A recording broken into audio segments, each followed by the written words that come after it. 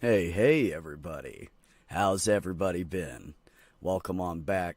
I'm getting it ready. I'm scrubbing up, brushing my teeth, getting me some damn coffee, because everybody needs some coffee. Eat you a good breakfast, because this thing's about to hit.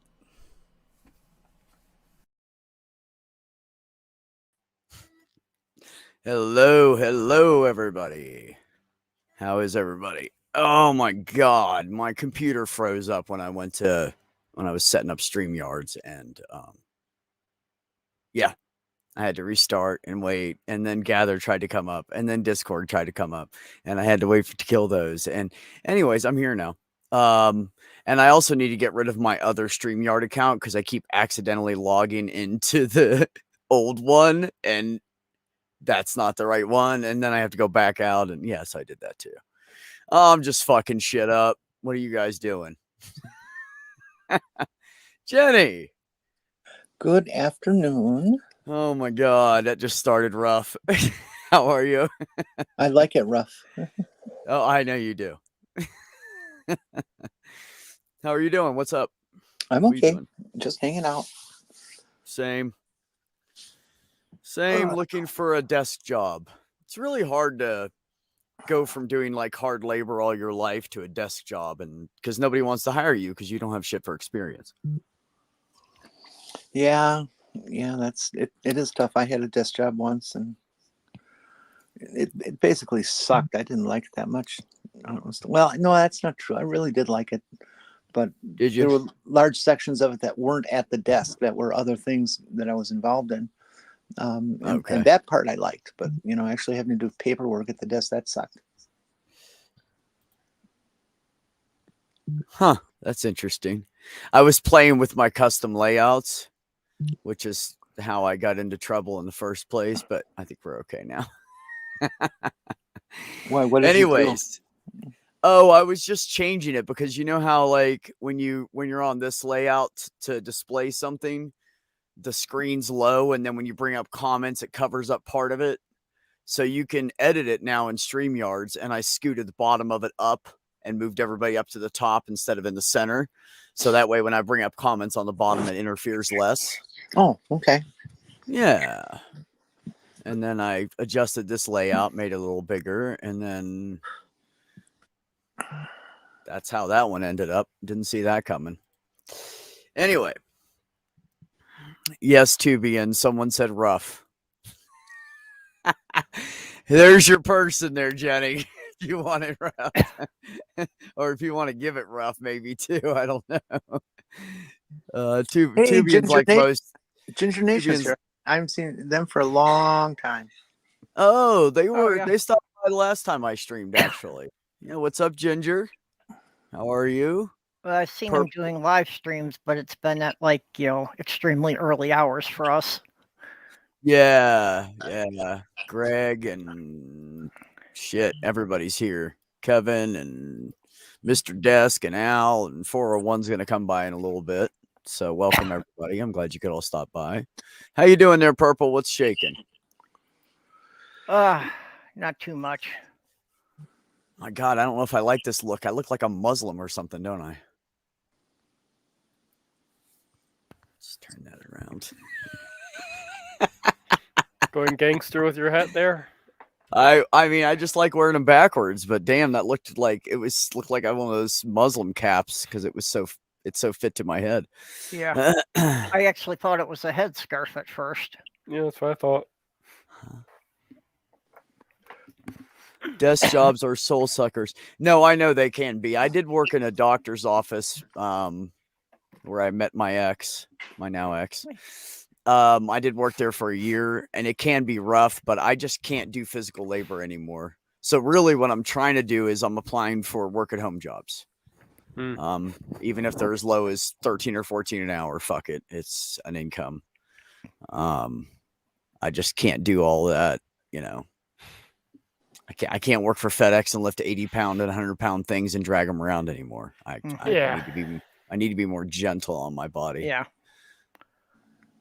Well, that's what I was feeling too. Like I said, COVID was the final nail to drive me into early retirement. But I was knowing that I couldn't keep doing the kind of physical work I had been doing for too many years. Yeah, it's you know, we're so rough on our bodies and we don't think about at the time what we're doing. Oh, I'm young, I'm tough, I can do anything. But you know, when I was 34, I fell off of a ladder and busted a kidney, and now the other one's pissed off. So, Yeah. you know, it's not like it was a bad lifestyle choice. It was a new roof that I didn't know was brand new and had loose gravel on it still. Yeah, It's there are lo- accidents and there are the little things that accumulate over the years. your kidney is lonely. Yeah, it's lonely, all right. Yeah, something like that. Oh, I agree. I think minimum of 18 should be the minimum wage because you can't live off of anything less. Like now you're in a poor area that, you know, that might adjust, or a more expensive area you might need to be more like 20 or more like 16 is enough. But this whole, like, I live in a highly expensive area and they bumped it up to $12.10 an hour for minimum wage. Well, if it kept up, And with, I know most places do not have that. if it kept up with productivity, it would be over 20. Yeah, absolutely. But you know, Yeah, that would cut into corporate profits and it'd be small That's- stock dividends. you and Kevin were on the same page. People are less than profits. Yes, they are. Yes, they are. Hello, Ryan. No, that's Good greater to see than. you. Well, I'm saying in their eyes, it's less than. Well, okay, well, I'll Beck- agree with that. Kyle says, Beck, there's a point in every man's life where you must accept facts that things won't go the way you intend until you start selling drugs. You know, you're right. You're right. That's why so many people are drug dealers, because you don't have to have a resume for that. Well, yes, Ox. Now, prices on the shelf would up to match it, but prices like rent and stuff, those should not change due to a pay increase, because most of the fucking landlords and shit, they don't have fucking employees. They have You know, maybe it- one we're goddamn getting- administrator. We're getting screwed so badly by the oil companies. Back in 2008, when we first had that first spike that went up to $4 or $5 a gallon, a barrel of oil was well over $100. Okay, now today Yeah. here we are up at the $4 range again, and a barrel of oil is well under $100. And Mhm. the oil companies are reporting the biggest profits they've ever had in their history. Yeah, it's called Now- greedflation. This is pretty easy to put together, I think. Yes. Yeah, because you're charging us too much per barrel. That's why, asshole. You're acting Yeah, like $200. companies are recording record profits and they're giving the CEOs and the high management, record bonuses. Of course. Yeah, That's but all why the all people these on the people- bottom are just being ground. That's why this time of year is when they hand out bonuses and they tell people they're getting raises and they give CEOs more money. And that's why so many people are fucking protesting and striking right now. Because Okay, it's fucking somebody out there who can do a calculator. I can't leave the program. Okay. Multiply 50,000 times 20,000. That should be what? 1 billion? 1E9? 1 billion. Okay. Yeah, 1 billion. So that means like Elon Musk, if he gave 20,000 people working for Tesla or his other companies, however he wants to build that number up, $50,000 each, he would still have 243 billion fucking dollars. Mm-hmm. Okay.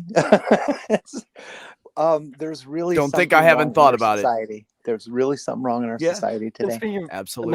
how about that cop video that I think Jenny, you're the one who actually posted it with the lady who got hit by a cop and another cop was talking about it. Oh, but she's dead. Laughs. No, Oh yeah, it's a regular person. Yeah, that was just right. so gross.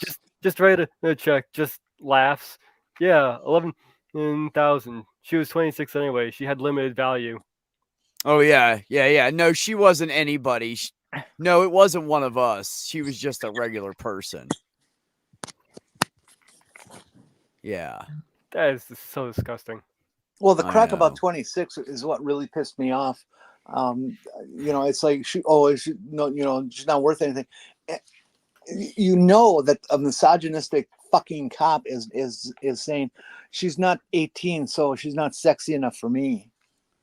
You know, it's I don't care what what else he did meant. he mean? I don't give a damn what he meant by it. It's still fucking disgusting. Yeah. Well, it matters if you're a woman.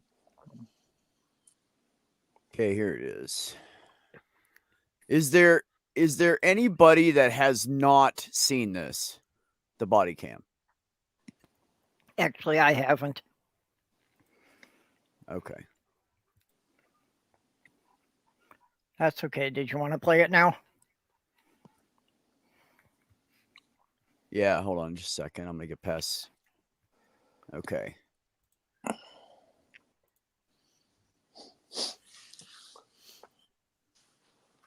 Bring it up here.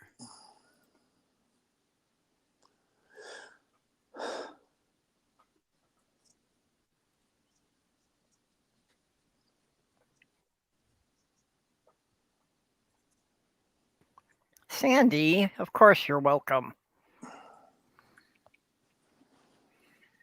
Oh, Trusty Ape says he hasn't seen it either. But she is dead. Sandy.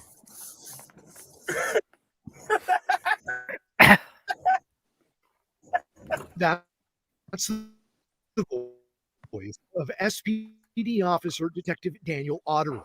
It's recorded January 20th was struck and killed by another officer's squad car while that officer was responding to a call. Kundula was in the crosswalk when she was hit by the patrol car that was going 63 miles per hour in a 25-mile-per-hour zone. It does not seem like there's a criminal investigation going on. In a different portion of the call, the officer appears to be talking about paying off the victim's family, such as a monetary settlement if the family were to sue the department. No, it's a regular person. Yeah, just write a check. Just yeah, $11,000. She was 26 anyway. She had limited value. Seattle police say the video was flagged by a department employee, say the Office of Police Accountability is now investigating. But that's not blunting the impact for some. I don't even have the words to describe how I feel. I'm sickened, for one thing. And it's doing a lot of damage. Victoria Beach works with new Seattle police recruits, says she's hopeful for the future of the department, but is saddened to hear those words. Somebody died. How do you laugh and joke about something like that? Whether you agree or not, keep your mouth shut if you have comments like that. And especially you're an officer, we don't need you. You're not what Seattle Police Department wants. As for the officer heard in the video, King 5 has confirmed he's also the vice president of the Seattle Police Officers Guild, the largest law enforcement labor union in the Northwest. The Guild did not return a request for comment. In a statement, the Seattle Police... Hi, Sandy. I love you too. And there you have it. Yeah. Tosses Beck a doobie. Oh. Farron just brought up a real good news blurb. I've heard of this. I imagine some of you haven't, and some have not heard it. That woman in Kentucky, I believe it was, who first refused a couple a marriage license because they were gay, and it's against my was ordered to pay $100,000 to the couple she refused a marriage license to. Yeah, I just saw the headline for that just before coming in here. That's wonderful justice. Yes. I If you love can't it. do I your love job, it. you shouldn't be in that job. Yep. Yeah, handing out a marriage license, that is a state affair. So, hence, separation of church and state. So, no, you cannot use your religious opinion at your job. See a bitch. Mm. Yeah, if your religion keeps you from doing the job, you need to get a different job. Yeah. Yep. Well, although keep in mind, we all of us will gripe and bitch about inordinate pressure coming down on a company if they censor, and we all say, well, they're a company, they get to do whatever they want. Well, I don't say that. Now, if she is, well, that's the way the Constitution works. If she was a private employee, That's the company. They get to do what they want. I don't like it, but that's how the Constitution works. Well, it didn't used to be that way until that stupid cake thing. No, that's, I think, better way to put it is it didn't used to be that way until the extreme right wing took over the Republican Party. Yeah. But I mean, we went through this before. And, courts said that no, businesses could not discriminate. They could not say that they don't serve blacks. Right. And if that's how they expanded the Constitution at that time, great. But it's not that way now. Yeah. Although there are more arguments about that and redefinitions going on about, what do we mean by that decision? And it there's definitely, most people seem to be saying, you don't get to do that, just like you are. So, maybe we're yet to see a final matter on it. Well, We'll see what hopefully if we happens. can get enough of the Republicans out of office in the next election, maybe the Democrats will have enough votes to actually push something through Congress. This is my favorite part of all of it, you guys. She acted like she was in defense of marriage, but she had cheated on her 3 previous husbands. Oh, jeez. Oh, I didn't know about that. I don't really think you got much shit to talk, lady. Also, Just she saying. is a true Republican then. She is a true Mm. Trumper. That's right. I can break the laws, but nobody else can. That's great. Good, Yeah. Sandy. We all have to work on ourselves. God knows. Marriage is sacred unless I see someone who's hot. Yeah. It's unbelievable how people will twist anything to make themselves look good or not have to admit their wrongdoing or their lack of information or just plain stupidity. They'll just do and say anything. Beck, I'm not sure you noticed in Purple's DM group, you have somebody called by the name of Generation Q asking for a link. Oh, that's Ginger Nation. Oh, okay. Yeah, Ginger was asking in the side chat for a link. I thought you saw that. No, I didn't know this in person. I did not see it at all, actually. Oh, it was right below a comment you had read, so I had assumed that you had continued Yeah, reading. it's Well, okay. Is I'm Ginger, ADD. I don't continue reading shit. I jump around. is Ginger gonna pay me the toll? Oh yeah, you got to pay Jenny money to come on my Sunday streams. $50. My 420 stream. Cash. Wait a minute. It was supposed to be $2. When did it go up to? No, Jenny's you out get of money. It's you get $50 $2 now. But no, you forgot the inflation. It's $100. Look, if you want to get in here, you better get in here quick because it's getting expensive to enter. Yeah, it's Yeah, up really. to $150 by now. Hey, you want to enter me? It's going to cost. Jenny, that is not true. You'd give that shit away for free for the right guy. Or maybe not, guy. For the right person. There you go. I've been on TikTok the last couple of days. There's people who do live shows, panels there too, and I've gotten involved in a number of them.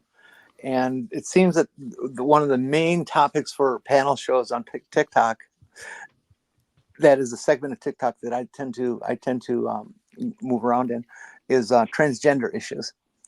And you would not believe how just incredibly awful, I think is the easiest word, of these people who are anti-trans for one reason or another, what they say and how they do and how they rationalize their ignorance. And it's just amazing. I won't go into detail. Yeah.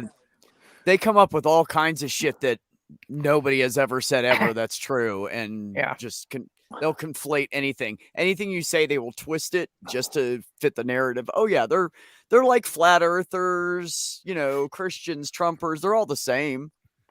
They think that they're right because they're ignorant, and the people that have the knowledge threaten them, so they go after their ego instead of facts. We had this guy on today. He was he comes on and he starts talking and stuff like this, and you can tell that he's not particularly good at the English language and grammar and punctuation and that kind of stuff, sentence structure. And then he starts, well, I don't believe in this about trans people. Trans women are not women. Blah, blah, blah, blah. And okay, well, let's define your terms and these sorts of things. And suddenly you could tell that he was reading from the screen. That he's looking shit up when he was asked a question. Oh, whoa, whoa, whoa. But he only reads the first paragraph and misses the entire backstory to the definition or the issue. And then won't admit it. It's, I'm not reading that. Dude, you sounded like a second grader just before, and now you sound like a professor. I don't think so. It was annoying and yet lots of fun. Okay, Kevin wait a said- minute. I missed something on Kevin- the side. Kevin said trans non ... information ? ? Howdy, peoples.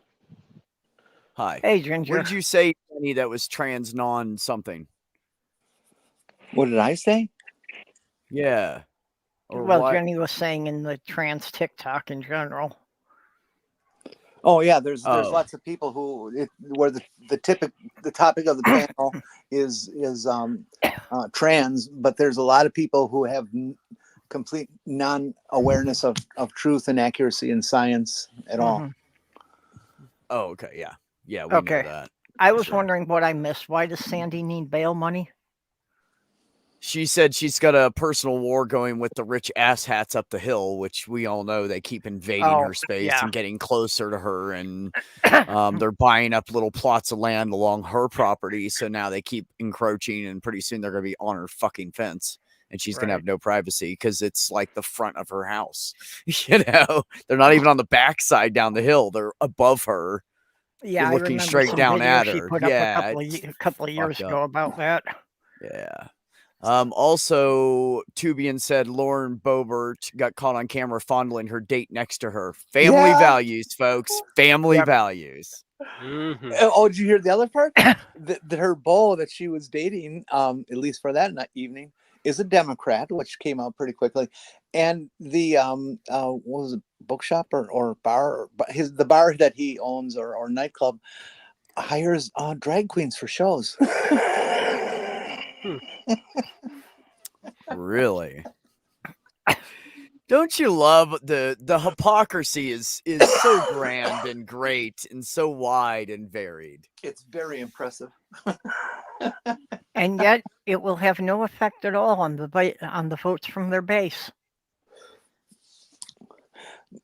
No, but maybe it'll help ensure that in some independents will not be able to tolerate the hypocrisy anymore. Yep. You got to try. Well, hopefully it will get some people who don't normally vote to show up and vote. That's always a good thing. Yeah. That's what we need. We need a record high voter turnout to get rid of a whole bunch of the Republicans. Well, the only way that's going to happen is if each of us looks for the people who are non-voters in our life and sit down and have personal conversations with them. Mm-hmm. I don't know anybody yeah, that doesn't vote except for my brother, and he'd probably vote for Trump. Even if you only vote this one time, this is why it is important. Freedom versus concentration camps. Yep. Yep. I haven't voted Yeah, yet. but true. Well, like I Never say, voted. Failure. Kick them off.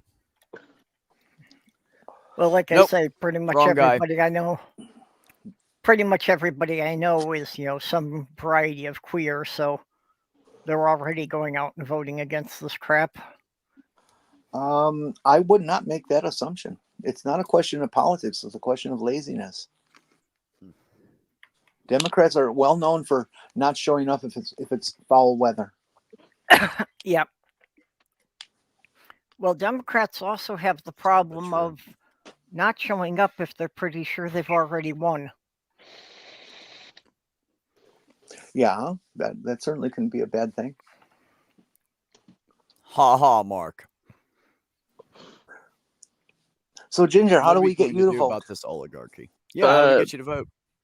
Well, the reason I haven't voted yet was the first time I was actually able to vote, I wasn't registered because I didn't think about it. And then the last election cycle, there just wasn't any candidates that I was like super for, so I just didn't vote. Oh, But you'll never Wait. You'll never have candidates you're for. That's not how it works. That isn't how it works. How it works. Have you ever seen the movie Master and Commander? no. Okay. Anybody wants to look it up, look up the Weevil scene. They're sitting at the table, and the doctor says to the captain, which would you pick out of these two Weevils? And he looks at both of them. One's a little smaller, skinnier, one's a little longer, a little fatter, and he goes, I'd pick this one. And he says, no, Captain, you have to pick the lesser of two Weevils. That is what every election is about. Every single election is about picking the lesser of two evils. And of course, that usually it's not about whether you like them or not. It's about keeping the really big asshole from getting in. That's all it's about. And of course, that will eventually lead you to getting worse or more evil in the long run. So. Well, right now I'm doing some research on third-party candidates, and I might vote for one of them. Yeah. No, don't do that. Don't do that. This election is too critical. This is really just vote for Trump. Question just of vote life for and Trump. death.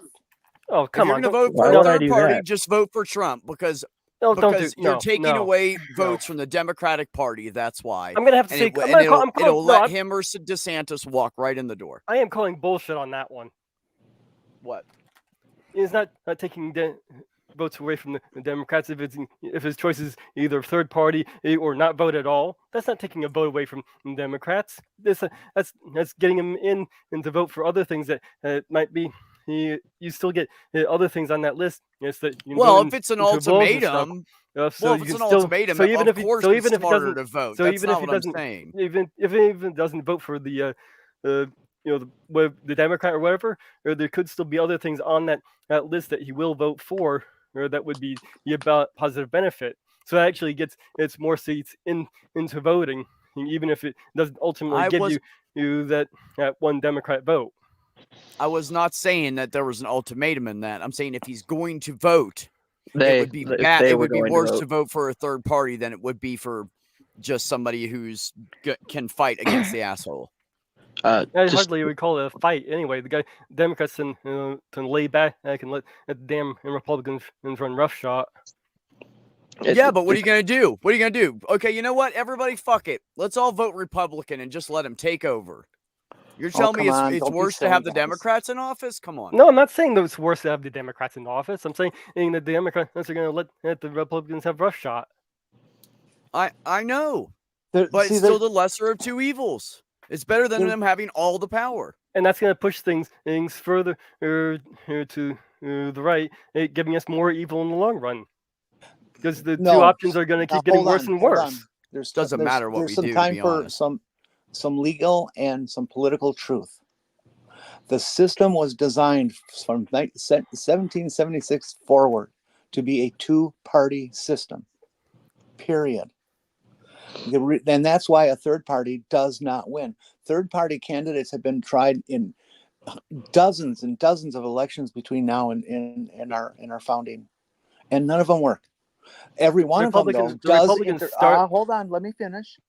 Every one of them though does interfere with and change the potentially change the outcome of the other two candidates.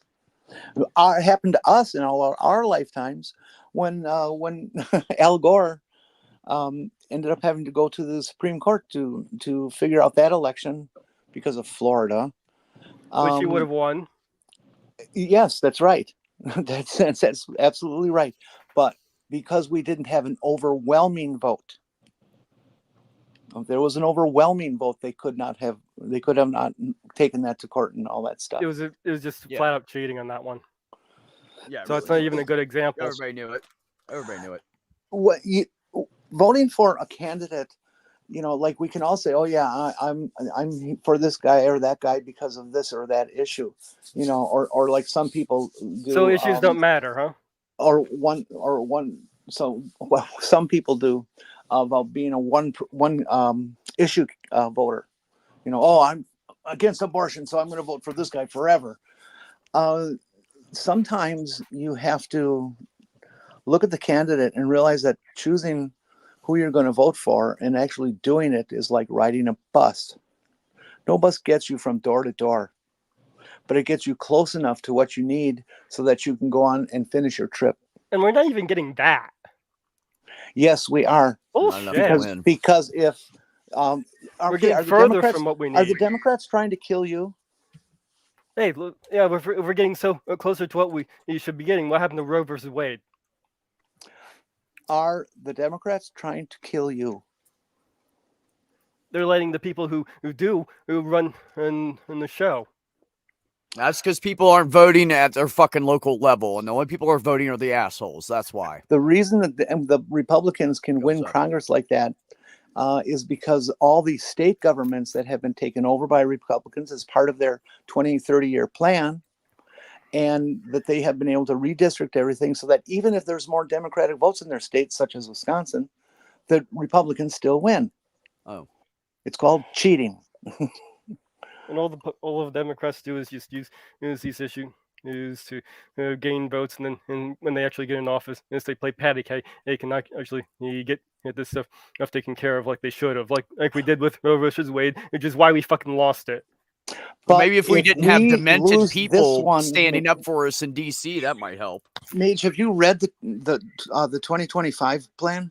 Yeah, I've seen it. And also, I'm going back to Roe versus Wade. Let's look at Obama. He said he was running on that when he got in office. Sorry, we can't do anything about it. Sorry, bullshit. You couldn't have done anything That about it. sucks, Sandy.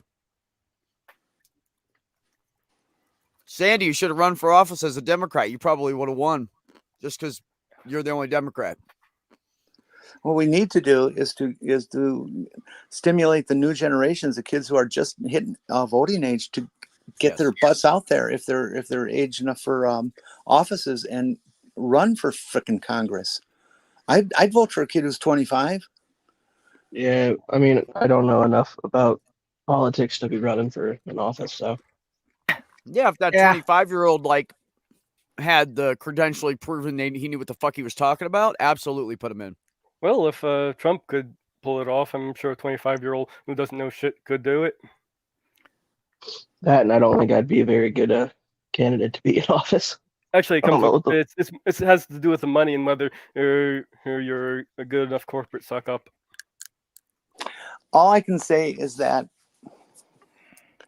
I'm in the LGBT community, and for every vote that does not go to a Democrat and cause them to win the White House and win as many freaking congressional and Senate and state house elections as possibly can be done, is a vote to have me killed, because they have verbalized, and in their 2025 plan, they want to exterminate us, and that's the word they fucking use. And as long as they don't do radical change when they're in office, you're going to be inevitably getting the Republicans in office eventually, and they're going to get that through, which is the scary part about the whole thing. Okay, Mage, I'm not arguing about whether or not you're right, but what choice do we have? I don't know. And I agree with you too, Mage. I would love to see a third party come in.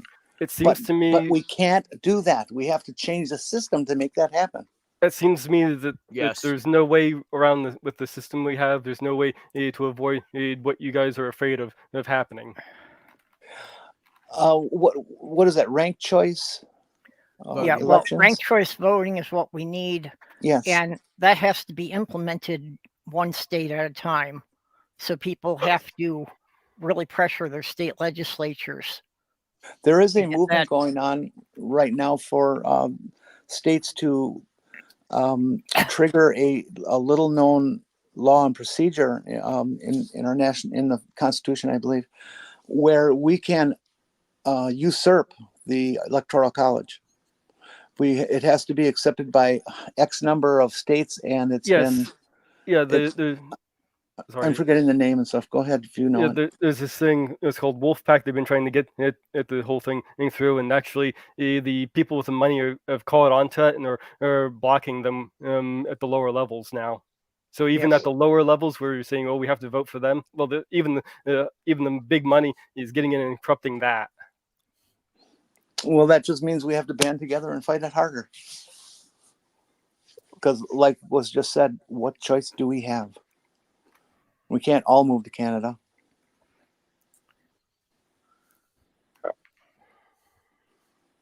Well, I just say this. Here's my solution to most of it. If the state you're living in is treating you like shit, fucking move if you can. If you cannot find help, get the fuck out. Yeah, well, that's what the I did. problem. There's a lot of people who just can't, and for most Yeah, of them, it's a unfortunately, I can't financial get out. matter.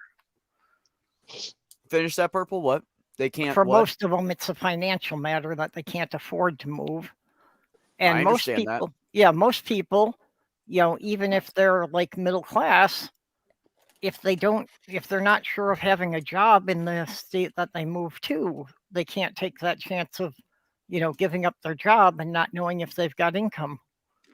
Well, if you're too Yay. desperate, go to an LGBTQ organization that houses and shelters people in danger in a different state and stay there till you get a job.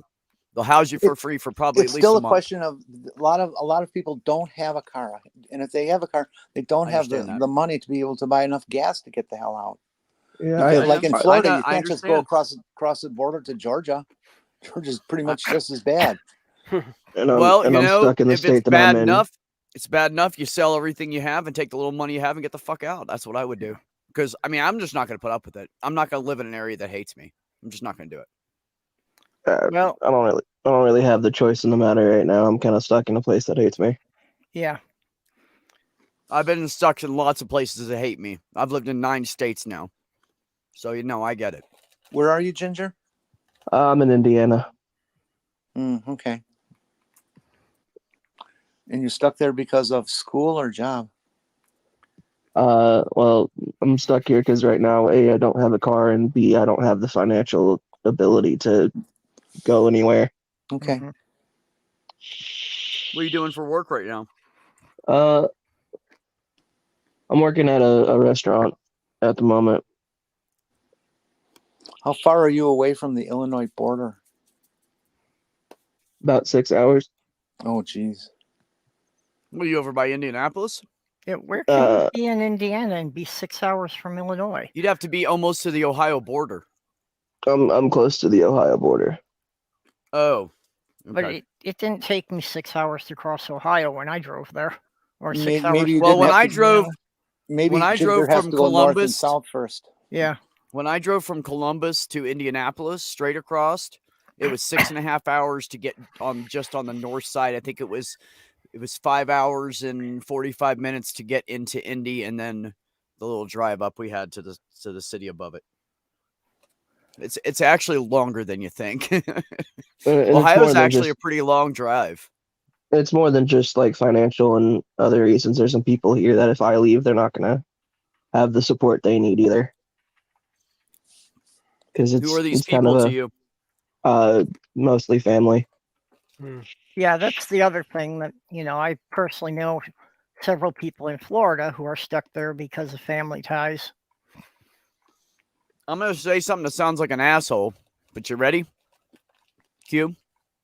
Yeah, go for it.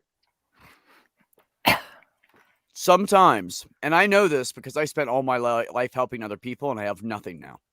I have nothing. I have no money saved up. I don't have shit. At some point in your life, you have to say, I need to go take care of me.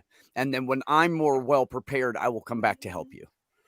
Well, it's not really it's not really me taking care of them. Like, just a little tidbit. Like on Monday, I celebrated a year sober off of meth, and those were the people that were the ones that like helped me get off of it, stay clean, and like I can't just leave them. Hey, congratulations So you on can't- that. Yeah, good for you, Ginger. Yeah.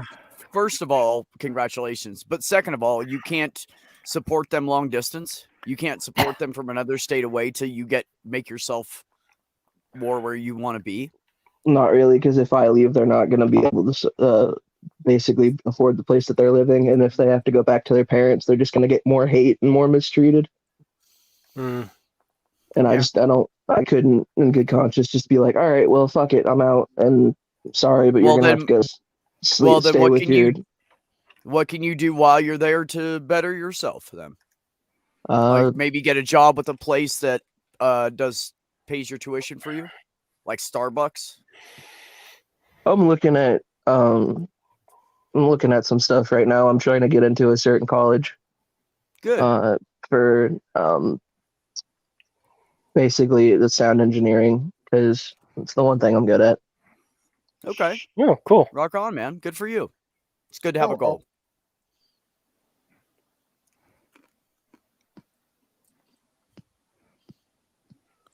I wish I could get everybody to move up here to Minnesota or Illinois. I've been trying to get everybody I know to move to Minnesota for years. I'm thinking about when I get the opportunity to moving back to Oregon because I actually loved living there. Oh, is that where you're from? No, I've lived in a bunch of different states. Like I grew up here in Indiana and in Illinois, so I'm from both of those states. But I lived in Oregon for about a year, and I just loved it there. And they like it's just a state that I'd gladly move back to. Yep. No, I know Which what you state? mean. I actually grew up in Illinois, and I've lived in New York and Michigan, but Minnesota is the only place that ever felt like home. You said which state, Q? Oregon. Oregon. That's where I'm Yep. gonna have my tiny home community eventually. Uh, A couple of years. Oregon is beautiful, and it's so wet there. You can grow anything. Like it's like yeah. the haven. As long as you're not all the way on the east side where it's desert and there's like tumbleweeds rolling around. Which yes, people, the east side of Oregon looks like the high desert. Believe it or not. But if you're in that lush green area, you can just thrive so easy. There's water everywhere. You can just dig a hole and pull water out of it, no matter where I you are. mean, when it's so wet, stuff just grows. You can Is that plant what you're anything saying? there and it'll fucking grow. Yeah. Wow, You can that plant explains. I guess that almost explains the anything. plants growing out of my pants. What? I was just trying to break up the tension. Because it was moist down there. Was there tension? Oh shit! What happened? Was there tension? It's probably caused by me, but that's okay. That's why, if you look up in the corner,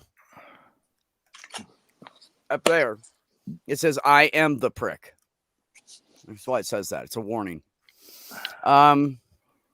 Well, Sometimes you have to do what you don't want to do to eventually have the freedom to do what you want. Yes, sir. And most of your life, about 63 to 65% of it is going to be do what you don't want to do. So the other part is good. So anybody that doesn't know and hasn't been in the work field very long, that's it. Now you know.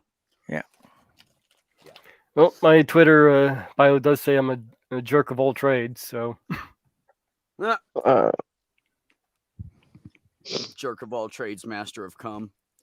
Yep. I that's just me. wish that we had a socialist candidate that was running because that would be the person I voted Yeah. for like immediately. well, we do in Good the luck. Democrats, but they're being completely suppressed. Who? Yeah. Marianne Williamson. Say again? Marianne Williamson. Marianne Williamson. Okay. Yeah, well, the corporate interests don't want any truly progressive candidates, so they don't give money to them. I Yeah. lost my nut. And then you I have lost my also nut. you also It's have gone. the media outlets that will suppress any coverage of them or give Pretty them much. bad coverage if they do. Yeah. Yeah, it's unfortunate, like how that shit goes down. Yeah. Minnesota's actually had a pretty strong Green Party for quite a while.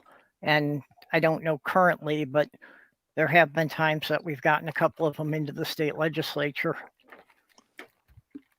I'm not And really that's where familiar with the the Green change Party. has to come from, is the bottom up, not the top down. Yep. It needs to come Yeah, from both ends. Unfortunately, Indiana's never going to change. It's going to be a strictly Republican state.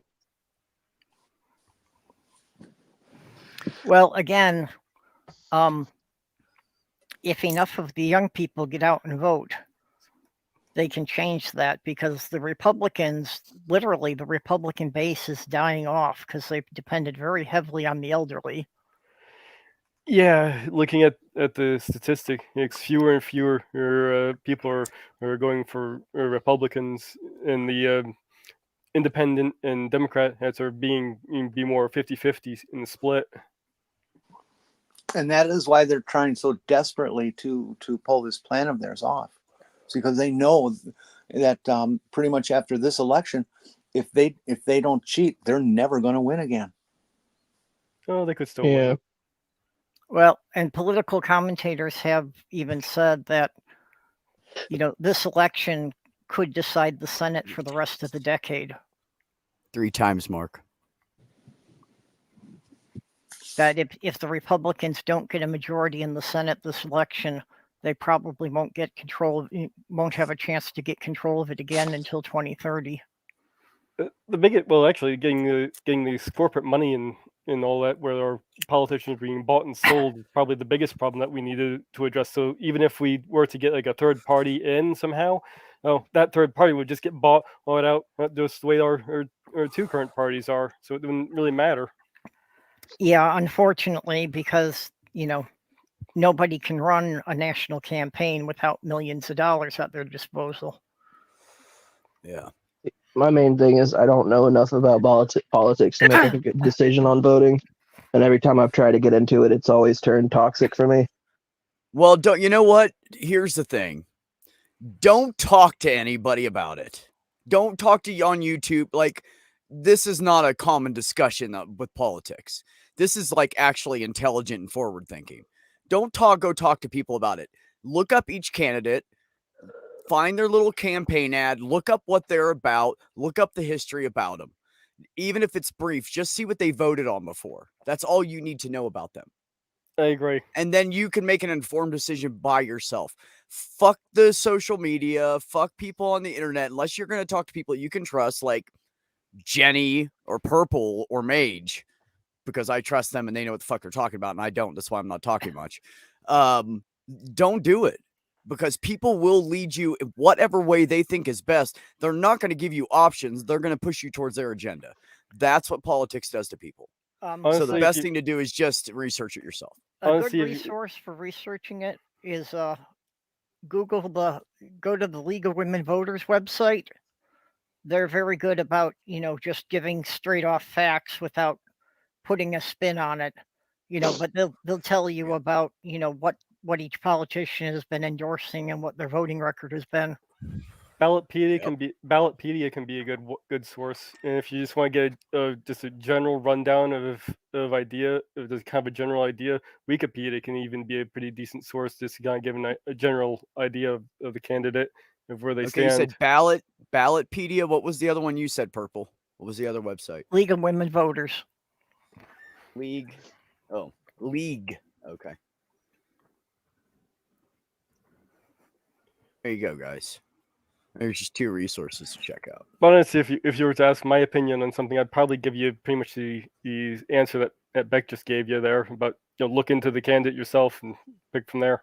Yeah, That's what I was told when I was younger, when I was in my 20s and I hadn't voted yet. And I was like 22, and my friends and I were talking about it, and one of them was really intelligent and awesome, and she said, "This is what you should do.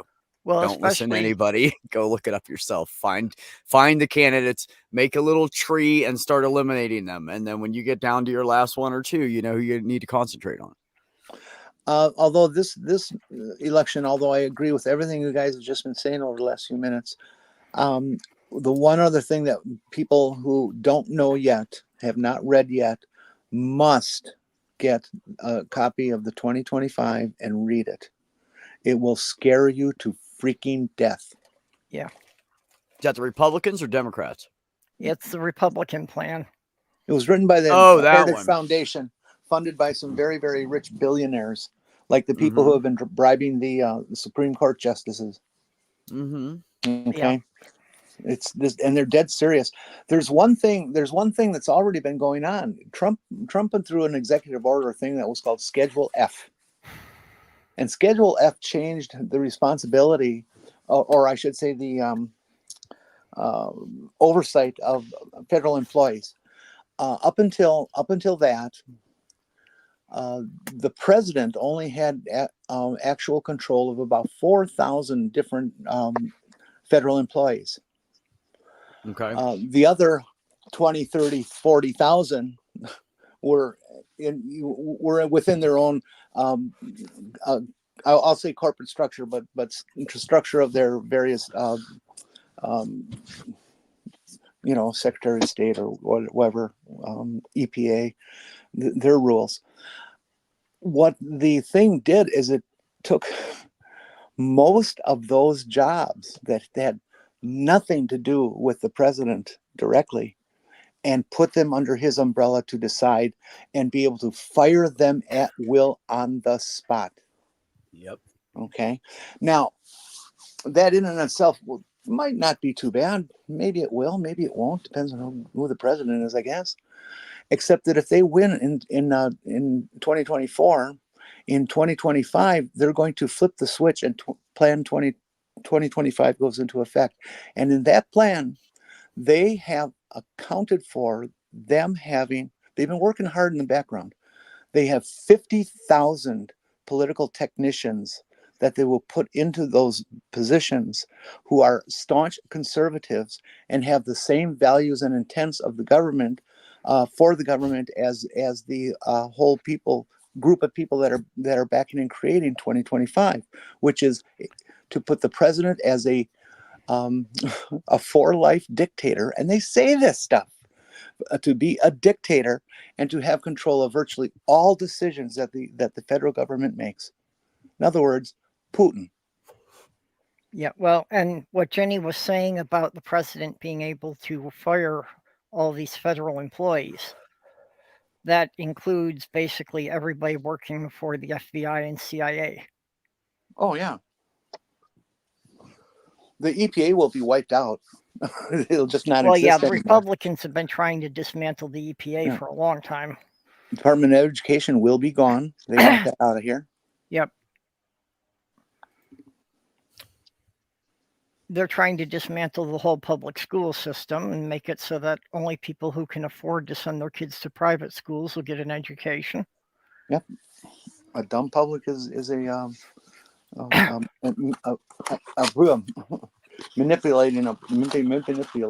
That's a new word. Yeah. It's true.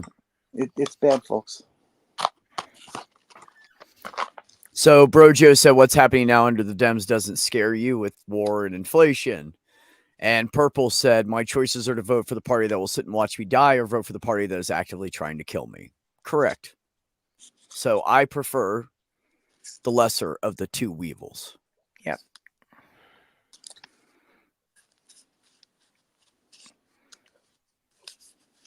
Well, if the Democrats are in, at least they can put some new federal judges in that will have, a more progressive leaning. Brojo, Sandy's a Republican, not a Democrat. So you can't point any fingers at her. I didn't know Sandy was Republican. Yeah, she is.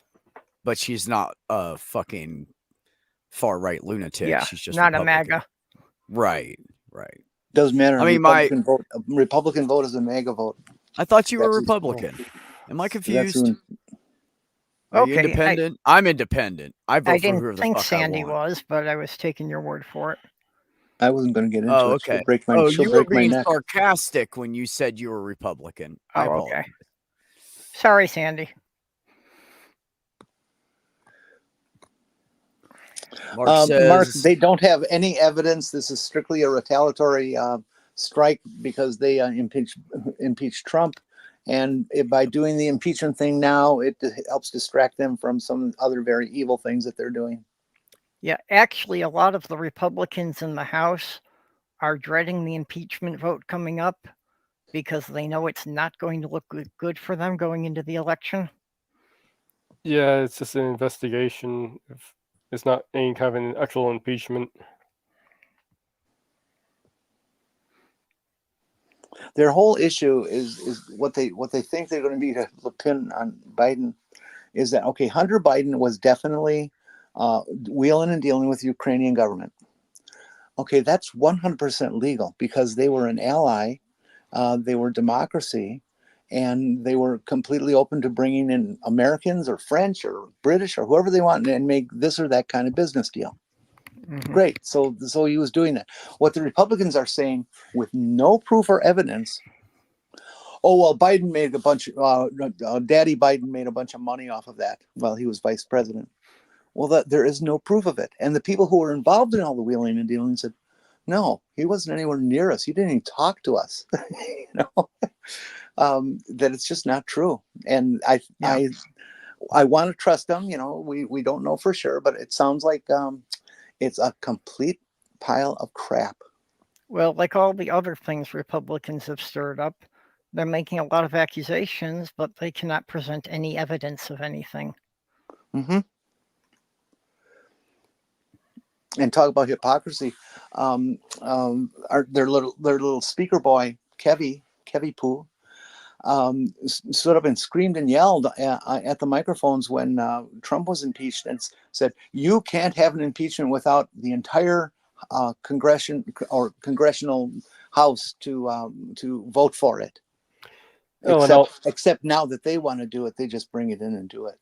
And I'll one up you. I don't trust them. I think this sounds like a pile of crap. Touche, Sandy. Sorry, I assumed. I just made an ass out of, well, at least me. Yeah, no. Randy, Sandy and I just do this. Don't worry about it. Yep. It's fine. We just give each other shit. 420 before. You're fine.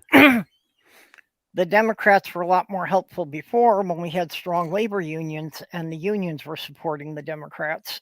The union movement is coming back. Yeah, but that's why the Democrats did so much better in the 60s and 70s was because there were strong trade unions. And the economy did much better too. Yep. Well, the two pretty much go together. It's hard to get unions organized when the economy's weak. I just can't understand how people can look at statistics that have been kept by independent parties for decades and see them and ignore the results 100%. It's just amazing to me. Yeah. Hey, you want to get into another topic everybody will scream about? How about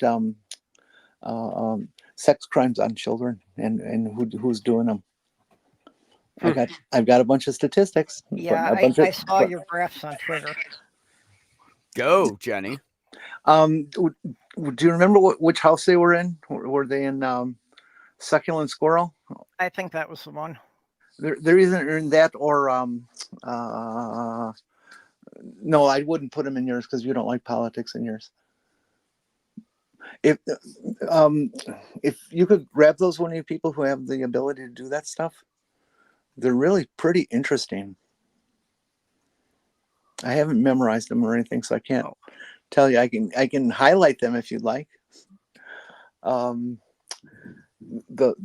a pie graph, the Republicans are a really big wedge as to who are the people that are getting busted for child sexual abuse, and as one way to look at it, careers of people that are doing it, and then for another relationship kind of thing, it's definitely family members who are the major offender, and they go through. There's like 26 or 2,700 cases that are represented, and there were 2 transgender people and 0 drag queens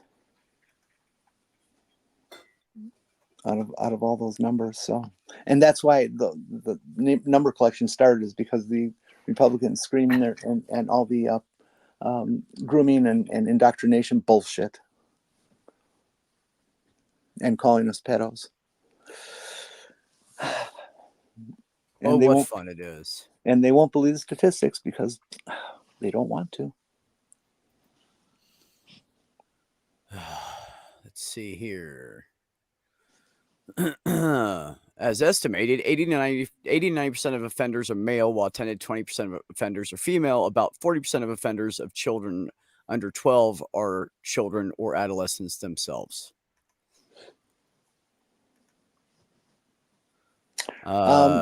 Which states are the big offenders? Hold on, let me look.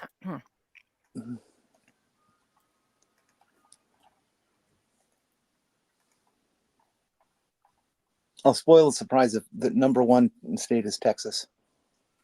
No, really. All right. Let's do a little screen share here so everybody can see it.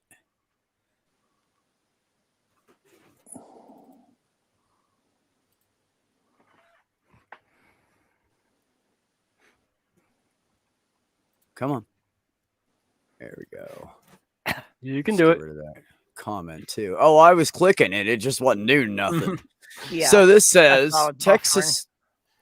This is a 2023 sex offender registry rate report.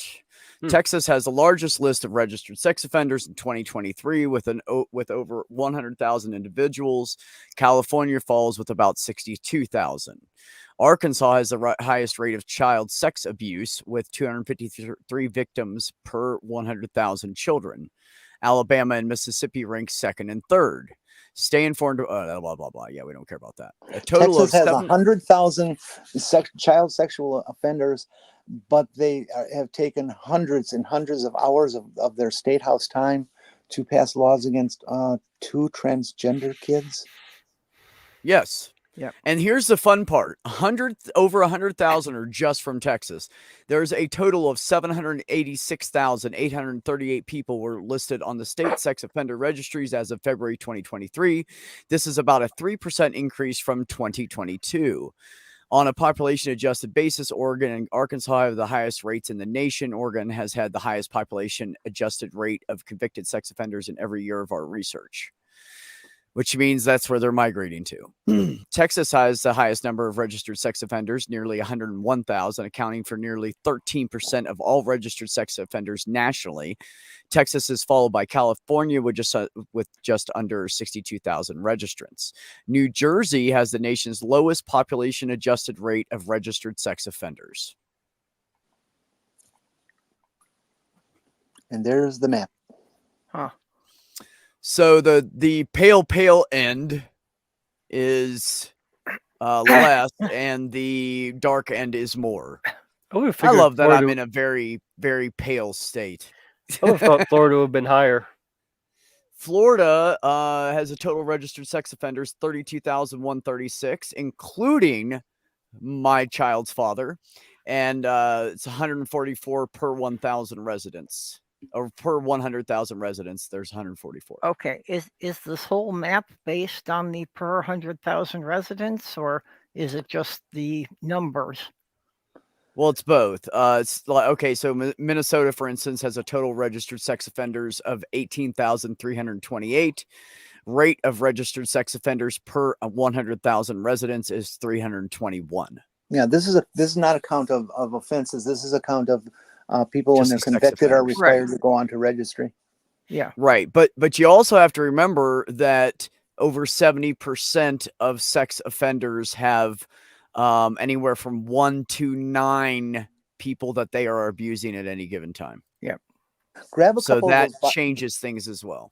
grab a couple of those bar graphs. Some of the first ones posted, they're very telling as far as who's doing this occupationally or social group wise, however you want to put it. Well, there was a Minnesota into police X. chief. There was a Minnesota police chief who just got sentenced to 28 years for repeatedly raping a 6-year-old.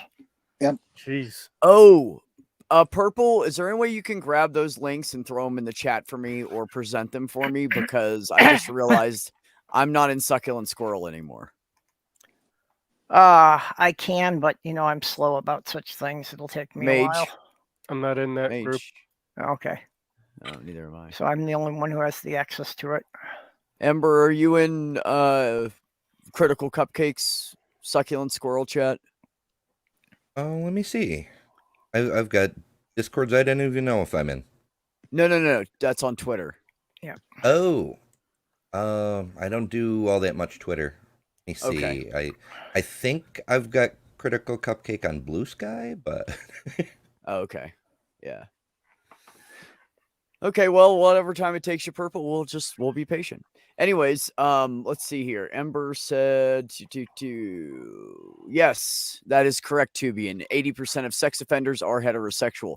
The number that claim to be of some kind of religion as well is somewhere up around there. I don't know exactly that. Now, in stratification listings, they separated church leaders from church employees. But if you add the two together, then you get the number of religious folks. Well, here's just Catholic priests. Thank you, Ember. 56% of Catholic priests in the U.S. have at least one allegation. Half of those, 28%, have two or more, but it's far from just the Catholics. Absolutely. It's a lot of heterosexual men in power that claim to be religious. That's what it is. Probably They also claim worth to be heterosexual, but so does my child's father, but he molested girls and boys, so I don't really think he's heterosexual, but whatever. well, sometimes it doesn't have anything to do with what sexual orientation the person has. Yeah, I know. Yeah, I know. It's just pedophilia I'm saying usually what they doesn't. claim is bullshit most of the time. Farron, your question is very good. There's people who are doing studies and research on the reasons behind that. There does definitely seem to be a fairly strong connection between child sex abuse and religion of whatever type. Some people have been speculating it's based on the sense of control, controlling other people that you get out of religion. But that's not a conclusion. That's I actually suspect that has a lot to do with it in general. Oh yeah, control. I think so. Yeah. I yeah, think it's all most about of power. Yeah, most of it is more a control issue more than anything else. It's just if somebody happens to have an attraction to kids, it just makes it more likely that that's this form of control they're going to go after. Yeah. Well, let me tell you on this topic. As you guys all know, I've drove in all 48 contiguous states. I've drove in all of them multiple times, except for like maybe 3 or 4 of them. One of the routes I had for a long time, I was going across like I-20, I-10, right? Okay, so everybody that's down the South knows that hits all of the South Bible Belt states, every single one of them. And there's 3 things I saw in every single state, in every city or every little town, and there was more of these 3 things than anything else. Churches, of course, gun shops, and porn shops. There are as many porn shops and gun shops as there are churches in every fucking town. I'm not kidding you. And there'll be a sign right next to the porn shop that says, "Real men don't read porn," or Jesus says real men don't do this, or whatever. And then like right next to the church is the fucking gun shop. Like, go to church, get your gun, get your porn, go home. You're set. It's all in one fucking line. And it's like that everywhere. All every over Alabama, single Mississippi, exit. Yes. Every single town has that shit. Another interesting I've thing never seen it like that anywhere else. I lived in New York City. It's not like that it's not that bad in New York City. And New York City is full of shit. And it's not like that. Another thing about child sex abusers is they tend to be risk takers. Interesting. Yes, Al, we are now on the topic of porn, guns, and churches, so you're right on time, buddy. Mage, would you care to elaborate on that as far as risk takers? Well, so basically, sort of like a gambling. They like to take risks in what they do. They would try if they're like messing around with a kid, they try and do it right out in open, and where someone might actually catch them. Okay. Beck, I've got Jenny's graphs ready now. Okay. Whenever you are ready. So there's the first one. If you want to put them up, then Jenny can explain them. Okay, Jenny, all you. I can't really see them well. Hold on, let me adjust my screen. Okay, this one's titled Crimes Against Children. As versus number of crimes. Yep. So going down along the bottom, you've got family known, someone that the victim knows. Usually, yeah. Then you've just got other, religious employment, priests and anybody who's employed by a church. The numbers are numbers of crimes up the right side. Yep. The top number is 600, and it goes in 100 number steps. Yep. Okay. Yeah. So then you got teachers. Yeah, teachers is just And- below 300. Important to note that almost half of schools in the United States are religious based, so there's some crossover between teacher and religious employment. Oh, Yes, I didn't know that. agreed. That's interesting. That's a good point. Police, politicians, doctors. Doctors are at like 10, and transgender is at like 3, Transgender, and I drag think, was queens are at 2. 0. 2, and then 0 drag queens. Yeah. Yep. My. Okay, so Whoa. the next one it's the same graph and it says include not listed. So I don't know what that refers to.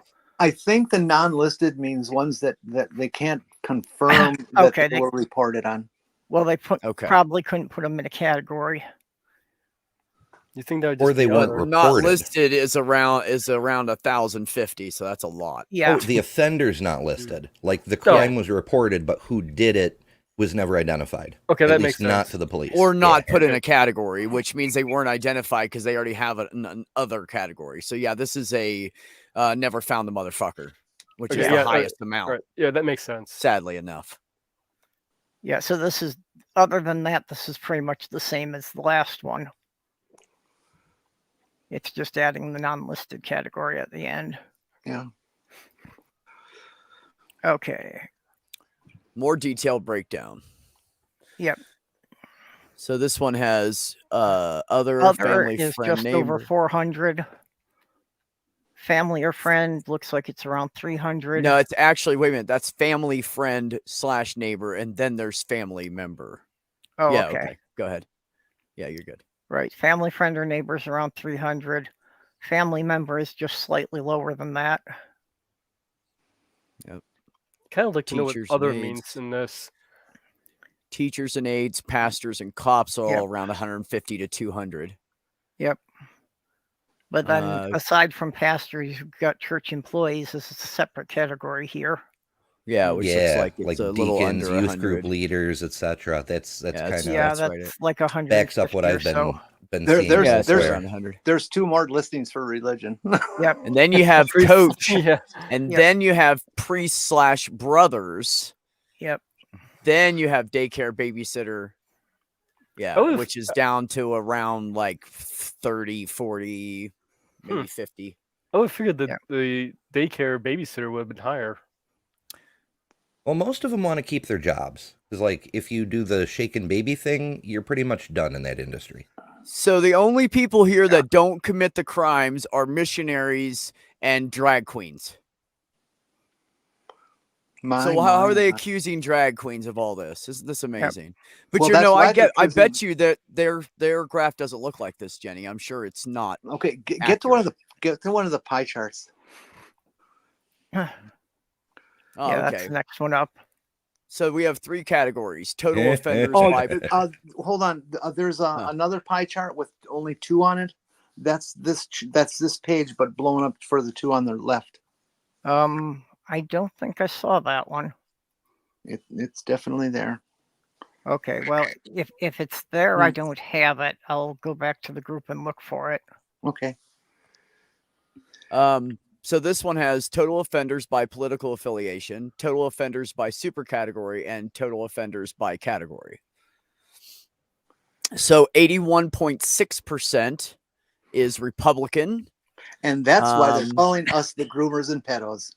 Yep. You Yeah. gotta project, you gotta scapegoat Yeah. because you're so fucking guilty. Unknown is 10.5%.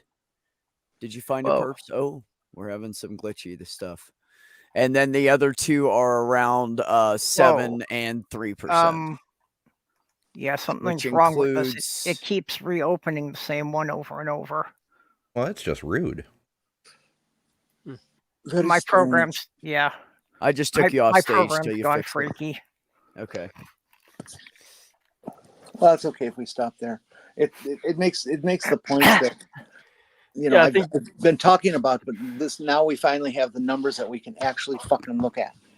Right. And that's my point. If you're numbers. interested in looking deeper into this, go to the website whoismakingnews.com, because there were definitely documents I didn't bring over. That's not about tiny Okay. people in the Dr. Seuss universe. Yeah, and each week it's updated. Hold on. And the person behind it is a transgender woman who also happens to be an attorney.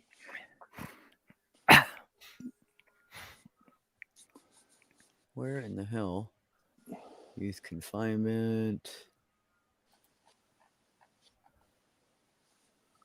Well, that's in a foreign language. That's not going to help me much. Oof.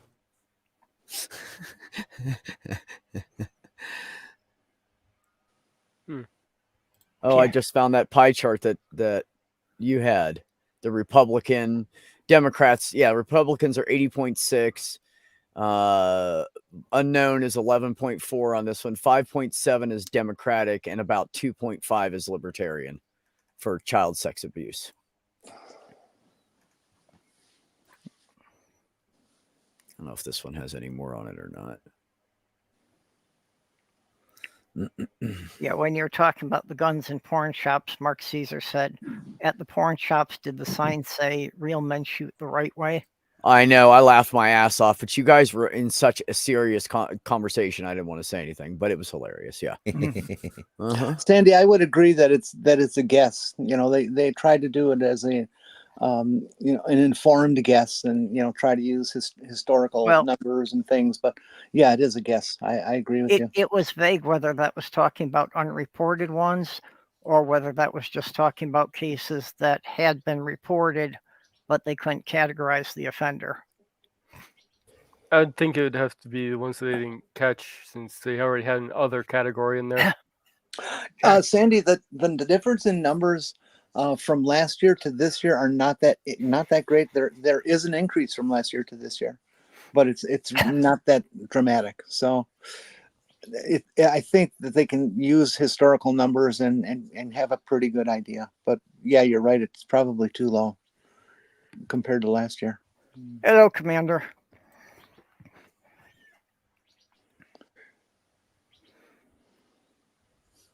Huh. Hey, here's a fun one. How people are hated on. Race, ethnicity, and ancestry is 64.8%. Sexual orientation is 15.6%. Religion is 13.3%. Gender identity, 3.6%. Disability, 1.7%. Gender, 1%. So how are the religious people saying that they are the most hated on? Well, I guess there's a lot of transgender people in religion. Yeah, I feel like there's a selection bias in that survey. Yeah, there probably is. Well, also, it's Christians that say they're persecuted. Where that study says religion, that's also including all of the people who are blaming the Jews for everything. Yeah, and the people that the Christians persecute. Like, the same people who will whine about a law that says nothing about Christians targeting Christians are the same ones who are going to be down at the corner standing outside a mosque saying, Jesus hates Allah or some crap like that. Yep. Oh, and I just thought of something too. We were discussing the different states and how Oregon was the highest. And I do want to point out that in the state of Oregon, there is a couple of large camps of like Trumper / KKK people. So that might be affecting the numbers. No. Well, I got to scoot. I got to get ready for my regularly scheduled appearance over on another channel. So I will catch you folks later. I'll be right back. Thanks for stopping by. Sure. And I have Okay. I have another interesting controversial little survey paper to go over. Hold on. Okay. Do you want me to look up something while you're gone?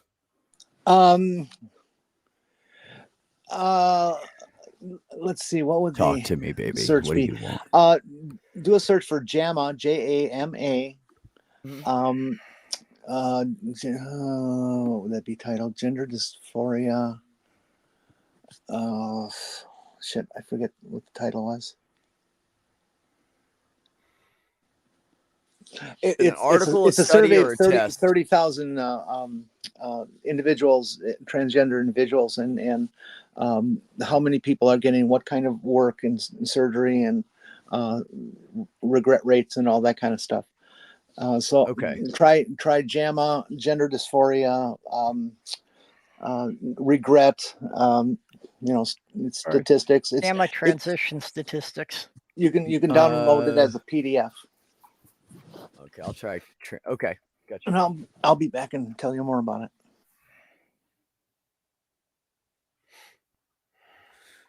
Okay, I have age at first experience of gender dysphoria, standards of care for transgender and gender diverse, national estimates of gender affirming surgery, and mental health outcomes in transgender and non-binary. Maybe we should start with that one. That's all JAMA. Let's see if this is what she wants. I wonder what JAMA stands for. Oh, it's the Journal of American Medical Association. Okay. It's AMA with journal on the front. Right. Yeah, the J was throwing me off.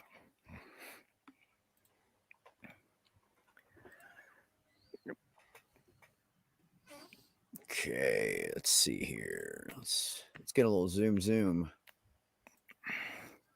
Mental health outcomes in transgender and non-binary youths receiving gender-affirming care.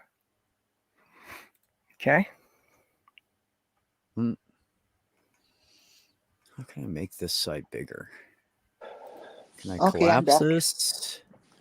Now, the thing that made me dig that up is I was in a discussion, and one person was insisting that children were getting sex change surgeries.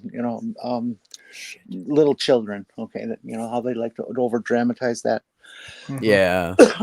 In the stratified results of the survey, they have broken down ages in several groups: 12 years old to 18, 19 to 25 or 27, somewhere in there, and then like 27 and above. Okay.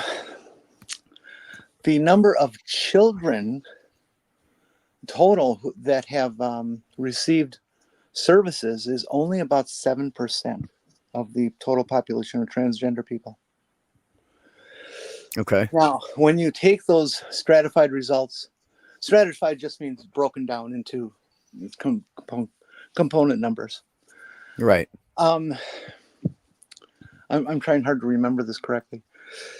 There weren't any that were getting surgeries that were like 12 years old. Okay. The folks that have been getting work done, and what kind of work is also a question, are up into the 16, 17, 18-year-old. Okay. So if you look at it by the group, yes, children are getting some surgeries and things. But if you look at it for the age and the reality of what's going on, children aren't getting it. Okay. Young adults are getting it. Let's see what else. I think I know which article you're talking about. You're talking about the standard. Is it the standards of care for transgender and gender diverse? Is that the one you're talking about? JAMA? No, this one is very recent. I believe it has a date of July 2023. Yeah, so what you're saying is that basically anyone who was getting surgical procedures was at least old enough to get a driver's license. Oh yeah, yeah, definitely. Now, regret rates. Regret rates have been fairly consistent in transgender treatment, specifically in the surgical department, for all the time that it's been measured and looked at, which makes it about 50 years worth of numbers. And the regret rate is still well over 90%. And it rates as the most or the least All the way around. regretted procedure of any medical procedures out there. That's a great one to know. What was the other interesting statistic? There's a bunch. I'm almost done reading the paper. It's not really that bad or that big. I take a look. Oh, you're reading the whole paper. Oh, or the other way around. It's over 90% and don't regret it. Well, yeah, exactly. Sure. Absolutely. I mean, come on. If there was a bunch of them that regretted it, we would know. They would come and tell their story and get rich off of it, like the 3 or 4 that are out there have. We all know it's not prevalent. It would be everywhere. It would be all over social media. It would be on the news. Everybody would know. These people can make up numbers all they want, but there's no fucking proof. There's just no proof to it. Their claims are wrong. Ours are correct because they aren't claims, they're facts. If I read the study correctly, guess which age group is getting most transgender treatment and surgeries? I'm sorry, say that again. Which age group do you think is getting the most transgender treatment and surgeries? 40s and 50s. Yep, 40s and up. How about that, folks? That was just a guess from what I've seen and what I know. See, I'm telling you. It's a lot obvious. a lot of it has to do with finances, because people who are that old are usually more established and have more reserves of capital. Yeah. Or you start getting health issues or out of a job and you have Medicare and take care of it while they'll pay for it, like I did. Yeah. Just saying. Now I forget the number, but they also glanced over the number of how many people out of the total number go to have all the available bottom surgeries and things like that, and it was actually a surprisingly low number from what I would have guessed that it would have been. Who actually have bottom surgery specifically? Yeah. Yeah, I would assume that one would be a lot lower than top surgery, or yeah. Top surgery was definitely the more common for trans men. Absolutely. Well, it's also if you have breast problems with your breast, your insurance will cover it. Like mine did. Yep. But here's the problem and why so many trans men end up nippleless is that the plastic surgeon's not included with that. So I went to a doctor and she said, well, you could do a consult with a plastic surgeon and blah, blah, blah. And I'm like, the insurance isn't going to pay for that. And she was like, no, not really. And I said, I don't know the plastic surgeon, but I know your reputation. I want you to do the surgery, anything that you're comfortable with. And she said, let's give it a shot. And she did it for the first time by herself. And I have fucking nipples. So that's part of the problem is why, insurance may cover it because of, back problems or, you have unhealthy cells in your breasts or pre-cancer or cancer or whatever, but they ain't trying to make you look pretty. They're just taking that shit out.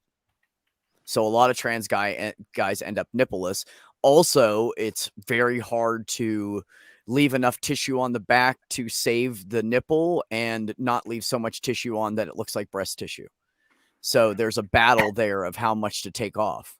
And my doctor said, I think I left enough. I think we'll be fine. And it's very little.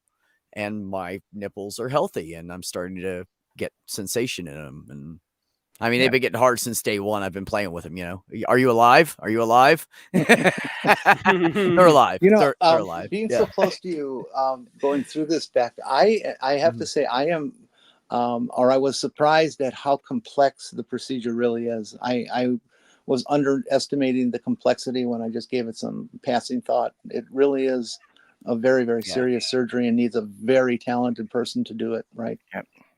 And it's amazing. Like, okay, my nipples are off a little bit, and I'll show you guys if you want to see. I don't fucking care. My nipples are off a little bit, and I think they should be about this much higher on my chest, like leveled out and then raised up about 3/4 of an inch to half an inch. That's not Because they're to show just us. below. They're just below my bottom pecs. But you know what? For a surgeon who had never done it by herself and just removed breast tissue all of her life, she did a really good job. Yeah, best not to show us. Well, I don't care. They're male nipples. YouTube's don't got care. a thing about Yeah, nipples. YouTube. Yeah, close up. Yeah, don't. YouTube's got a thing Don't. about nipples. I don't give a fuck. They don't look like female nipples. They're not going to nail It me. doesn't matter. But they Yeah, can No, take- it does take matter. It does Yeah, matter because Slim Cyborg streams all the time with his nipples showing, and nobody does anything to him. I'm not Okay. monetized. They're not going to do anything to me. Okay. So I'm not worried about it. Okay, Let Beck. let him peg me. I'll call it a medical discussion, which really it is, anyways. Yeah. What's up, Perps? Yeah, I figured out what bugs me about wearing your hat like that. What? You're looking a bit like J.R. Truth. Who? Is a flat earther. Oh. Well, I'm sorry. He looks this good and he's stupid, but Well, just with the hat like that, because he wears, some kind of a headscarf thing like that. no, I was just showing everybody like that's how they came out, and I'm lucky, by the Yeah. way. That looks good. That's good. Well, and For no plastic surgeon touching me, and I got to keep my nipples, and they're actually in the area where I want them. I mean, I've seen some of them that are almost under people's armpits. I've seen them where they're way too high. I've seen them like way down low and out, like down on their ribs, how they come out when they're healed and shit. Like I got lucky. I had a really good surgeon. So if anybody in New Mexico needs a good surgeon, let me know. well, and you say yours are She's a bit fucking off. amazing, and she's probably got about 5 more years before she retires. She's already 76 or whatever, but she's amazing. Go ahead. What? Well, you're saying they're a bit off, but most people are naturally a little asymmetrical.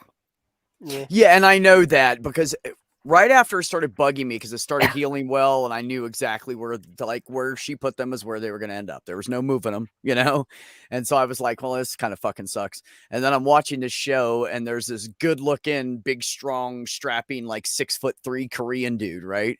Good-looking dude, got fucking amazing body. He takes his shirt off, he turns around in the shot, and his nipples are off, just like mine.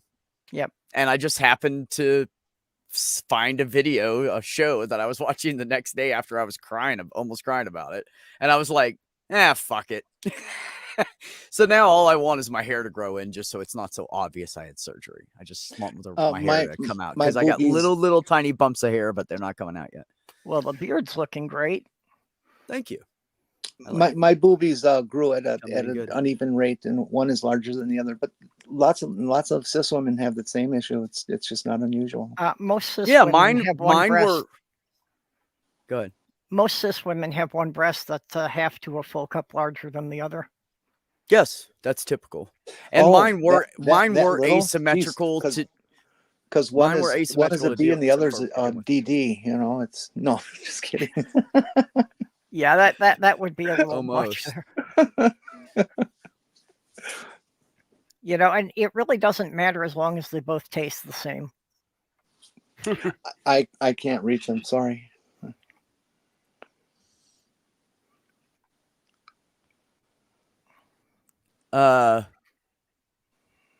Okay, I don't think I understand that joke, but I don't know what you're talking about.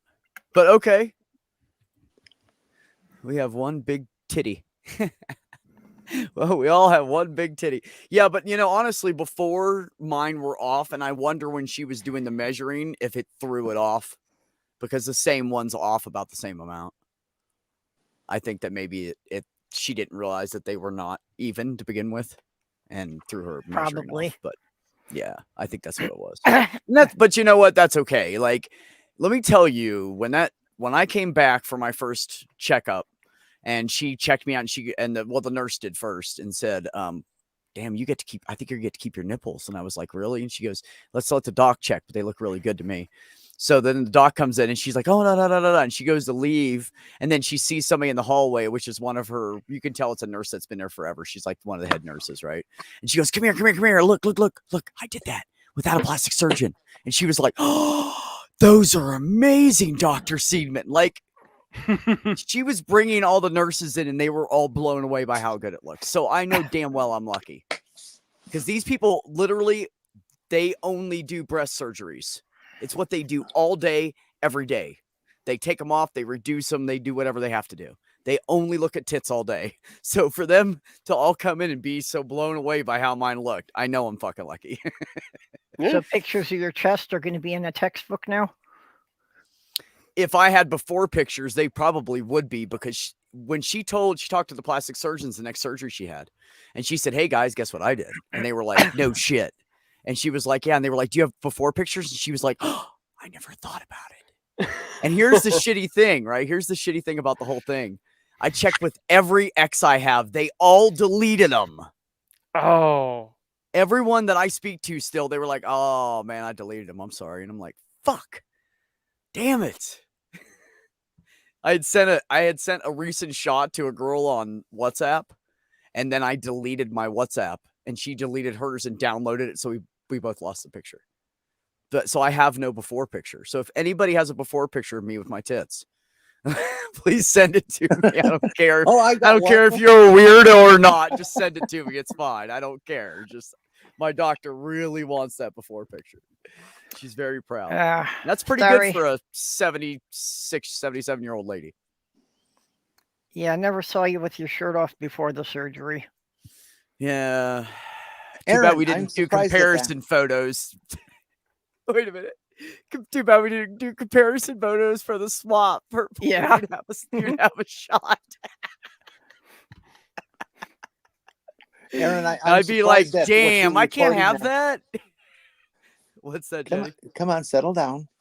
Aaron, I'm surprised at what you're reporting there. I never noticed, but then again, I wasn't never very interested in looking at testicles.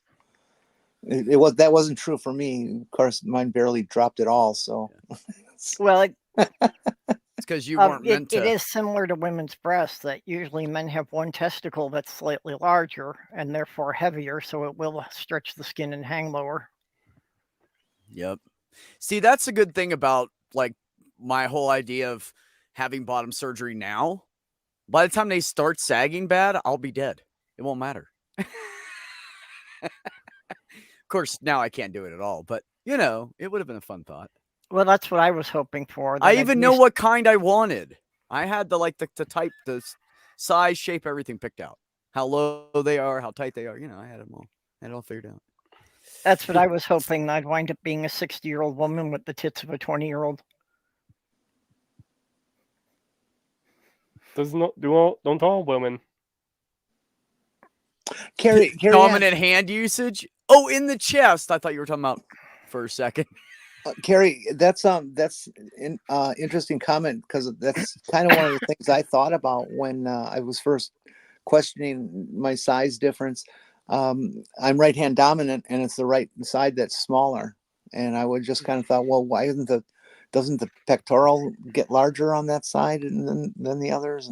But it actually takes away weight, though. It will reduce the fat on that side, which is what breast tissue basically, and most of it is fat. So it'll reduce the fat. That's just like before I went in the army, my chest was bigger. And then I went and did all those push-ups, and I lost like almost a cup size, and it never came back. Yeah. Except for, right after I gave birth, because I was overweight from having a child. And then when I lost that weight, it was gone again. Mark, your comment, this is something we learned in portrait school. Take a mirror and split somebody's face with it. And so that the one side is reflecting on the mirror, and you can put together a whole face on, with the two different parts, and you'll be shocked at how asymmetrical people's faces are.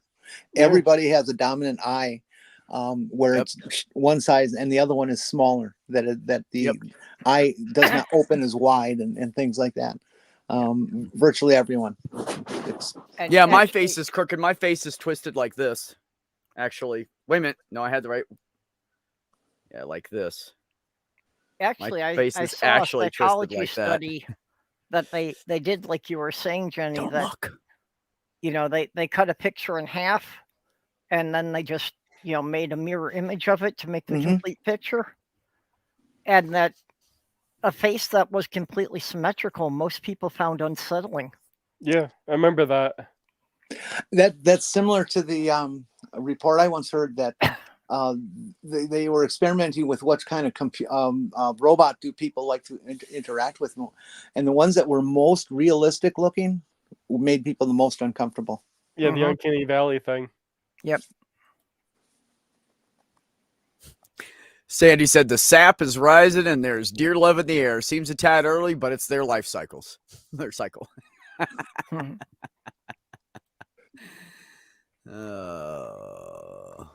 It's so sad when a deer, a big buck comes in your yard and starts fucking your lawn ornament. You know, I haven't seen it happen yet, but I've been dying for it to. Really, I mean, I'd love to see that there's happen. YouTube videos. It would even be better if they put male scent on it and it was a male humping it in a trumper's backyard. That would make me happy. Oh. Or we'll just put the scent on the trumper. Yeah, one time when I was living in Michigan, I stepped outside at night, you know, and it took my eyes just a moment to adjust to the light. And when they did, I realized that there was a deer standing less than 6 feet from me. You know, I could just about reach out and touch it. Sandy said, I keep hoping to see the bears again. And Aaron said, come camp by my trash. If I leave it out, it gets mauled. Yeah, my brother was not the that kind of bear encounter that Sandy was searching for, buddy. More of a long distance view, you know. My brother was having that trouble when in Michigan, that there was a black bear that was just coming down the road and going through everybody's trash cans. The bear knew which day of the week to put out the trash cans. Well, of course they figured it out. Yeah, well, they probably can smell it upwind, anyways. Oh, yeah. The trash is out. So you know, they can the smell bear was going up a different road each day of the week, knowing where the trash cans were going to be put out. So they had to try to relocate the bear. Hi, Captain Desk. I've never met you before. Thanks for being here. Oh, this is Dave. I call him Mr. Desk, but his name is Dave. Dave's a really nice guy. Dave, what's the who do you hang out with? Doc Dino? I can't remember. Let us know in the chat. He hangs out with somebody else and does streams with them, and maybe, and I think some on his channel as well. But Dave's a good dude. He doesn't say shit unless he needs to, and it's usually intelligent or funny. One of the two. Sandy, I saw this absolutely frightening video of these absolutely dumb fuck, probably city folk on a vacation in Yellowstone, and they're kind of in a line of traffic, and they see a mama bear and her cubs, and so they jump out of their car and run towards it. Oh, jeez. Yeah. Oh. No. First of all, when people say bear, dog, things like that, also attached to is don't run towards or away. Yeah. Don't run. Oh, well, even worse. The thing has babies. The mama bear who had babes. That's deadly. Well, my closest encounter with a bear was we were having a picnic, and a bear wandered out of the woods, and it was clear he'd picked up the smell of our food. So there wasn't anything we could do but just lock ourselves in the car and wait until he was finished. Aaron Reese says, don't tell me homosexuality is unnatural. When I had a male dog with 3 female companions and 1 male, he always humped the male, never females. That dog was a beautiful gay Aussie specimen. Aaron, I was once at a dog park. And there was just 3 people there, myself and these 2 men. And they had really nice dogs and all this kind of stuff. And I really, my little cubby was just a real sweet dog too. And we all kind of, it was set up like a track. So you walk around the track and stuff like that. And we get back to the beginning of the track and there's a picnic table and a couple of them. And so we're sitting there just kind of chatting and stuff. And Cubby comes by. He's a male dog. And is, you know, just greeting and all this kind of stuff. And his dog jumps up on Cubby and does the hump on my dog, which doesn't bother me. I know it's just a thing of dominance. And he got all upset at his dog. Get off there, get off there. I said, huh, your dog's gay. I have never seen someone explode as much as that guy did. It's like I called him gay. Yeah. My dog ain't gay, god damn it. He was starting to get scary. He was so incensed. That's because most men, their dogs or their trucks or their motorcycle or whatever it is an extension of themselves. So, like, that's why you see the jacked up trucks and the balls hanging off the back. You gotta know that everybody knows that guy's got a little dick. He knows it too. You know, the guy driving around in the fucking Subaru with his kids in the back and doesn't give a fuck. He's the guy with the big dick. It's just a fact. He has nothing to worry about. He's like, I'm good. I don't give a fuck if I'm in a Subaru. I got a big dick. People literally, most men will focus so much on that part of them that it's like, because of toxic masculinity, it's being handed down to them. That's their main focus. Yeah. Well, that's why I have to be a man. I have to show I have a large dick. That's the order. That's why every time I'm driving and I get passed by one of these, shiny pickup trucks that has never had anything in the back, I usually yell, "Sorry about your penis." Yeah. There's this other thing that's been going around lately on the web, and I see most of these things happening at Twitter or at TikTok and live shows of whatever sort. Some men are obsessed with body counts, is what they call them. How many people have you fucked? And they all, it's almost universal that they say body count doesn't matter with a man, but it does with a woman. If she's had if she's got too high of a body count, she's not worth marrying or having sex with because she's broken. Yeah, well, that's because they believe a woman gets stretched out. Yeah, which is not even a fucking thing. No, I mean, unless you're, you could use those big ass dildos on people and it goes back down. If it didn't go back down, gay men would have to wear a butt plug all the time. If it didn't go, but if it goes back flexible, down. How would they give birth? Yep. Oh my God. Let's not even go into that. That's way too complicated for them. Let's just stick with the shit analogy. It's easier. One of my exes had 3 kids, but she did Kegels, and yeah, you could not tell that she had kids. Yeah. No, my ex had 2 kids, and they were both kind of large for her body size. And she pushed them out anyways because she believed in like natural birth as much as possible. So she did a water birth with them. They came out, even though one of them they were like, I don't know, we might have to do a C-section. She was like, fuck you, it'll be fine. And she was right. And she had these 2 beautiful babies. And man, it was just, yeah. Anyways, no buying big dildos and playing with that girl. So I would have fucking hurt her. Would have been like having a baby again.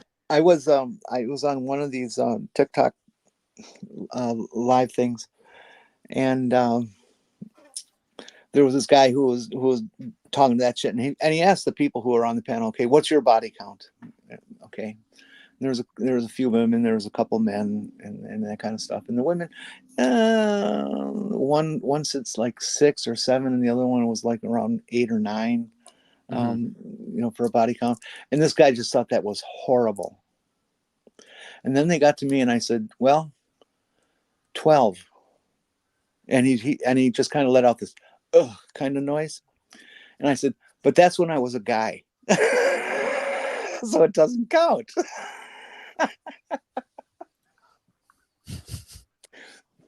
It's true. Yes, Aaron, I agree with this. It's they are, and also I think it's a possession thing. They don't want to know that the pussy they have has been around town. You know what I mean? Because then, if you think about it, okay, if let's say one woman, you live in a moderate, average sized town, she's fucked 10 guys. Most of the town knows that now. There's also And most the, guys don't want to have sloppy seconds because that's how it's been deemed this entire time by toxic men.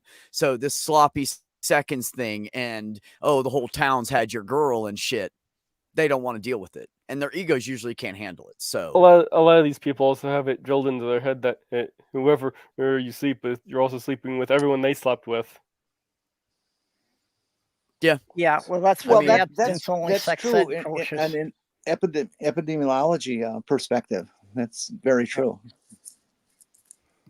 But not in terms of reproduction or mating or having a goddamn great fun. You know, it's I think Yeah, the isn't that bottom great, line is Sandy? most guys are just scared about being compared and worried that the woman may have been with somebody who was better than they were.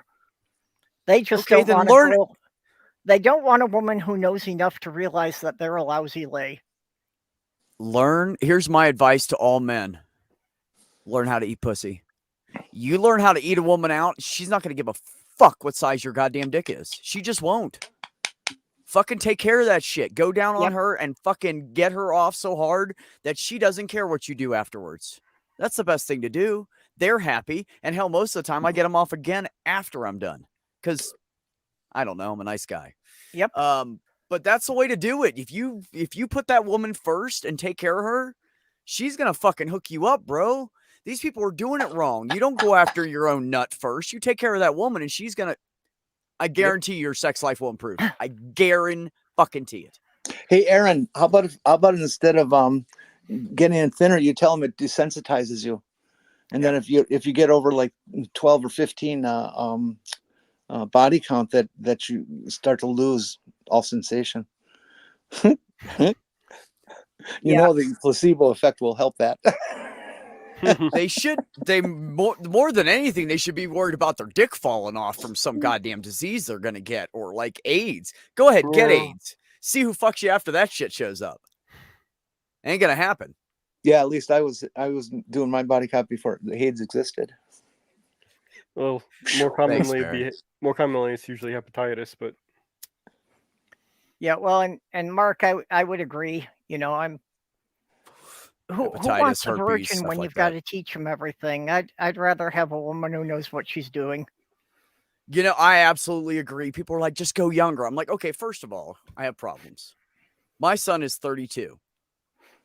I can't have sex with anybody that's close to his age range. So I always tell him I have to add at least 5 years on, right?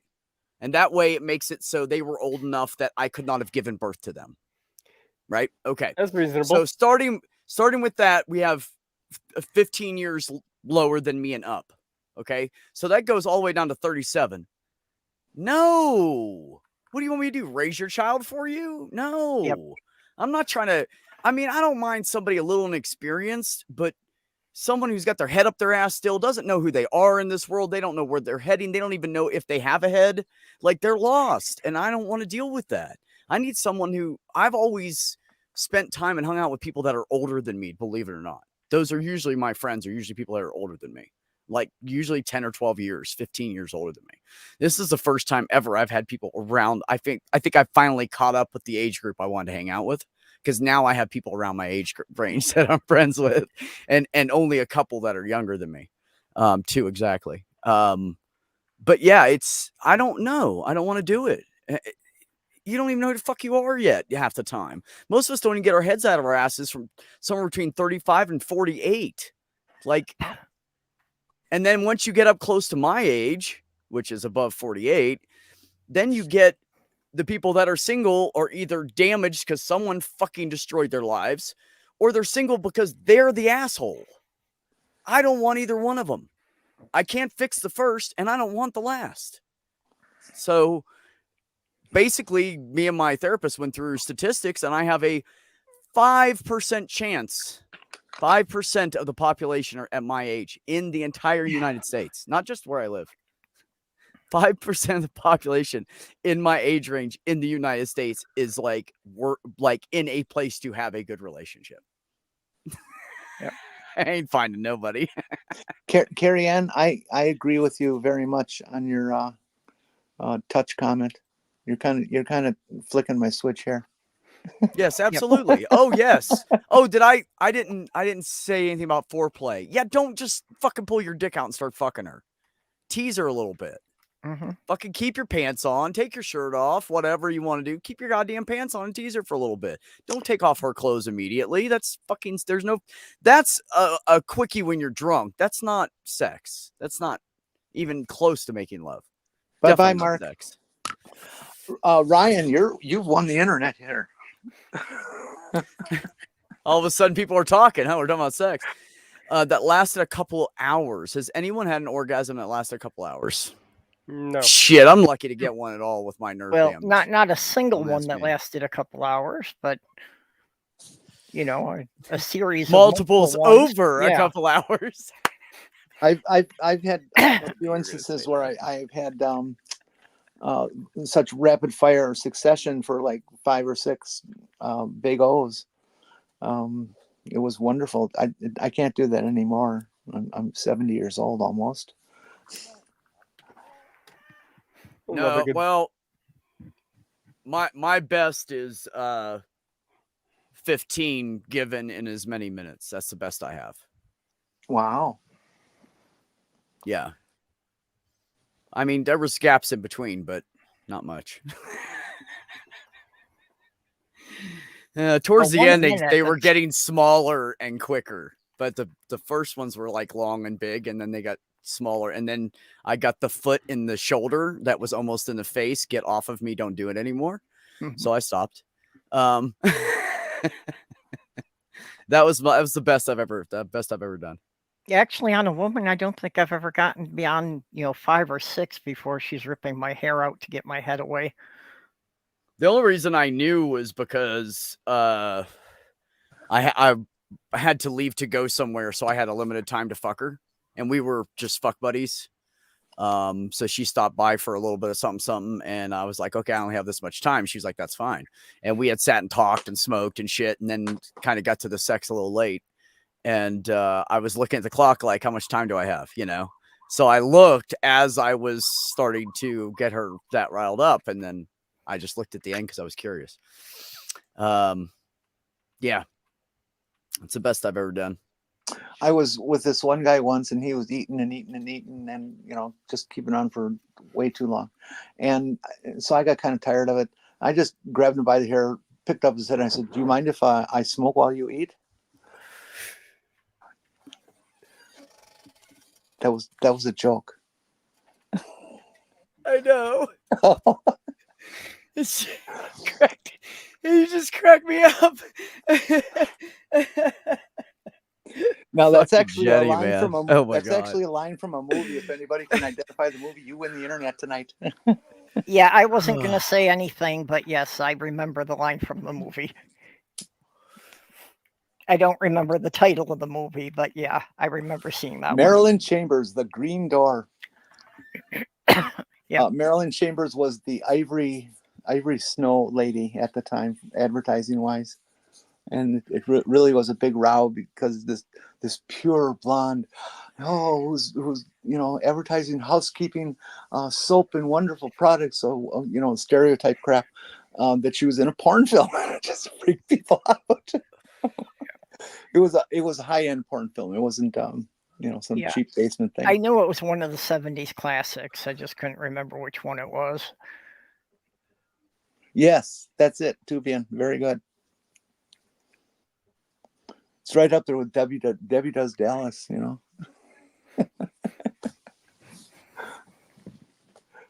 which I've never seen, by the way. Purple Carrie also said, and our group's counting as one or total in attendance. If you want to add to your list there. Behind the green door. Yeah, that is another question I would have to ask. Although I assume that, groups, you count the number of people attending there. Well, the number of people that you personally had interactions with. I mean, I didn't necessarily get to everyone at a party, but you attempted. Yeah. Well, I mean, there's only so many hours available. if I tried really hard, Ryan, I could do that. There was this one girl, there was this other girl, but don't ask me their names. I don't remember most of their names anymore. I remember the ones I cared about that I had like relationships with, whether it was friends or other. Yeah, honestly, I don't. I know it's in the double digits, and I know it's higher than Sumami's. I could not give you an accurate body count But I for don't know. all the people I just hooked up with just for booty calls. Wow.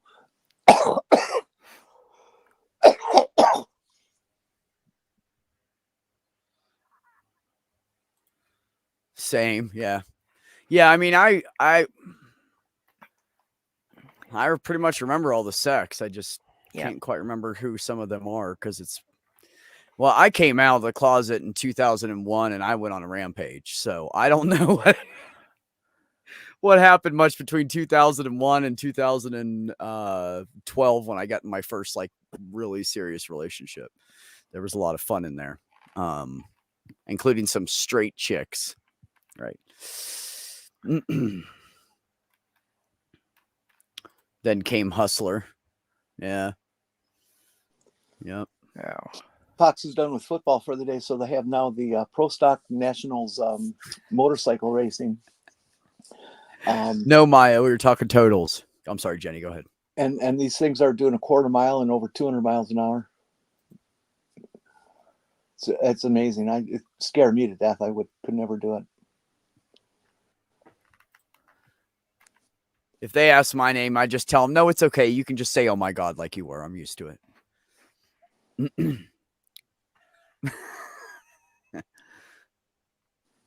No, we were talking all together. We were talking totals, not in one night. Although soon Mommy's total is the same as Purple's total for one night.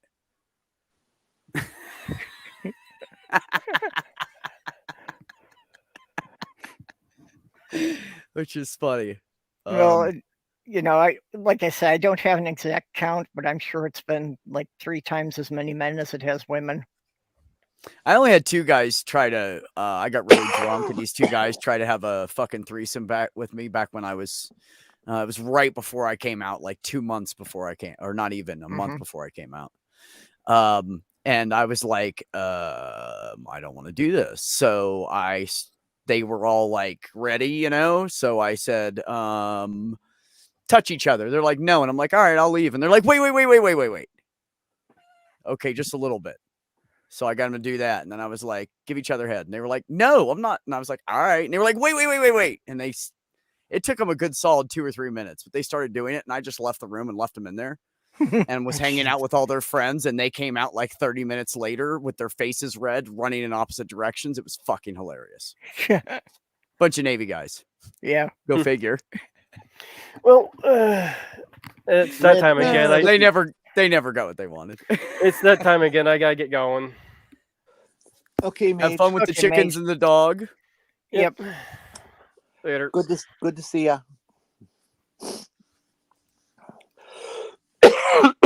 Oh, you missed all the magazines, Aaron? I'm sorry. The magazines are the best, man. Just had to watch for the ones with sticky pages. Yeah. Beck, I went through a period before I finally broke down and accepted my transness and came out. Yeah. Where I was still in this stupid behavior that many trans women go through of, trying to prove that you're not trans, to yourself. And you do things like a lot of macho stuff and having as much sex as you can. Of course, what you find out is that it doesn't work at all, but you still try. And God, I think in my last 6 months, I think in fact, I can't remember exactly. I think my count was like 7 women in 6 months. It was. That's pretty good. Mine's over years. Yeah, mine's over years. Except the first year I came out, I was mine was grabbing a hold of anything I could I even fucked this chick that I met through a friend whose girlfriend I met first, and I fucked her.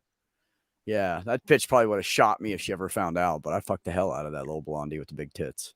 Well, that is something to consider. That as far as my body count, that's a total of over 35 years. Yeah. Well, yeah. See, that's a long time too. Yeah. Yeah. Al said, I've been changing oil in the lawn tractor, so I've just been listening. May have learned something. Never hurts, man. Hey, Stephanie. We can all learn still. Oh yeah. Oh, hey, Steph. What the heck did you? Well, we started out talking about like trans stuff and politics, but here we are.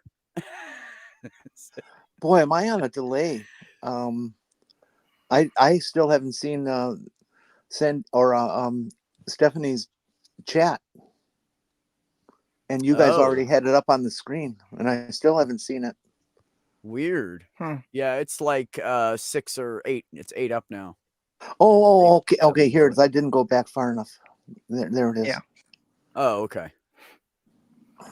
Yeah, the chat screen for you guys on phones is very short. Yeah, well, I haven't had anybody in the last 9 years, so. Oh, stop terrible whining. dry It's nothing. period. No, Stop. just carry on with saying that it's only been one person over the last 15 years. That's all. I wasn't whining. God, that sounds boring. I'm just teasing. I hold the land speed record for no sex. So yeah. Well, it's not necessarily boring. I mean, if you got somebody you can really connect with, and especially if they're creative about it. Yeah. I just say that in self-defense, Purple. I just don't ever think I'm just know I'm going to be single forever. Stephanie, I'm not going to have another. I'm not going to have another surgery because of my kidney. So I really doubt. I'm looking literally for the tiniest needle you can think of, like a diabetic needle in a 500 square mile fucking haystack. Yeah, but Beck, I don't know. Maybe I shouldn't get into it. I was just thinking of making a comment about the quality and effectiveness of the bottom surgery for trans men. You know, you guys got it really rough. And so I know. Shouldn't really talk about it. I'm sorry. I mean, it's they improve it every year. Basically, they are still working on it. But that doesn't mean. I mean, they have it to the point of some sensation, so that's an improvement. Versus none at all. It's more like when you you cut something and you have that numb spot, but you can still feel the pressure. It's a little better. And also I have this interesting thing. I don't know if I want to talk about it publicly. I have an extra long nerve in the appropriate place. And it used to be really, really, really tiny. And then I started taking testosterone and it's not tiny anymore. So them trying to extend the nerves is part of the problem. So that might help me some. I don't know. And it is definitely a nerve. It is super fucking sensitive. Which it would be nice if the rest of me was, but that fucking nerve is. So, yeah, I don't know. It might have turned out better for me than some people because of that. They say that the difference that a clit will have a nerve end density of like 8,000, something like that, and that's like four or five times what men have. That's interesting. So that nerve bundle might actually be more helpful than I was even thinking then. Yeah. But, now they're probably never going to, that's probably never going to happen now. So I really wish I would have known more about the procedures and how it was all done and stuff before I chose the surgeon I did. It was just so disappointing. Yeah. You know, I could tell right away what he did and didn't do, and he left out a bunch of important things that he should have done. Okay. Yeah, well, I'm not really going to have a choice about the surgeon. I'm just going to get the one that my insurance is willing to pay for. Well, Minneapolis has a good reputation. Yeah, well, if it's the one I'll most likely get. A couple of people in my transport group had him also, so you know, they've all been very pleased with his work. Yeah, that's good. But yeah, I'd be going to the U of M hospital for it.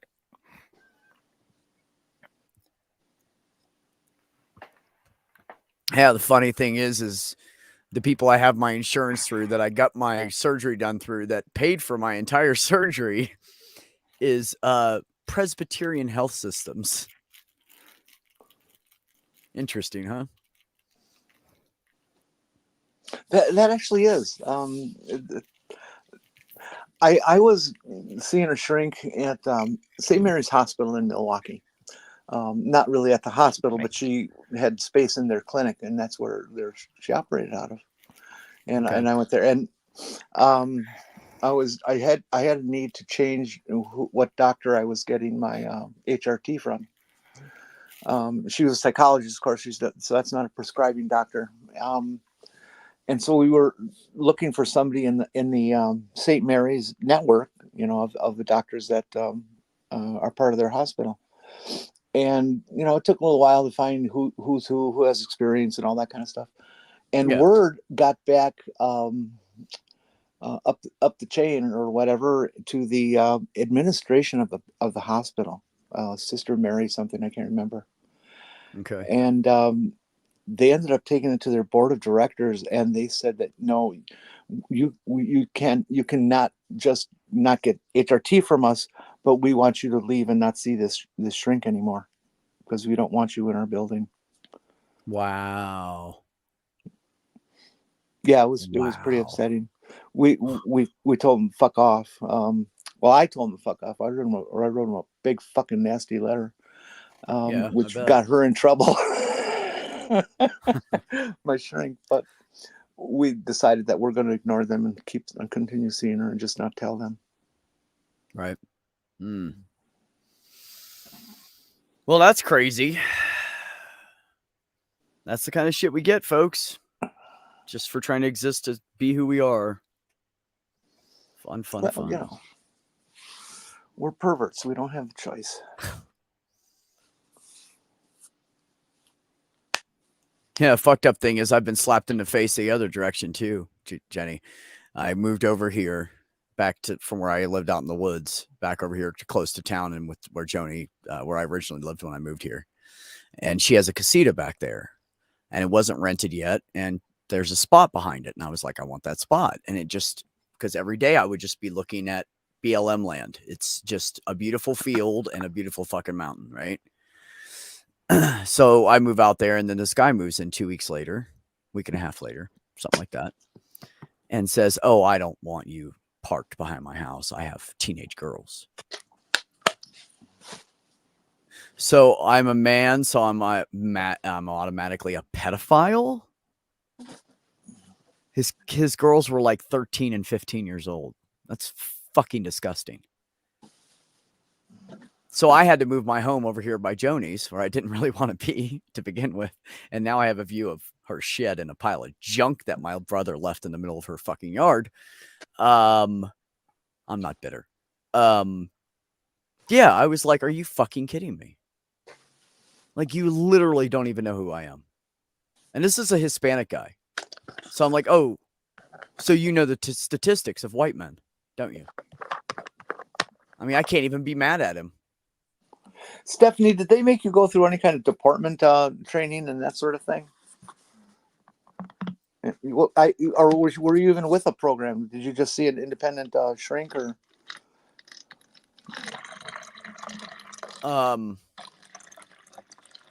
Yeah, actually, Ryan, I don't know if you knew this or not, but fun fact, birth control pills were not originally made for women. They were made for men.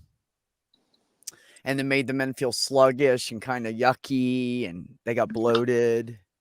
So they said, let's give this to women instead. Make it their responsibility to not have a child. So that's how that happened. So what do women deal with? Bloating and not feeling very good. Yeah, because that's men right there in a fucking nutshell. That is the white guy in charge. I like how you put that, Stephanie, our time in the machine. I asked Stephanie because, you know, we went to the same surgeon and stuff like that, but we were, you know, a bunch of years separate. And I term what we went through in my period with the people I knew, that we were the guinea pigs. That there was just a whole lot they didn't know, and we were the ones they learned it on. I've read the history, and it wasn't until the very late 60s and early 70s that there was, I don't want it to sound too dramatic, but I'll use the word proliferation of treatment options for people. But it still was very, very heavily gatewayed or gatekept,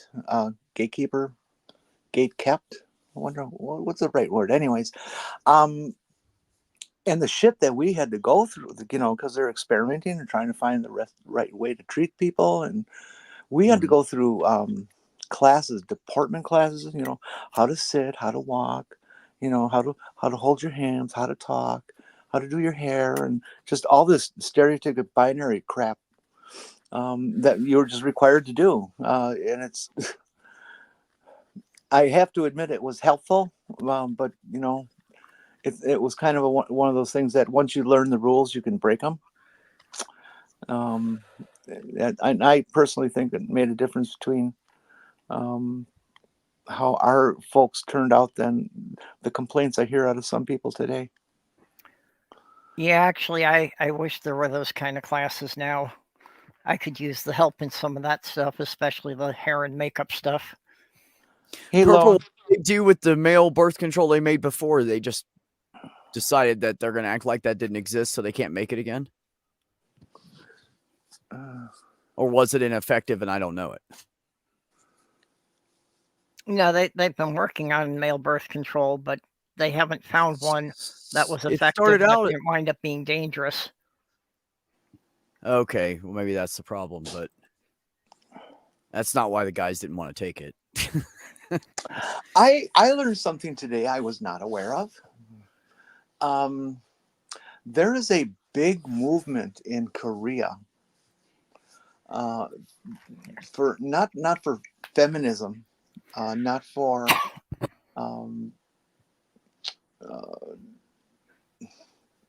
dealing with the patriarchy, you know, and trying to give women back their agency over themselves and these kinds of things. They have a movement to eliminate men from their lives permanently. And it's catching on like wildfire.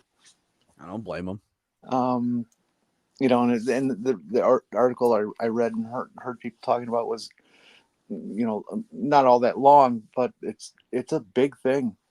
I don't know if it's available online, but it was in a magazine called The Cut. I don't know what that refers to, but and I don't know what month it was in or anything like that, but I'm sure it's recent, within the last year or two, maybe.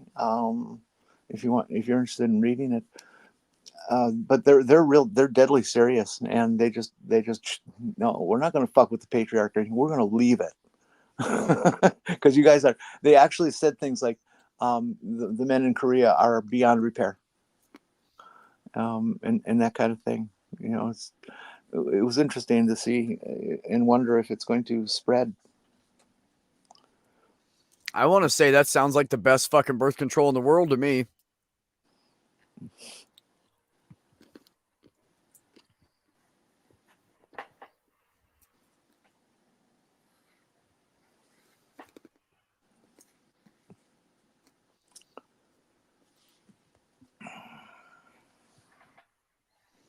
Good, Carrie. It's one of the reasons we're here. I like people to network and meet new people and have new conversations and all that stuff.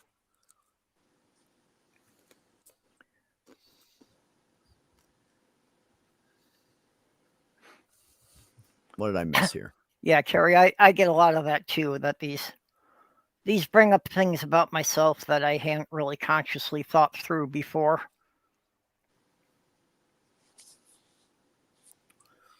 Happens sometimes. It's good though. Saltpeter consumption kills your ability to get an erection, makes you mean as hell, though, from what I've heard.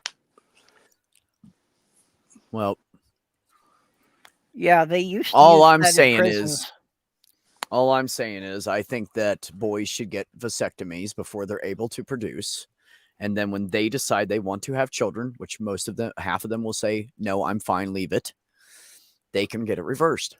Yep. And we won't have to worry about all this fucking cost of birth control and women feeling like shit and having adverse periods and all this other shit that people have to deal with. Because if you think that doesn't fuck up your sex life, try again, motherfucker. Tubian, that's the drift I got from it. Although I did not read the article myself, I was just being told about it. So I definitely did not hear all the details.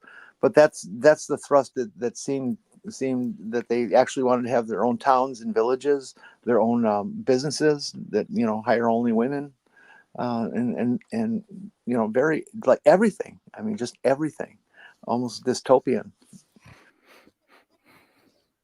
It's kind of interesting. Now that they have been able to take human cells and turn them into stem cells. They've been working on that for 10, 20 years now. Well, they actually found that we all have our own stem cells. Yeah. They don't have to try to create them. They just have to be careful pulling them out. Well, they have to take them from the bone marrow, so they actually have to drill into a bone to get them. Mm-hmm. Well, once they got all that kind of stuff, they take them and they're able to make them into a number of different cells that they're interested in acquiring and things. Yep. And what they've been able to achieve in the last 6 months, I think I've heard it, is to take a couple cells and make an egg and a sperm and fertilize them. Mm-hmm. And like Von said, you don't even have to reverse it. You can harvest the sperm and implant it into an egg. People do it all the fucking time. It's actually more guaranteed to work that way than the old-fashioned way. IVF. Actually, it's not guaranteed. There's a pretty high failure rate. No, I'm saying versus trying naturally, it increases your chances. Okay, yeah, I'll buy that. But anyways, so that kind of says, well, if we can do that, why do we need men at all? Well, you need them to, unless you can make the sperm fake. I don't know how to do that. If they can do that, then you don't. I can think of several science fiction movies that went up Jenny's road. Yeah. Female societies that figured that they only needed to get a man once in a while to milk him, but mostly we kept men out of the city. Literally milk them. Yep. Actually, the procedure is so very little invasiveness right now. It's ridiculous, Ox. Like my dad had it done in 1971 after I was born. That's how I know I was a mistake. He went and got a vasectomy done after me. Anyways, who has 7 kids on purpose? My dad. He sat in 1971. He sat for 2 days with an ice pack on his balls, and he was fine by day like 3, 4. So it's not, and that was in 1970. They didn't know shit back then. They cut everybody open back then. Now they have all this laparoscopic fucking computerized shit. You don't have to get cut open like that, like you're thinking. You're thinking old school. It doesn't work like that anymore. Yeah, they could do it with an incision that's, only a couple of millimeters.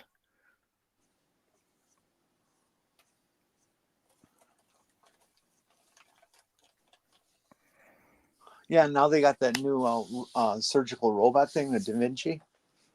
It's got like 4, 5, 6 arms. I don't know how many. It's crazy fucking cool. It basically can do surgeries on its own, kind of thing. and I guess the doctor has to be doing some controlling of it, but that the thing's pre-programmed to know certain things and do certain things that people can do, but if the computer or the robot can do it faster and more guaranteed for some reason, and it's pretty fascinating. Well, it's, there's no, somebody bumped my elbow, human error, or whatever. People make mistakes. Yeah, people twitch. it's, oh man, there are surgeons who cut a blood vessel or an artery that they weren't supposed to all the time. It happens. It happens. Well, yeah, because we're all different. I mean, everybody has their femoral artery is in a slightly different path than the next person. Exactly. So, you can't just measure from someone's belly button and go, "Oh, I know exactly where this artery is. I know exactly where that vein is." It doesn't work like that. It's all, yes, it's in the same general location, but it can be varied by up to like an inch or so. So that's a huge amount when you're cutting into someone with a scalpel. It's a huge wiggle room.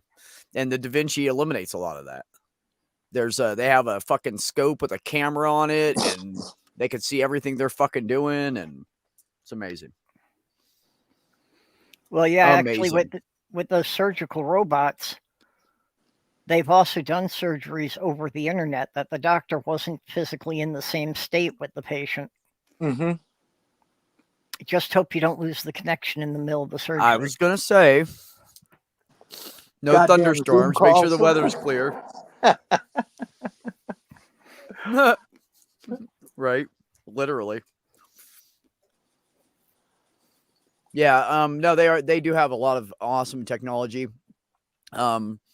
Like when they go to remove people's like kidneys or appendix or whatever, you just get a cut that big, and that's only because they can't pull it out. Usually if it's bad, like mine was infected, they had to cut me open, and get it out. They were like, "Oh, we cut a hole and cut your one piece of your floating rib out. You'll be fine. You don't need it." And we went to pull the kidney out, and it was worse than we thought.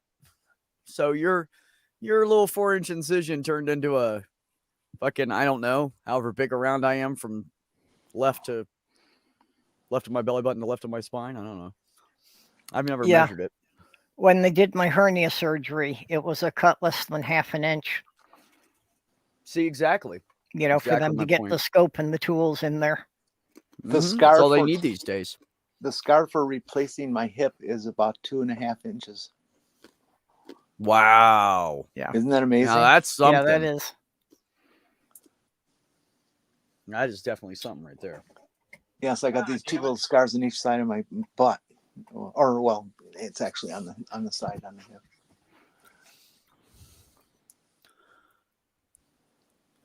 Keep dropping my nuts. Doesn't that hurt? Doesn't hurt anything but my feelings yet. Well, for most guys, their nuts drop when they're teenagers, so. And sometimes not completely. There you go. Exactly, Farron. Like, think about it now. Think about being a teenage guy and you don't have to wear a condom except for venereal diseases. Wouldn't that have been fun?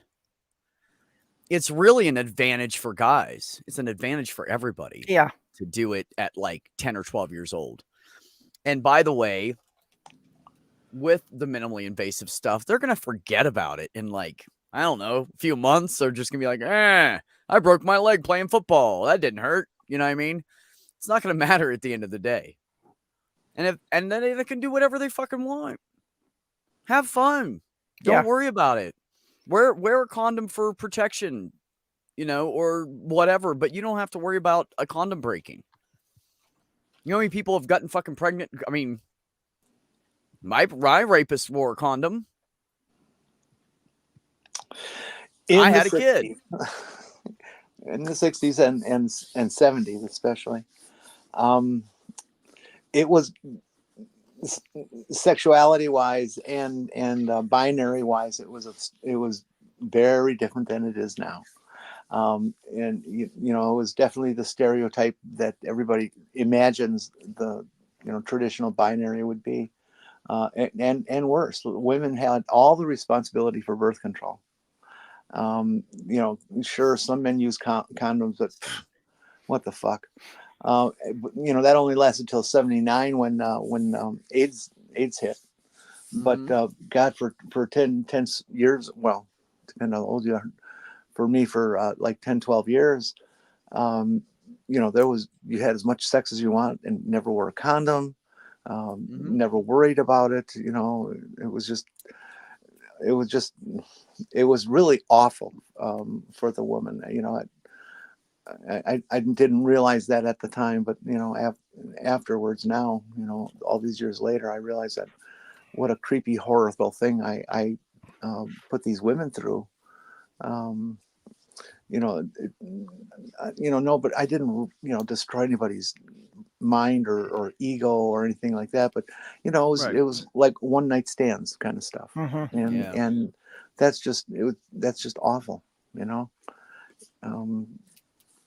If that's all you expected out of it, well, then that's fine. But well, as long as it's agreed and she knows that too. That's the thing where we've come a long way, is people actually have discussions about it more often now. Like, hey, I just want a one night's friend with benefits. You want to just fuck randomly? Sure. Okay. Everybody's fine. But when you say, oh, I'm going to start dating, I'm dating this person, but I'm fucking a bunch of other people because I don't really want to be with just them. I want to have sex with. You're just hurting someone. Yeah. I only dated two different women, for more than one night stands. The first one was her name was Sandy, and she was the woman who I lost my virginity with I shouldn't tell you, at 21. But we went on for another 6-9 months and as fuck buddies and stuff, and then it ended. But then the last one, who I started finding myself getting very serious about, her name was Mary, and she was a couple of 4 years older than me. Yeah, I think so. And we started to have a really lovely relationship, and then I just couldn't deal with it anymore because of my transness, and that she was the last person that I was intimate with, and I fell apart. I had to end it. It was the typical, it's not you, it's me, but I wasn't prepared to tell her why. And so it was really difficult. I did end up telling her why a number of years later, after she had moved actually up to this neck of the woods.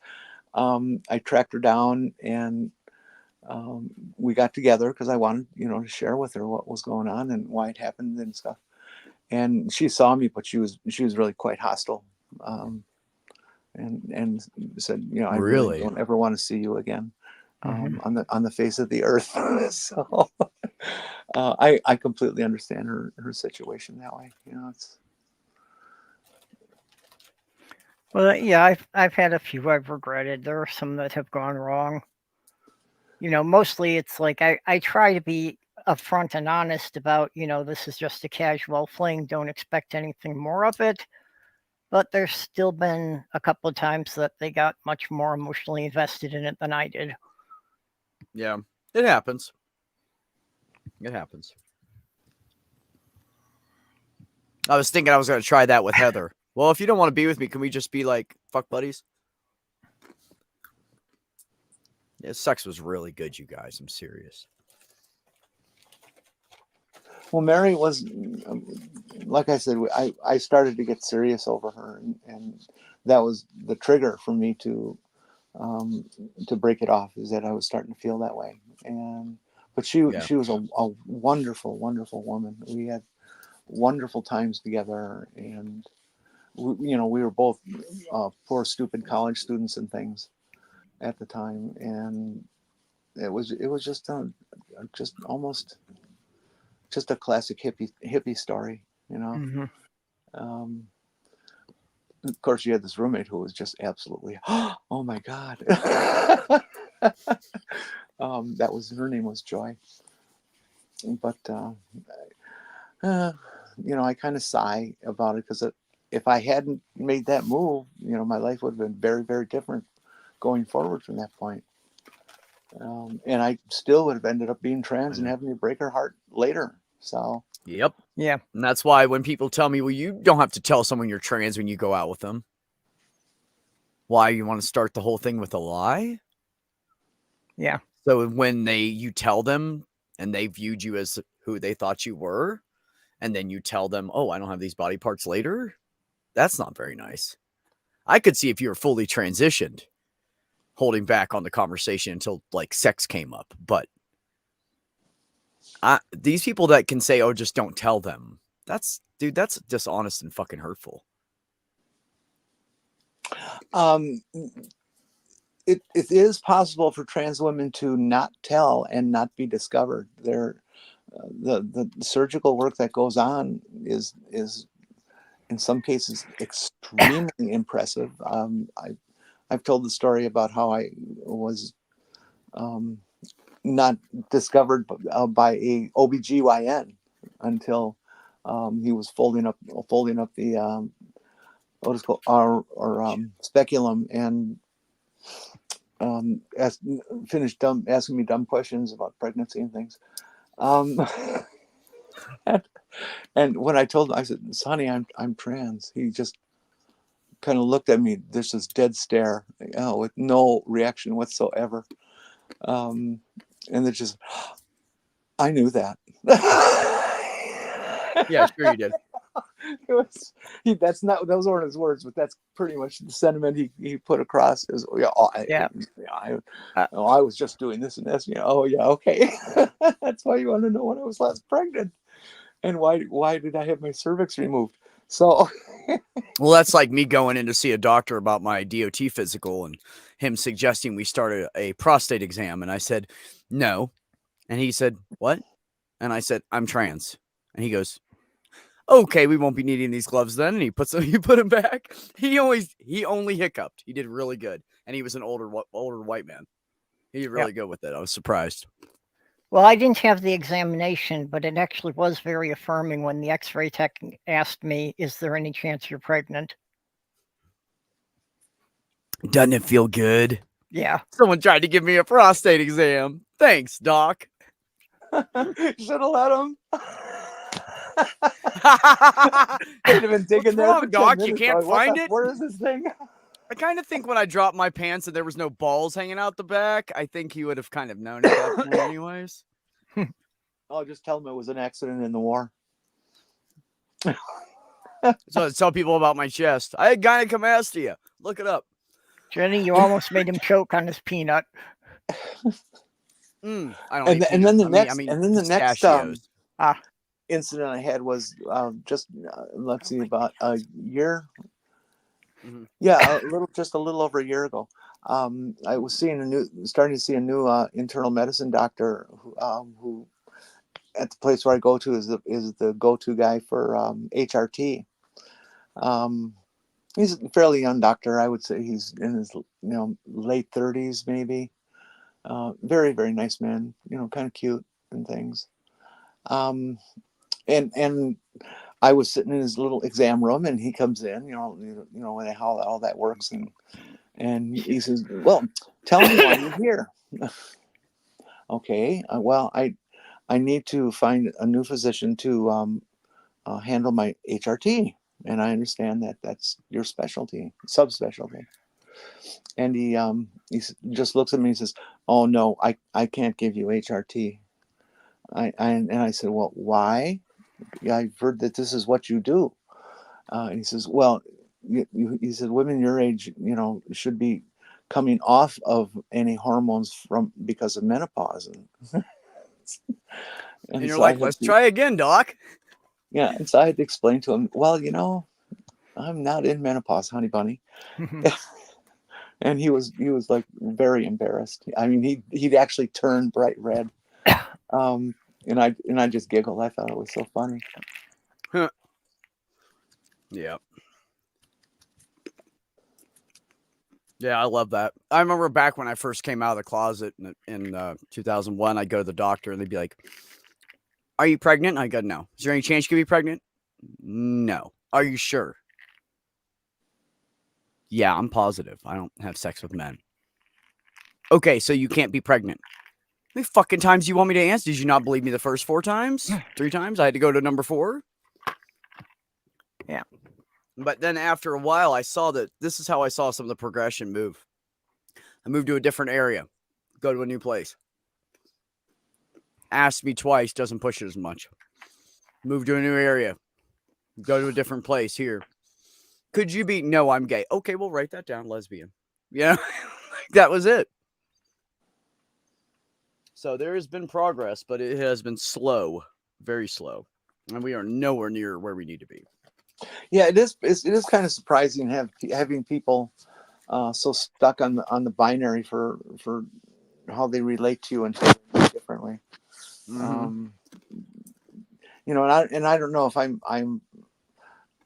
not miffed, but I'm kind of about that, because sexuality and everything is just old hat for a trans woman or a trans man. Yeah. And, our whole life ends up being wrapped around it in some way. And the rest of the world is, still kind of gets nervous and maybe pale when they hear the word sex. When they hear what? When they hear the word sex. Oh, yeah, I know, right? No, Aaron's right. He said, here's an irony for you. Some guys constantly try to convince their female partner to have anal sex. If the partner transitioned, they would get plenty, but would be disgusted. Yep. Yeah, I guess I hadn't thought of that. I have to be honest, Aaron. It would have to be one hell of a fucking person to make me say, yeah, I want to have a relationship with a man. I mean, you'd have to be perfect. Everything would have to be perfect. Ain't happening.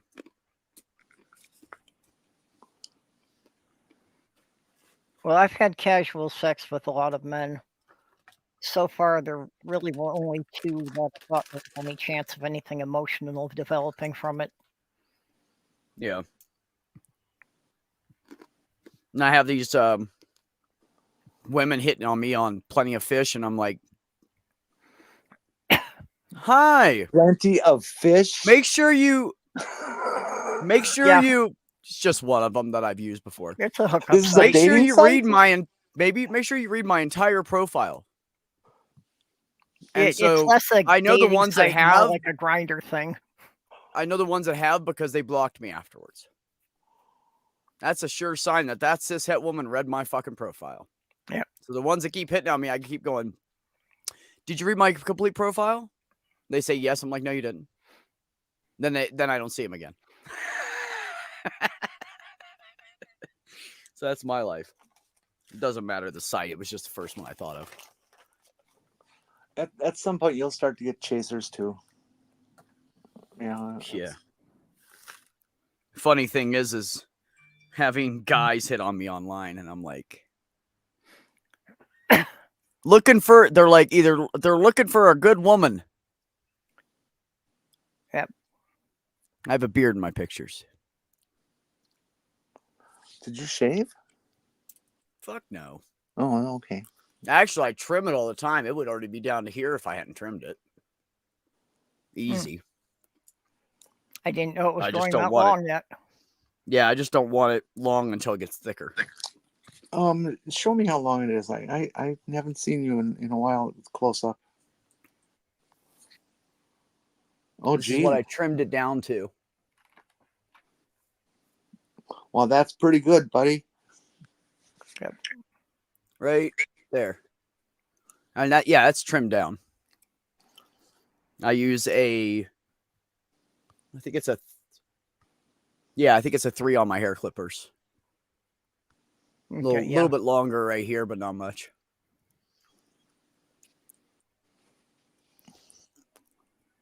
Carrie Ann had a comment for Jenny you should put up because I don't know if Jenny can read them. I'm trying to see. I just discovered it. Carrie Ann, that's very, very sweet. Thank you so much. Yeah.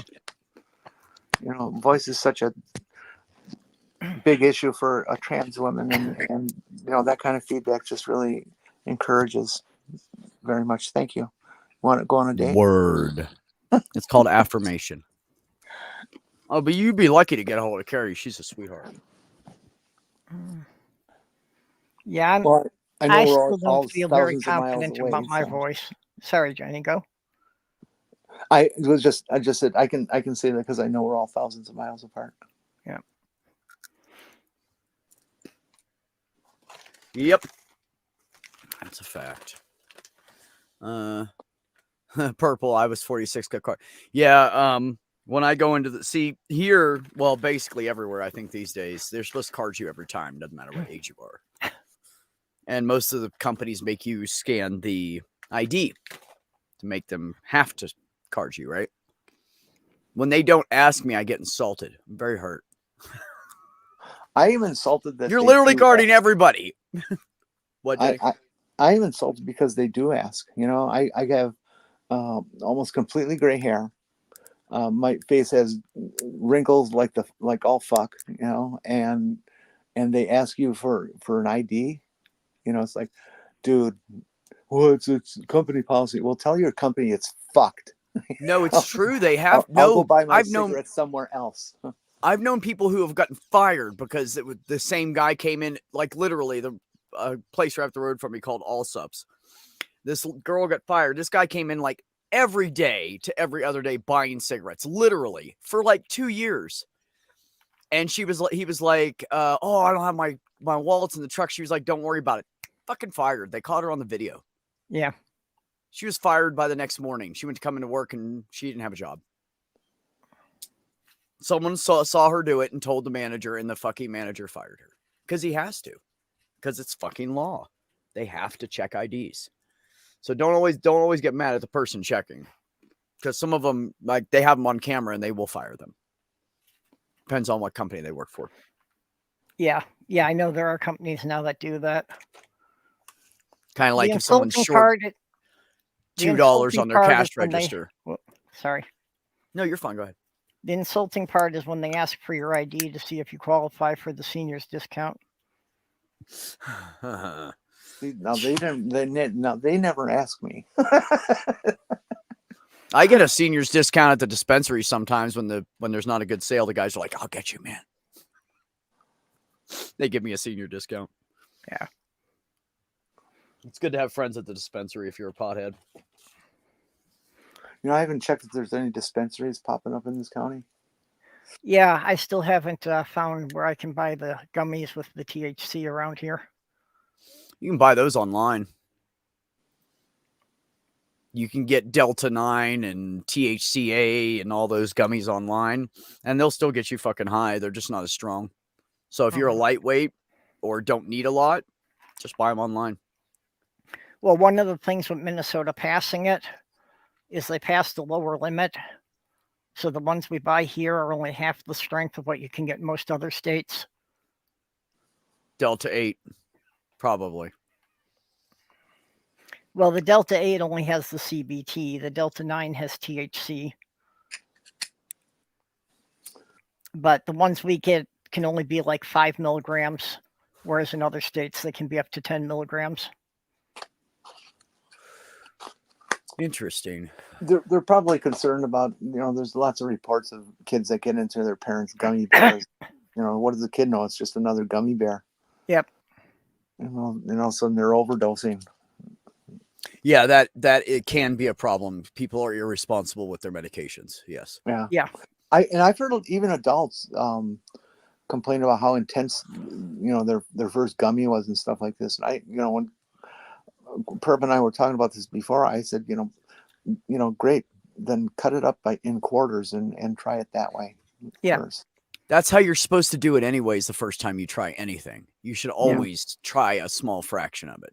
And anybody that doesn't know that has never talked to anybody about trying THC for the first time. I don't know. Like everybody I've ever talked to talking about like edibles, they always say, or pot, leaf, they always say, try a little bit and see how you feel. Yeah. Because it affects everybody differently. Like how does someone take a not little know bit, that? wait at least an hour. If you're not feeling anything, you take a little bit more. Yeah, split the gummy in quarters, take a little bite off the corner, a little bite, and work your way to it and find out where you're at.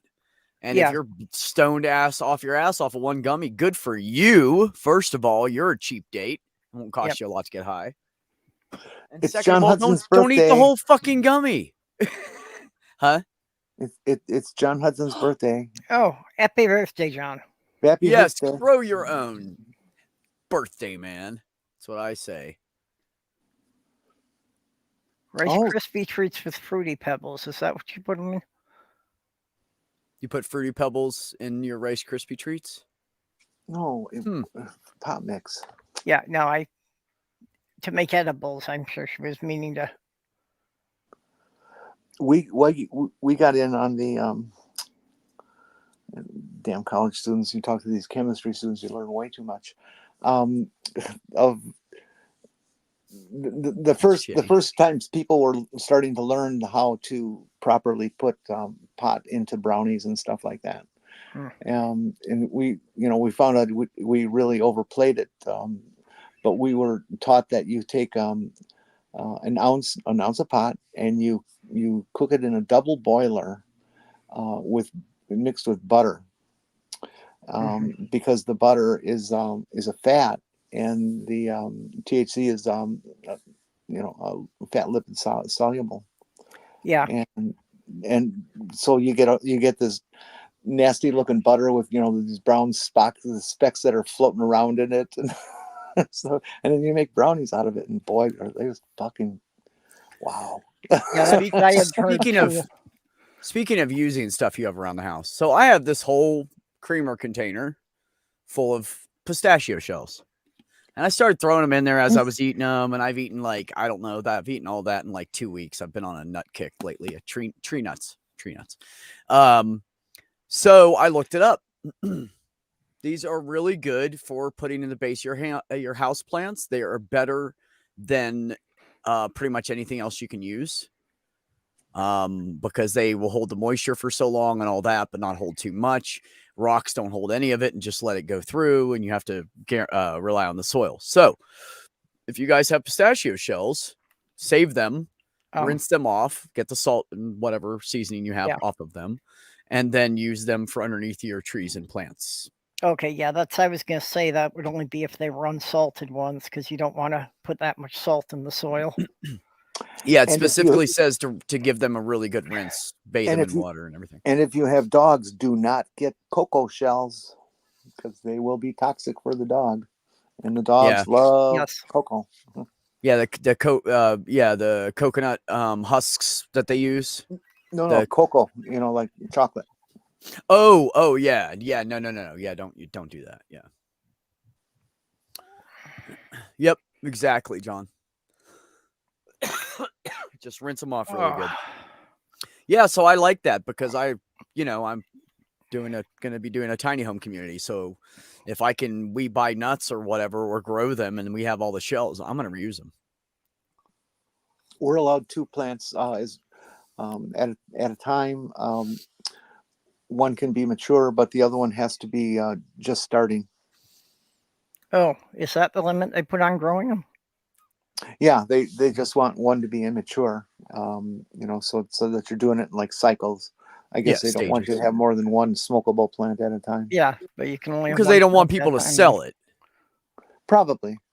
Well, because the dispensaries the state will make a bunch of money off the dispensaries. If you start selling it yourself, then they're losing money. That's one of the reasons they made it legal. Coffee grounds added to the soil increases your nitrogen. Yep, it sure does. So if you have nitrogen-hungry trees or plants, you can put coffee grounds in the soil when you plant them, and it will help them thrive. It could also Brazil nuts are awesome for a quick pickup, loaded with magnesium. I eat Brazil nuts too. I usually like this time I bought the whole bag of pistachios, but when I bought that, I bought the deluxe mixed nuts as well. I buy 2 bags at a time. I spend like $20 on fucking nuts every week. They're so good though, and it keeps me from eating shit that's bad for me. So, did you? Because I'm just sitting here. What? The trans surgeon, specialist surgeon who had a nut collection. How many he'd removed? That's awesome. Yep, took all these nuts off of some trans women. That's great. I told him I wanted mine. I was going to have them bronzed, but No, he says, no, you can do that, but you have to let us know ahead of time. So, okay. Yeah. Yeah, no, there's lots of things you guys can throw in. Like I don't compost right now because I don't have my tiny home community yet. I will.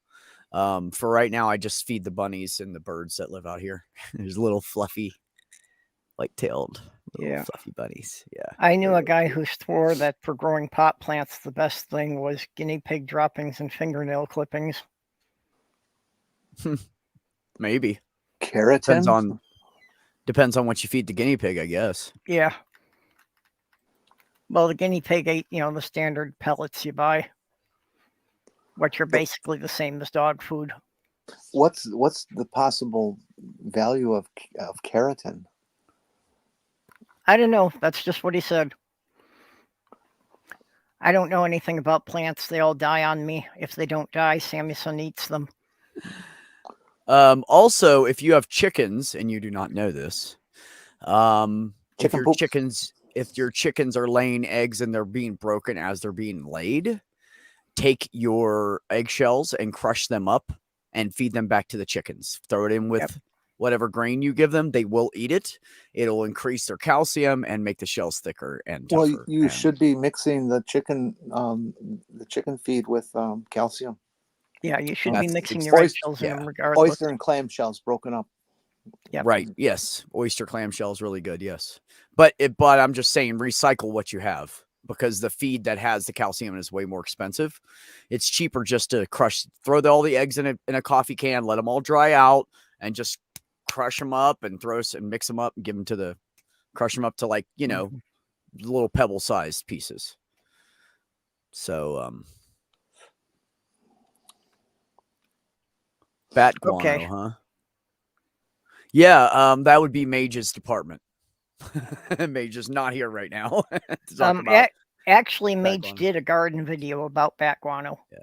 Yeah. If you guys want to check it out, check Mage's page. Channel. It's on there from a couple of months ago. Yeah, that's because they are low nitrogen. They don't need a lot of nitrogen. Yeah, it will kill plants if you. Back when I was with my ex, when I was married, his mother used coffee grounds all the time and put them in underneath of her trees, and they kept dying. Pretty sure they did not need the extra nitrogen. Yeah, too much nitrogen will burn and she killed them. Yeah, I think that's what happened. Okay, but I couldn't tell her that because our senior prank was to take some fertilizer, a couple bags of fertilizer, and spell out our message on the front lawn of the school in fertilizer, and then pray for rain. And it worked out because it still rained and stuff in those days. And for 2 years, they had the message in their lawn. At first it burned the grass and killed it. And so you could read the message that way.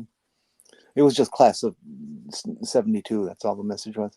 Mm-hmm. And after it's, the effects of too much and it dying and it started to grow back, though the earth is still hyper fertilized. And so then for another couple of years, it grew super green from the rest of everything else. Oh yeah. And you could still read it. So it was almost 10 years before it went away. Interesting. Okay. So, does cannabis affect cats? Yes, they can get a little high off of it. I used to have a cat that used to, we'd be sitting there, I'd be like packing a bowl, rolling a joint, and the fucker would come over and just sit next to me and just look at me and wait. Well, yes, the smoking it. And then when I lit it, I would just get a big hit and I'd blow it at him and he'd go, and he'd wait a second and he'd just kind of hang out and then he'd go lay on the coffee table and he would just lay there fucking fried for like 3 hours. It was hilarious. He was a stoner cat from hell. He was awesome. Well, yeah, sometimes I'll grab my cat and I get him high just because fuck it. Yeah. Yes, John, that's true. Not a lot of people know that. Yeah, I did not know that till he said it. Mm-hmm. The massive amounts of nitrogen in bat poop make it very suitable for that. There was a lot of down at Carlsbad Caverns too, just there for the taking, huh, John? Yeah, Carlsbad Caverns. Those actually, it's not really far from me. Yeah. There is an Do not island. use cat shit to fertilize, by the way. It's way too acidic. It's way too piss oriented. It's very acidic. Go ahead. Well, again, the urine would be very high in nitrogen. Yeah. But also very acid. Yep. Plants don't really like acid unless it's a hydrangea. Oh, Yeah, there are only a okay. few things that'll grow in acidic soil. Regret grows in acidic soils really well. Yeah. Also, Sandy, if you want to do a fun project that you can use to create gas to heat or cook with, you can always take your waste and any waste you find around the farm and throw it into one of those big containers. It's got like a little port on the side. You open it up, throw your shit in, close it, and then the methane builds up at the top of it, and then they have a hose you attach, and you just run it over to wherever you need gas. It will create the methane. You can cook with it. Yeah. Yeah, you could use the methane to run a camp stove or something like that. But how do you The pressurize 420 Atheista? Is that like Spanish for atheist, or what is that?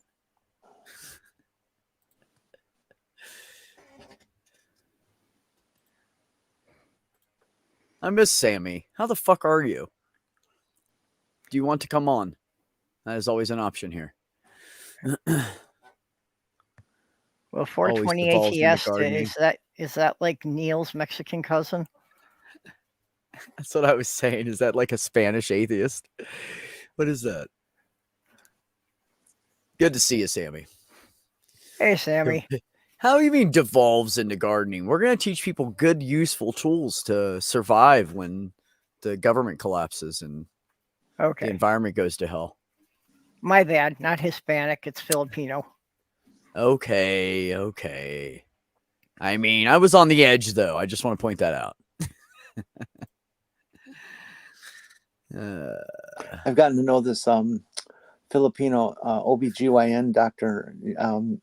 She's a fairly new doctor, and she's fucking tough as nails, and she's lesbian and on Twitter, and she just rips assholes up, that say stupid things. She just tears them to pieces.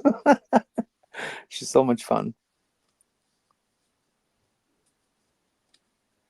That's great. Yeah. Yeah, he just has a sexy voice because he has an accent. When I do an accent, people think it's sexy too. Wait I'm a just minute. not very good at it. Who's Sammy? Remember Sammy Jenkins, Sammy? No, I don't think I ever knew Sammy Jenkins. You don't know Sammy from Australia, Sammy? 420 Atheist Sammy? Hangs around with Math Pig? Oh, okay. That name I recognize. Yeah, it's all, he used to be Remember Sammy Jenkins for ever since I knew him, and then he changed it, I think, last year. Well, everybody in the chat's saying hi to Sammy. I don't see Sammy's name anywhere. Yeah. Jenny always asks who I am. She forget about you, bro. Oh, okay. See, I haven't seen that name on you before. Sandy says Critical Cripple Sammy. Like the one that used to come on Amber's shows and do the questions and stuff. Yeah, I'm just not up to the new name. I just have never seen that before today. Sammy, you are not hurt. You're too sweet to be hurt or anything. You know she doesn't mean anything by it. You're lying. What is Atiesta? Ateista,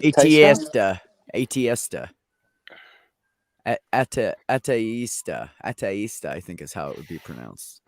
Because E's are more of an A and I's are more of an E. What does it mean?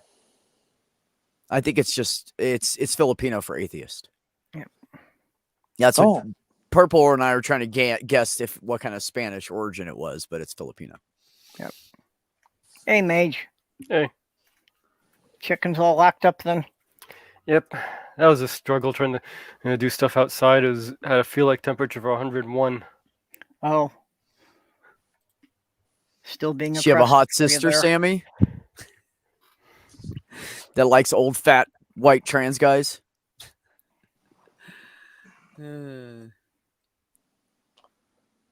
Geez, a whole Stuck 70 in between degrees two here. surgeries? Doing a translate on Google, it says it's Hungarian. It's also Filipino, apparently.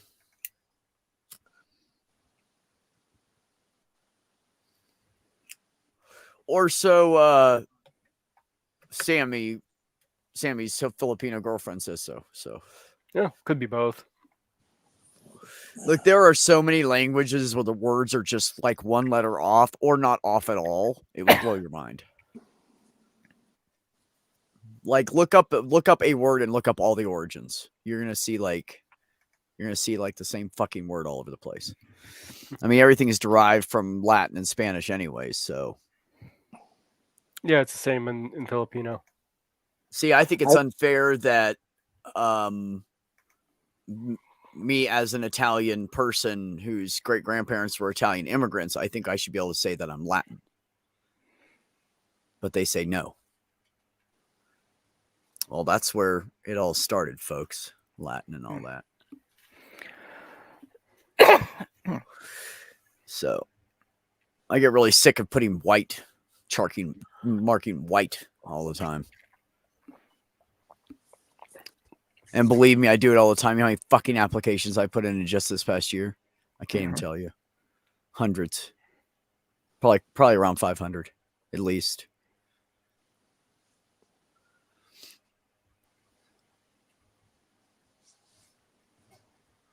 When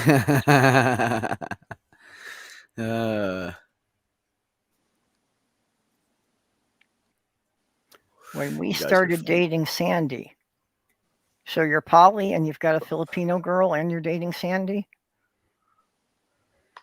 I think someone, see, this is my pet peeve. Thank you for saying something, Purple.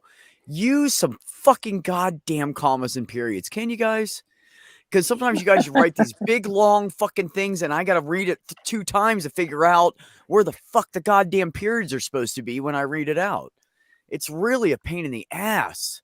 Just period, comma, something. Hell, most of you, if you're on your phones, you just hit space twice. It does it for you. That's how great easy it is. I thought I was the grammar Nazi. God, I hate it. Bugs the fuck out of me. And he's like, read my comment above. Well, give me 10 minutes to discern what the fuck you're talking about because they're not specific. And then they don't put any punctuation in. So I have trouble reading it. And use the Oxford comma. Yeah.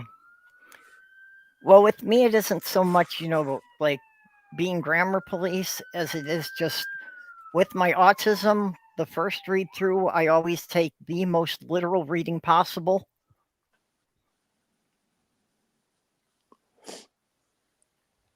When I started, or before I started writing my, you still missed one. my novel, I realized that I hadn't written anything quite that extensive for a long time. So I went back and I looked up all the various things about grammar and punctuation and stuff, and just read through the whole thing again to remember all the little subtle rules that are out there for this and that. What's a bracket, what's parentheses, blah blah blah blah blah. It was interesting to read it all again. It felt like 8th grade. Commas are the difference between helping your Uncle Jack off a horse and helping your Uncle Jack off a horse. Yep. That's the difference a comma can make. So the difference is a happy horse? Thank you, Sandy. Sandy added in the last comma I was looking for. Thank you. Yeah. Oh, I love Sammy, and Sammy knows it. Sammy is the only guy in the whole community I flirt with. Because I think I would actually do Sammy. Yeah. Yep. Sammy knows it. Sammy also knows that they would have to be the bitch, but Sammy knows it.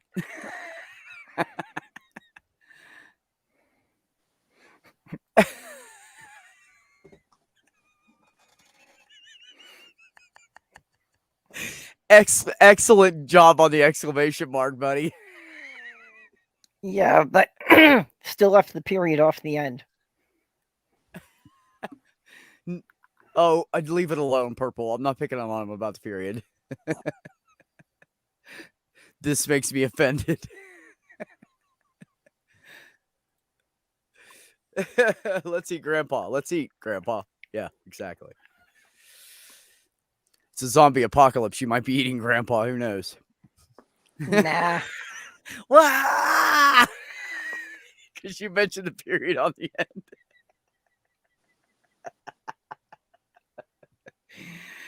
Oh, you guys are too Hey, funny. old people like us are tough and stringy. You want to eat the young ones and the tender.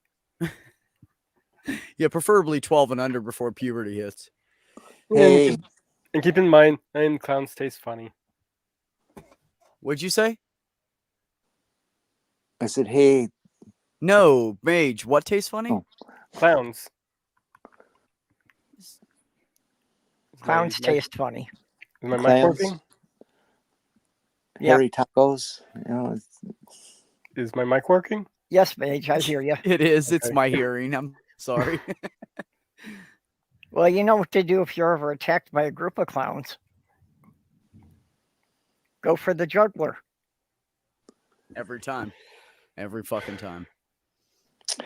you know, Sandy, I that's the same thought I had when Beck was talking about that dating site. You know, what is it about Lots fish? of fish. Lots of fish. There's why plenty did of they fish. There's why Tinder, did they there's choose Grindr, that there's word? plenty of fish because there's plenty of fish in the sea. That's their thing. Yeah. Well, that's usually when somebody breaks up, their friends try to console them with, well, there's plenty of fish in the Plenty sea. of fish in the sea. Oh, Yeah, so don't worry about losing that one. I hate that. I guess I'm Yeah, it's bullshit too. There's not plenty of fish in the sea. thinking Unless you want some crazy psycho motherfucker. I was thinking of another analogy of the word fish, so never mind. Well, yes, there are I the know. fish tacos, of course. What are you gonna do? Farron, my favorite part is the baby back ribs. Love you, brother. Take care. Later. Baby Bye-bye. back ribs. Bye bye. Yes. I've told this story before. We had a local butcher, and one day he had a sign up outside, you know, baby back ribs, $4.99 or whatever the fuck it was, and it ended up being a specialty for him to carry. Everybody wanted to buy the ribs from him, and so he started advertising them. And one of the advertisements he did was, you know, he had in the background there was a couple racks of ribs hanging up on the hook. And in the foreground was he and his newborn, and he's holding the knife, and the copy is, "We're getting some fresh baby back ribs soon." It's good. Oh God, it was so funny.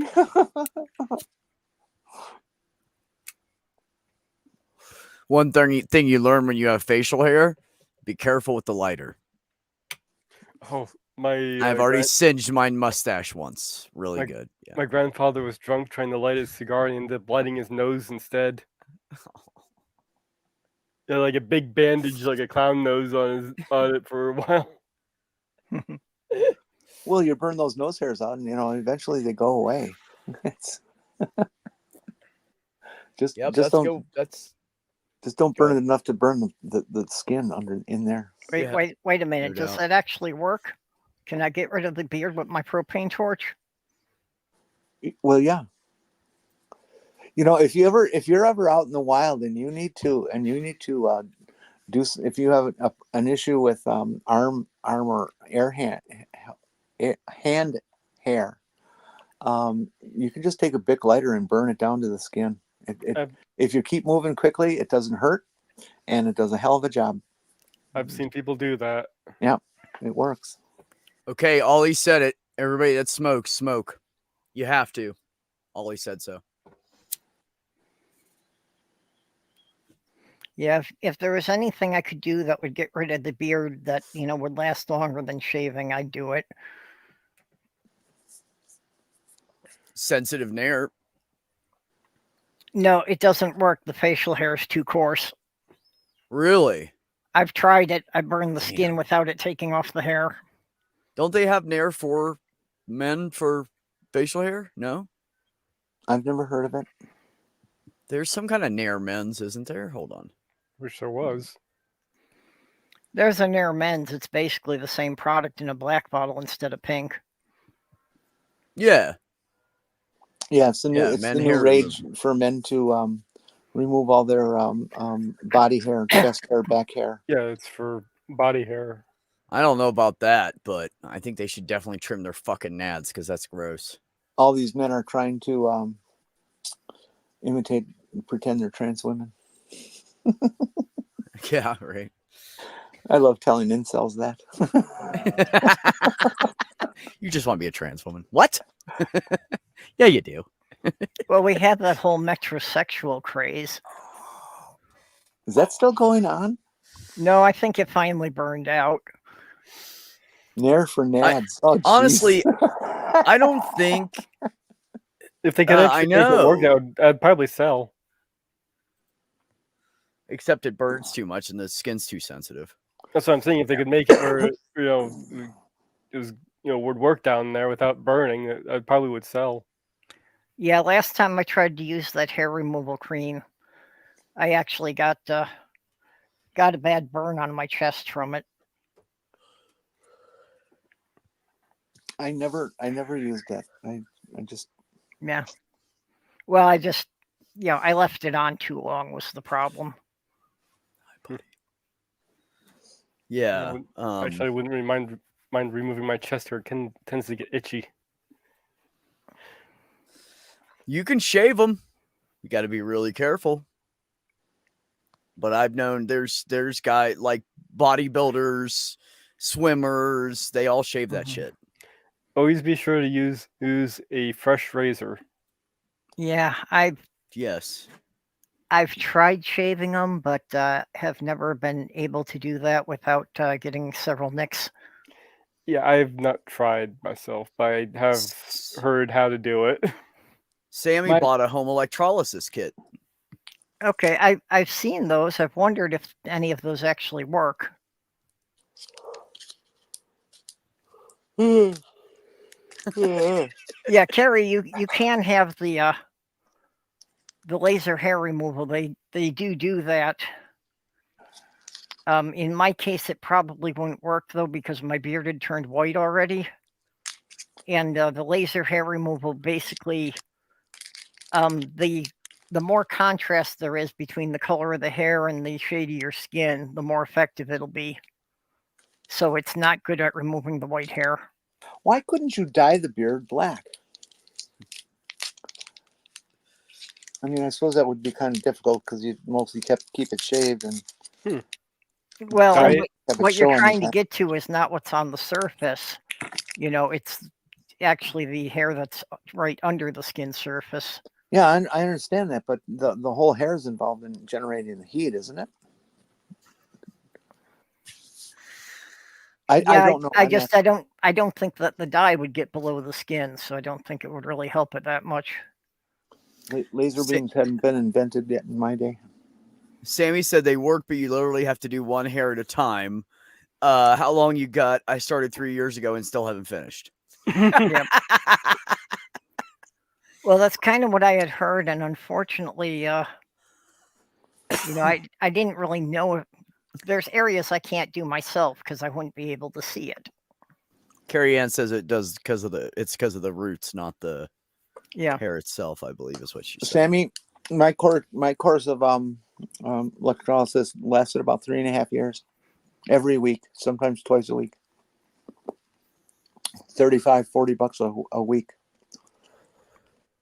Yeah, that's what I was told. Basically, that it would be an hour once or twice a week for 2 years.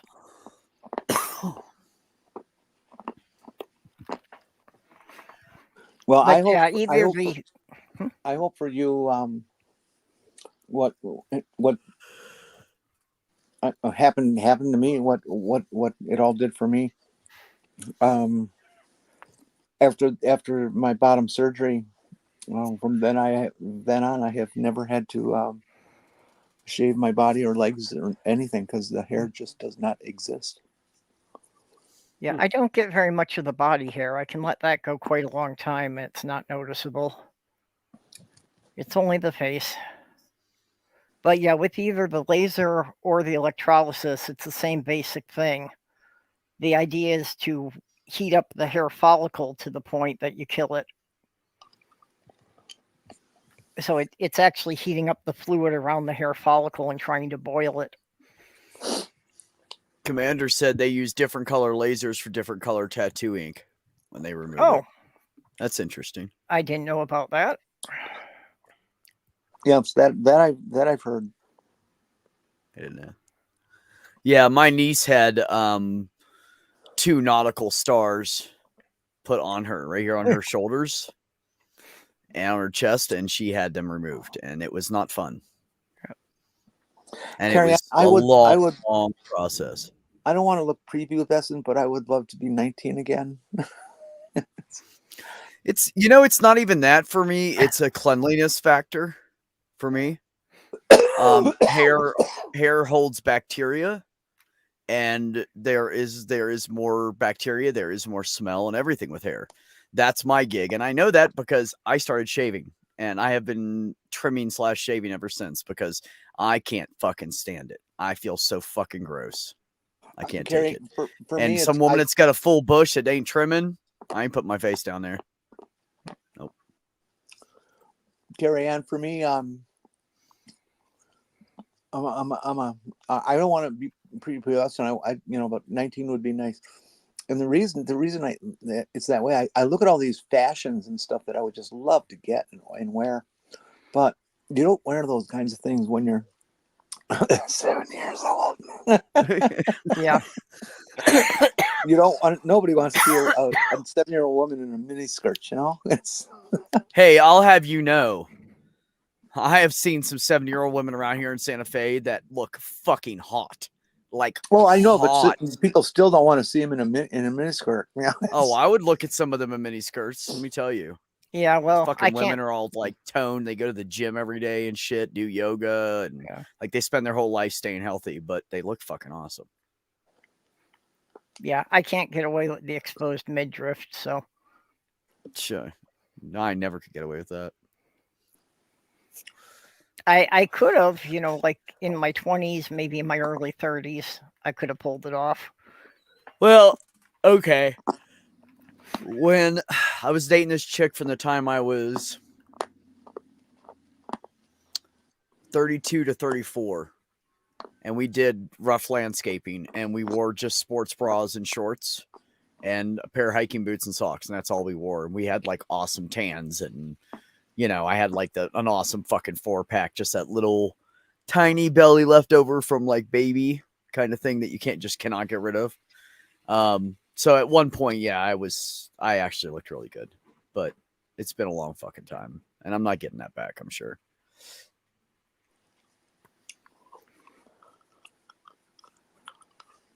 Yeah, isn't it something how aging affects you?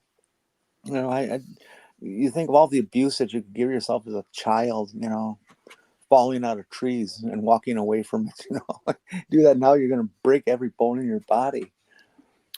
I had a 12-pack Beck, but I drank all but 3 of them, so I'm down to 3 now.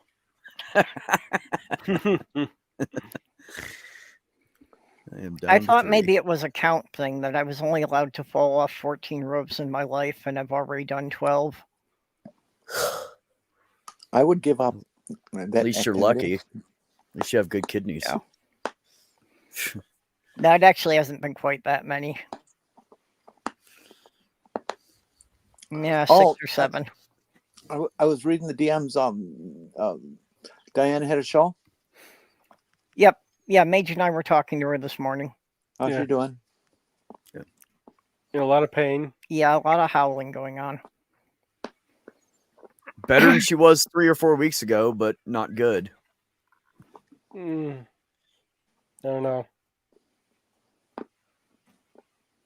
Seemed like the pain got so bad as she started throwing up there for a moment. Where's the pain at? What's she having pain from? Neck pain, mostly. Yeah, mostly it's the neck. Damn it.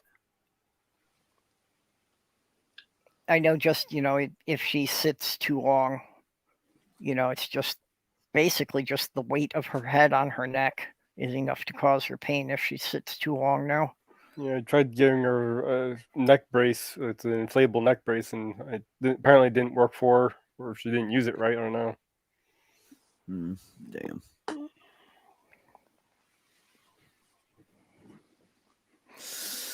Yeah. I get it. I don't have physical pain right now. I just have emotional pain. Yeah. Yeah. Plenty of that. It's never fun when someone shortens your lifespan for you.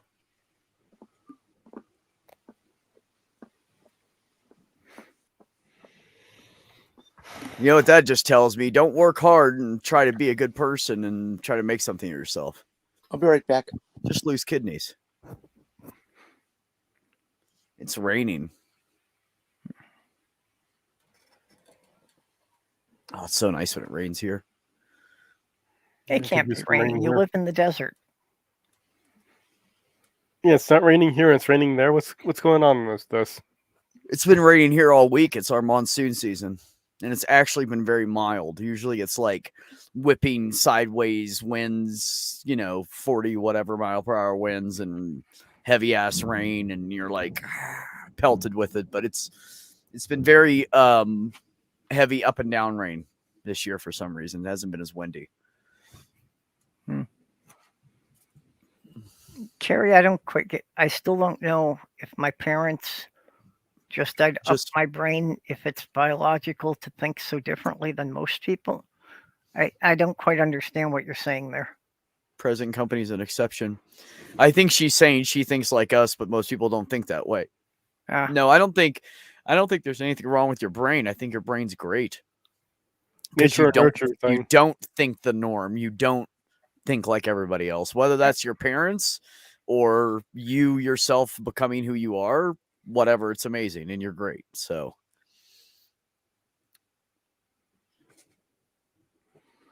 yeah. Where again what? About what? I forgot. Where again what? Where are you? Oh, yeah. I think that's what he's asking. Oh, so is the Colorado Farron. Actually, the Colorado is presently something like 250,000 gallons less than it was 5 years ago.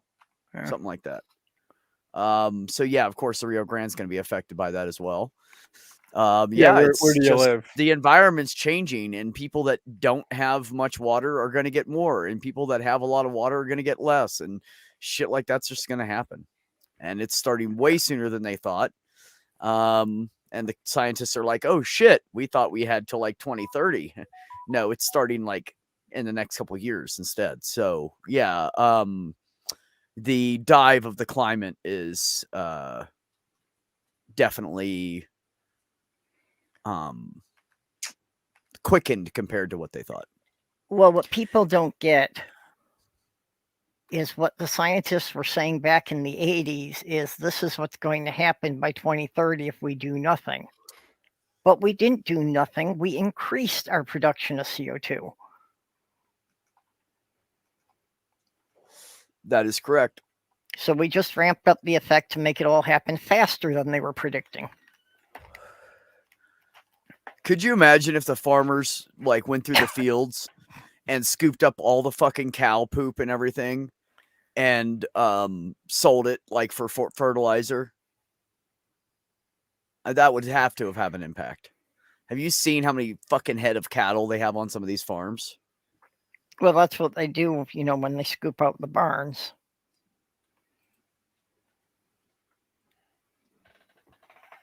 Yeah, so we are in New Mexico, Beck, and Farron and I. And I am in the high desert, and Farron is almost in the high desert. I believe, what is it? 3,000 feet difference, 2,500 foot difference from Albuquerque up to here, I think. You have to go up a lot of hills from Albuquerque to get up here. And it's generally 8 degrees, like exactly 8 degrees hotter in Albuquerque than it is here all year long. So if you're in Santa Fe and it's 55, you know damn well it's 63 in Albuquerque. It's just the way it is. Of course, barring the random batch of clouds that might hang over one city or the other.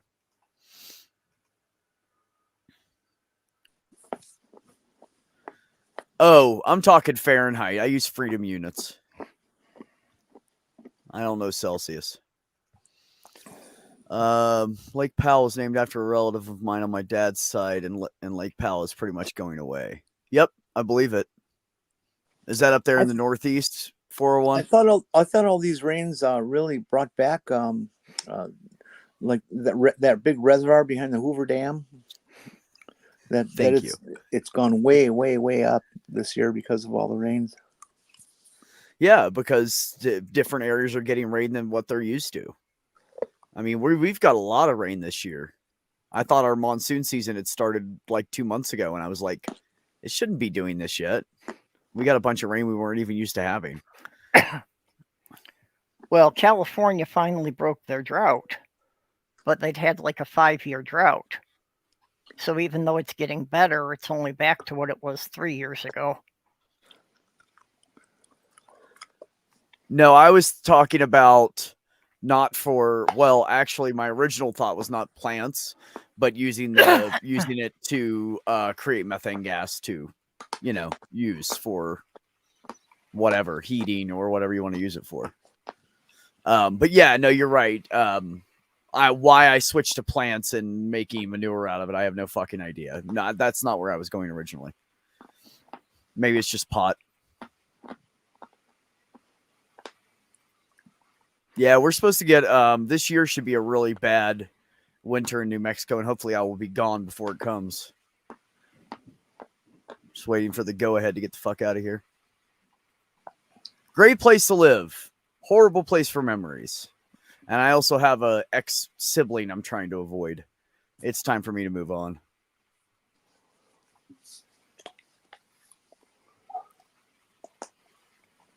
Nightshades are a very susceptible species to these types of pesticides, which include peppers, tomatoes, and potatoes. Beans are also susceptible. Okay. Yeah, are you nicotinic based? You could burn it. I'm sorry, Jenny. I spoke right over you. I apologize. What'd you say? I was wondering if the pesticide you're talking, herbicide you're talking about was nicotinic acid. Okay. Basically, what's in your cigarettes? Because go smoke a cigarette and then go handle a tomato plant and watch it die. Yep.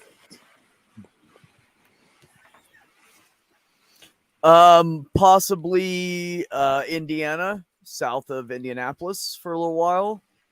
I have a friend there I want to go help get on his feet, him and his girlfriend. And then after that should be Oregon for the tiny home community.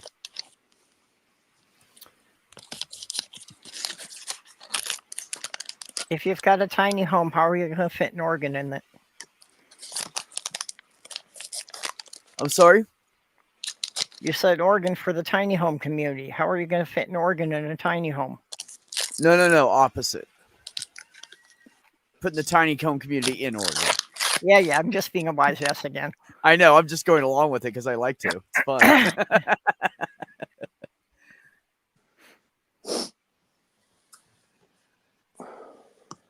Oh, don't tempt me. No, how cold does it get where you live, Beck? I don't know if my tiny home's insulated enough for where you live.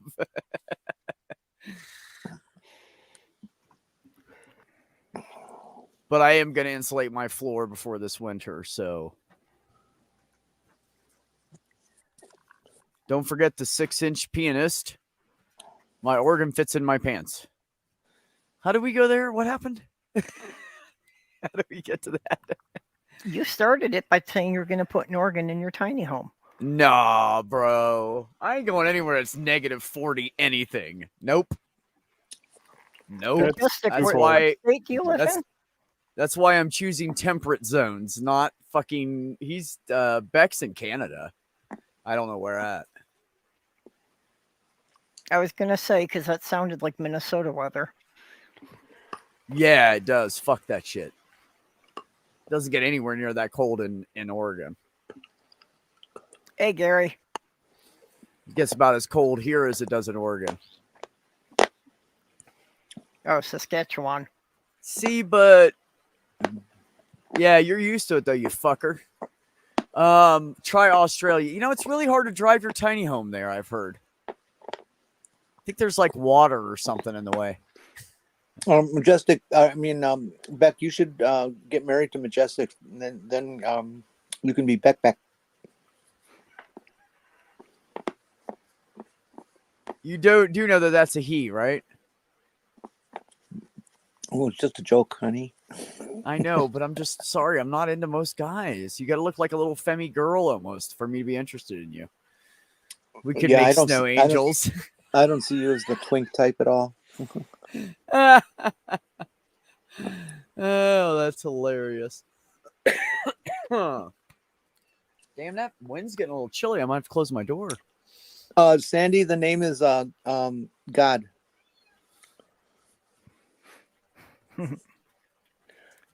Goddamn. Okay, Glen Canyon Dam. Yeah, I've heard of that. And I have a daughter named Becky. Who's meowing? Becky Beck. That would be my little girl trying to get my attention. Yes, ma'am. Can I help you?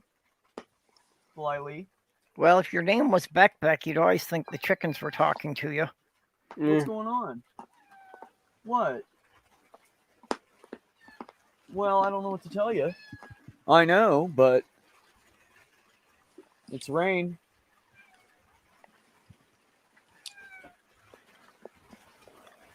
Is it past feeding time? Have you not given them the entire box of treats? Oh, no. She just wants more love. She gets very needy randomly. It's got to be on her terms. Because, you know, she's a girl. The boy, I can just pick him up and give him love, and he's like, cool. I like this.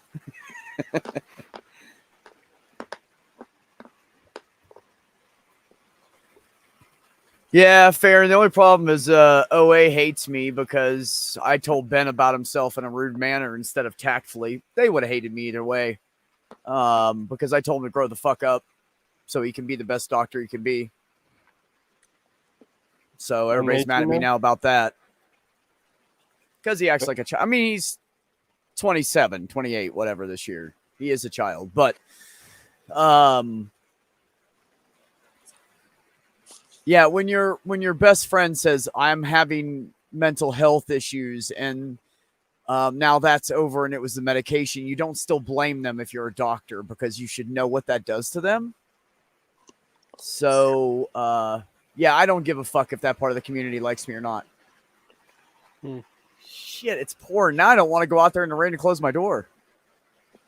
Fuck. I'll be right back.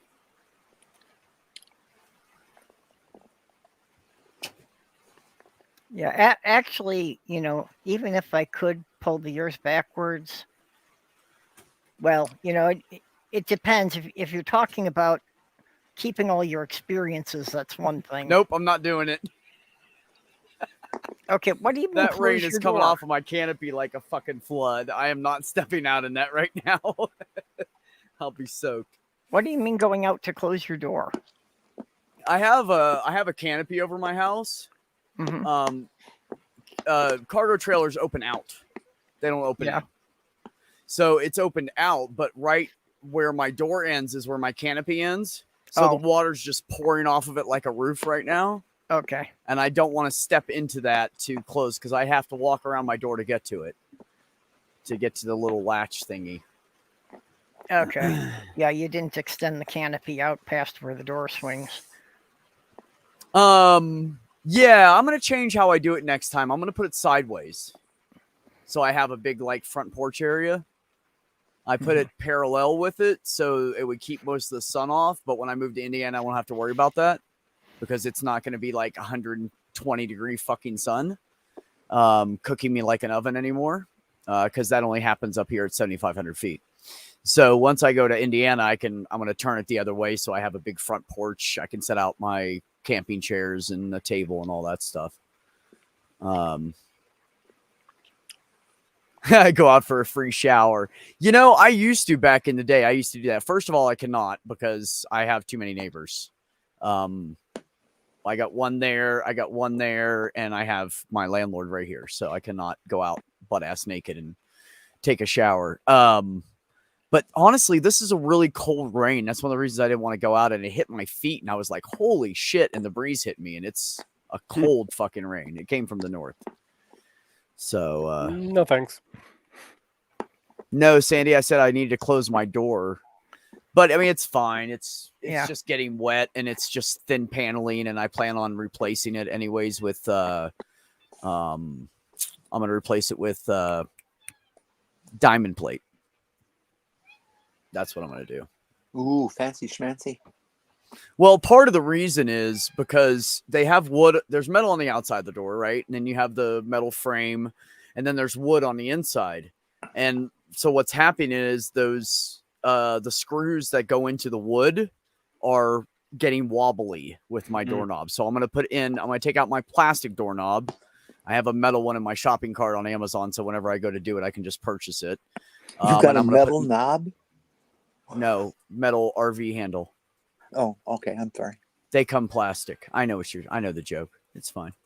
I'm just on a roll right now talking about tiny home shit. Anyways, so in order to brace that better and make my door handle stronger, I will need to put metal around it. So I might as well just buy a whole fucking piece of metal and just do the whole damn door. Hi, Maya. Yeah, man. We haven't hit 5 hours yet, Maya. Hi, Maya. Of course I'm still on. Do you want to come on and talk? I know your stream's in. Oh no, you have an hour yet. Before your stream, right? Time. Yeah, because hers is 9:30 p.m. Eastern. Yeah, if you want to come in, welcome to it. Let me know. I want to crash on Twitter sometime. What was that, Jenny? I said I want to crash Maya's show sometime. Somebody will give me a link for backstage.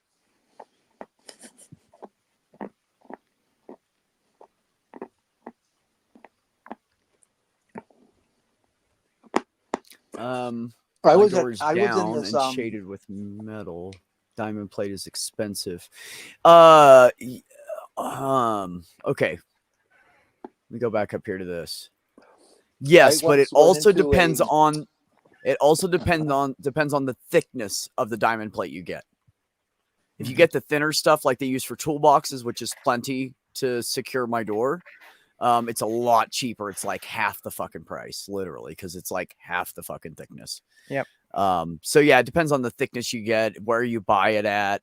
I'm a big advocate. I will go to like junkyards and look in the back of trucks, on the truck beds, because a lot of people back in the day when people had money would put diamond plate on their truck beds, diamond plate inside their vans, inside horse trailers. So the first thing I do if I'm looking for diamond plate is I go to the Pull It lot and see what they have. Just tell me when, Maya. Most of the time it's I fabricated a diamond plate door for a guy on his trailer, 7 foot by 3 foot. How much did it cost, Beck? $600? Like I said, it depends on how thick it is too. You're getting ready. Okay, fine, Maya.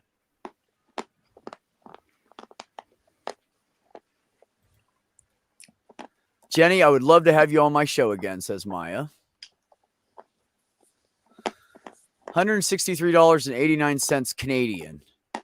So what is that, like $200 American? It's not much of a difference, is it? Anybody? I don't know. Yeah, I know it's not a big difference, but I don't know what the current exchange is. Yeah, see, Beck, you're talking about that really thick shit. I'm talking about the thinner shit. Not the stuff they used to use on toolboxes, the stuff they use on toolboxes now, where it's thinner and it's like aluminum or whatever, so it's not as heavy. I'm not talking about steel diamond plate, I'm talking about aluminum. I should have specified. I'm talking about aluminum diamond plate, which is way lighter and way cheaper. Thanks for And the it plug, and it will Terry. never rust. Who plugged? Who plugged who? Huh? Terry plugged me. Oh, He put the link up from my channel. Well, he'll carry took you out for dinner first. you know, Ox, I'm 100% sure you're about 20 minutes behind, brother. Because we talked about pussies being shaved or not like 20 minutes ago. So you're behind, buddy. You need to catch up. Gary says 121 US. Oh, that ain't shit. I'll buy that. Plus, no one will ever be able to break in my house. That's the only weak point I have is my door. And that will no longer be a weak point.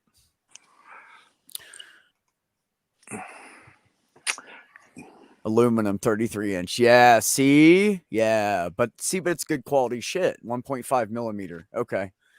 I don't know how thick it is. I haven't looked at the exact millimeters between the different kinds. So I have no idea what that actually means for that product, like how thick it would be to the eye. I'm not sure. Well, if you have a door that opens out, it's always going to be a weak point.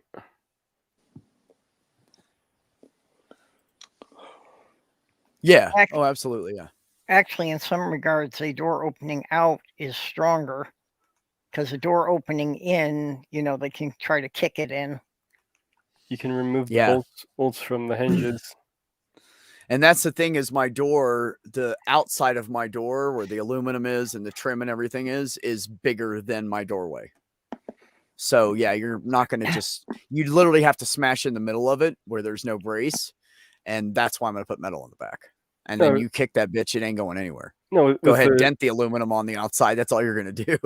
With the door I went into this gas station convenience store and needed to use a potty.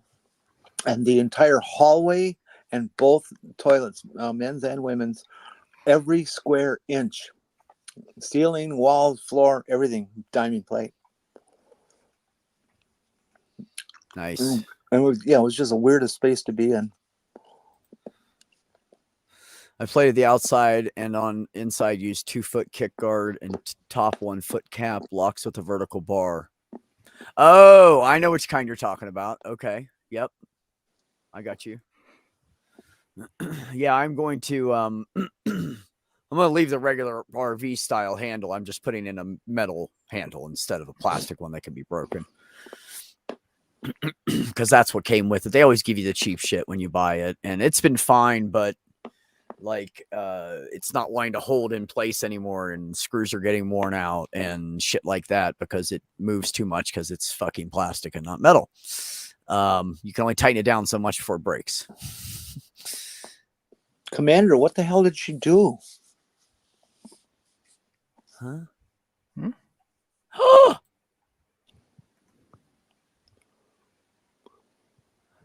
Dude, are you fucking what?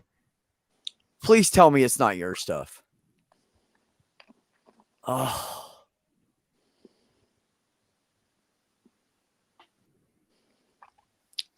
Damn, man. Fuck. The day that they put an I after that U, I will say aluminium. It's aluminum. There is no I after that end. Beep, before beep, that U. beep, beep, beep. Aluminum. But it's supposed to be aluminium. Okay, run down your metals. Titanium. Then somebody needs to spell it correctly, and I'll say it correctly. Magnesium.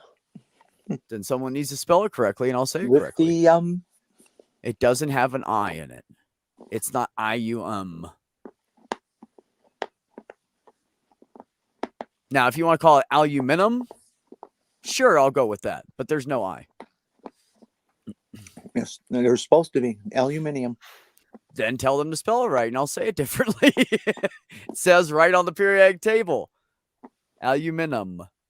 There's no I. One advantage to being in the city, reliable internet. Yeah, that's true. But you know what? There's no way I give up my spotty internet for fucking crowded streets and people banging on walls and horns honking and alarms going off and trash trucks banging dumpsters at 3 or 5 a.m. when you're fucking finally went to sleep, or sirens because there's so much crime. When there's sirens, lights and sirens in Santa Fe, basically two things happened. One of two things. There was either a bad car accident or someone had some kind of heart attack or medical condition. That's it. So, no, I will not give up peace and quiet for better internet. Fuck it. Well, although St. Cloud's pretty nice. It's a smaller city. I'm with you, Gary. Aluminium. Aluminum. In the United States, it's aluminum. Okay, who invented the periodic table? That's how we spell it here, Jenny. Sorry, ain't's a word now too. I don't care about ain't. My point is that that's not how it's spelled and that's not how it's pronounced. What should be a You go to the commonly UK, used word, it's pronounced like that. what It is should not be pronounced. commonly used word in the United States is y'all. Y hyphen Okay. or apostrophe ALL. Y'all. Okay. They spelled it correctly though. Well, it is common in the South. It's just not heard much up north.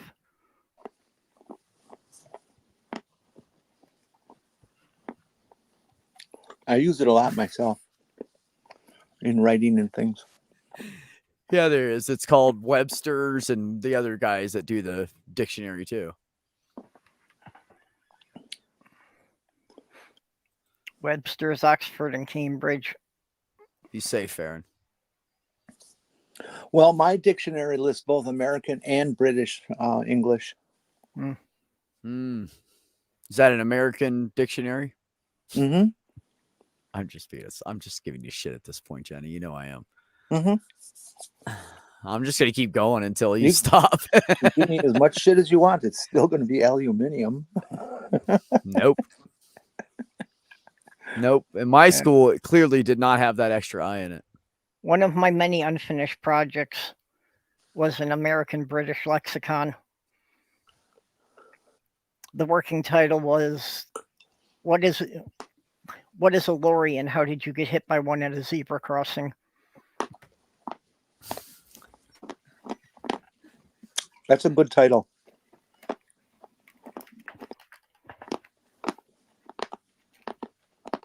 Well, Purple, a lorry is... I'm kidding. I know you know. Yeah, but I was picking up, all of the words they use in the UK that we don't hear much here in the US. Right. The things that confuse people. Zebra crossing. That's true. See, Gary and Sammy, I've always had this fantasy all my life is, way back to kiddom, to get away from America and go grow up in England so I could have a cool accent.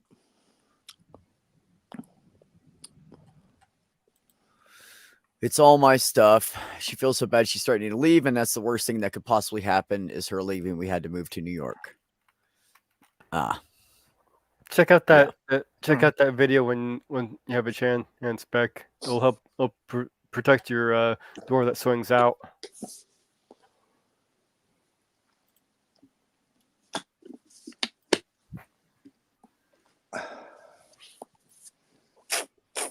Should we just all watch it together? I suppose if you could. It's how long is it? 3 minutes and 57 seconds. All right. Okay. Not that I was really asking you guys. This is my channel. I'm glad you. Are you talking about me, Gary? I don't have an accent. You have an accent. I'm Probably wondering talking about me. How long I have to be back in Minnesota before I get my accent back? American is spelled M-U-R-K-I-N. Merkin. Merkin. It's true. Okay.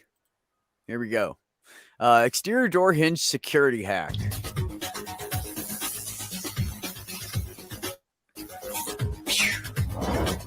Can everybody hear it?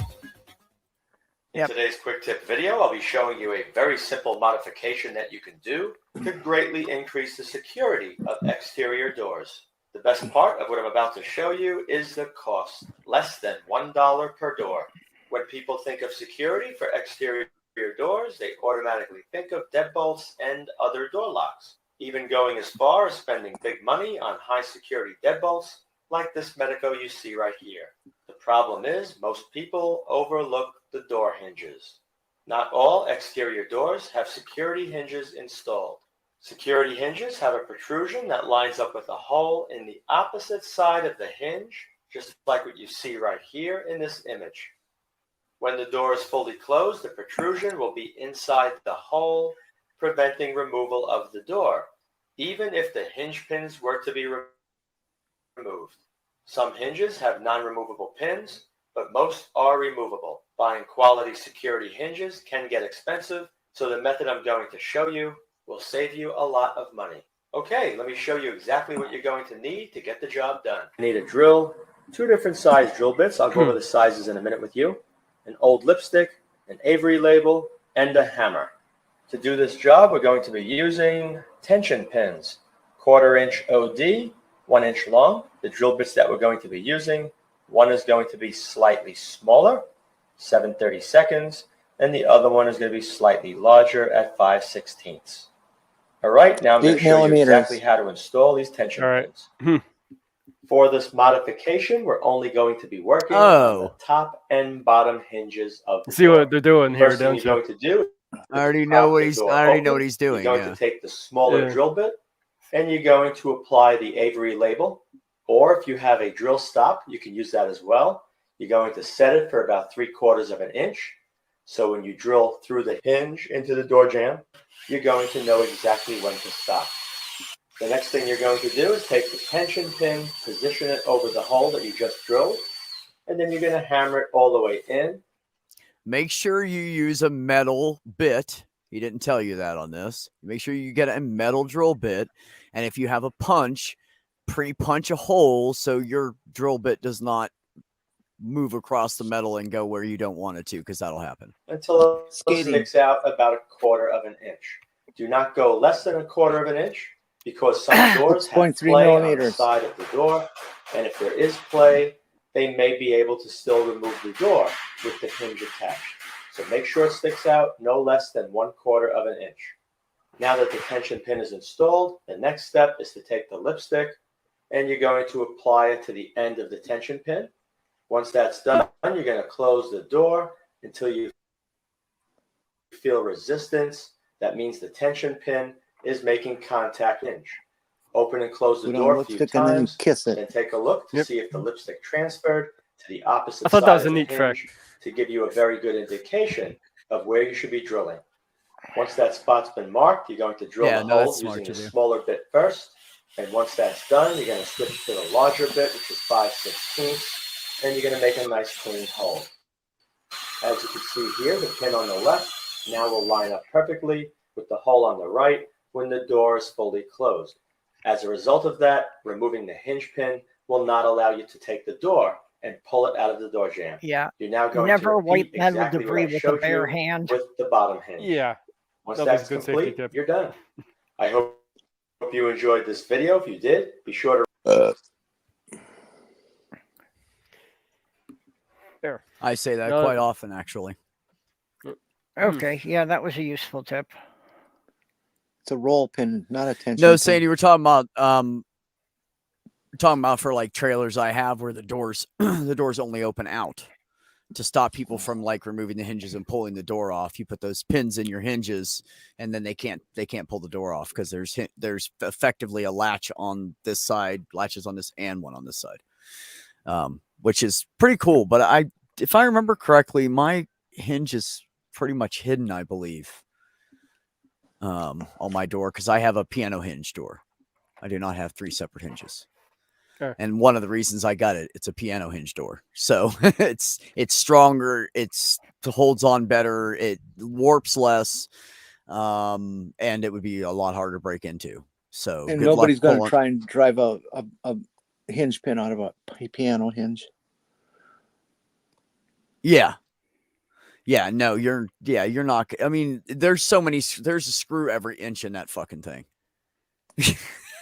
I think by the time somebody get to the 6th screw of going on the outside of my house, I'd be awake. Also, not a good way to try to steal shit. Like the whole fucking everybody would know you were sitting there screwing on somebody else's shit. well, it's a tiny home. All you have to do is just hitch it up and take the whole house. Oh no, I have a lock on my hitch. Good luck. You better have a welder with you to cut that fucking 1/2-inch steel fucking piece of metal that it's stuck up in there. It's the only way you're getting it off.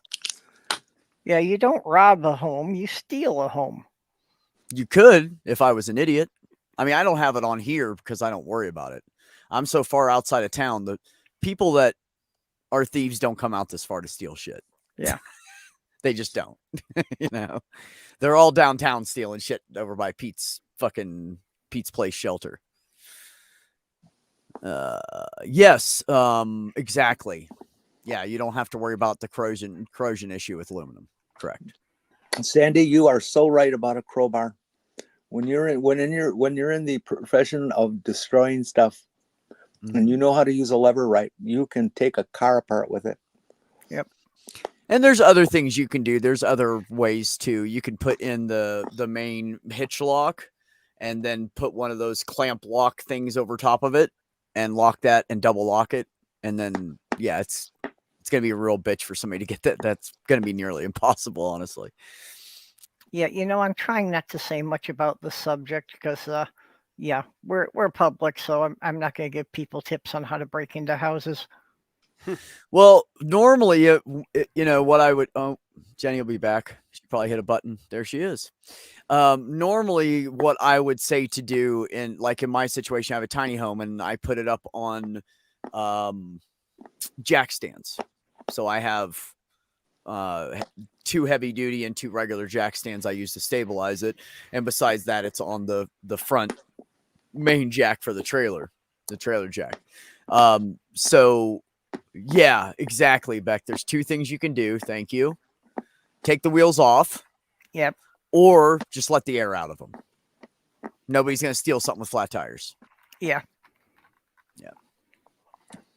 But if you let the air out of them and it's sitting on the flat tires, it can damage the tires and make it hard for you to move later. Oh no, well you don't put weight on the tires. You just put something underneath to show that they're flat. The weight is on the jack stands. Yeah. Okay. Yeah. If you've got the jack stands supporting 100% of the weight. Right. Yeah. I mean, literally, there's no weight on my tires right now. Probably maybe 50 or 100 pounds or something like that. There's barely any weight on them. Yeah. And I do it on purpose so they don't sit there with that flat spot. Yeah, Sandy, if you're going to break into a home, usually the front door is the part they've given a lot of thought to. So there's going to be an easier way to go in than the front door. Check this out. So that's my window. The outside dimensions of the glass area is 15 inches by 7.5 inches. That's the only window you have? I have 2 of them just like that. Oh, okay. I'm gonna put another one in my door itself, but it's going to be one of the long, skinny trailer windows. Mm-hmm. And I'm gonna put it on the opposite side of the lock, and then so that's what I have. Those are my 2 windows, and they're like that on purpose because you better be like a fucking I don't know, toddler to try to crawl through that fucking door. And if you can get an 18-month-old to crawl through that door and unlock that door for you, you can fucking have what I have because that's amazing training. I'm just saying. To unlock it and open the door, and it's not a typical knob. And you can train an 18-month-old to do that. There are adults who could go through a 7-inch span. I really doubt it because their head's not even going to fit through that. It's also, you have to also remember it's not square, it's oval. Mm-hmm. So that wide distance only lasts for a couple of inches, and then it's down to 5 and then 4 and then down to all the way down to 1, basically. So yeah, you'd have a hell of a time trying. You might be able to get your head in it. You ain't getting your shoulders through it too. My window is 20 by 11 fire escape. There you go. Have you ever seen those guys that take like a 12-inch steel ring and can go stand on it when it's laying on the ground, stand in the middle of it, and then drag it up their legs, over their hips, through their shoulders, and over their heads, and they're out, and then it passes all the way? Yeah. Not everybody can do that kind of stuff, but there are. No, I'm sure there are, but you know, that's one hell of a crackhead to be able to fit through that. I was only raised by cats. I can't quite move like them. Right, no doubt. Well, you know, yeah, blocks and stands, and I have. I bought the nice. I went to Harbor Freight to buy the most expensive jack stands they have, and they were like $49.99. I was like, what a fucking great sale, right? So I grabbed them, and the guy tried to charge me $79.99. I was like, no, it said $49. It was the wrong tag, and someone had put something in the wrong place, and they had to sell it to me for that. So I got two really nice jack stands for $50 fucking instead of $80. Yeah, that's how I got them.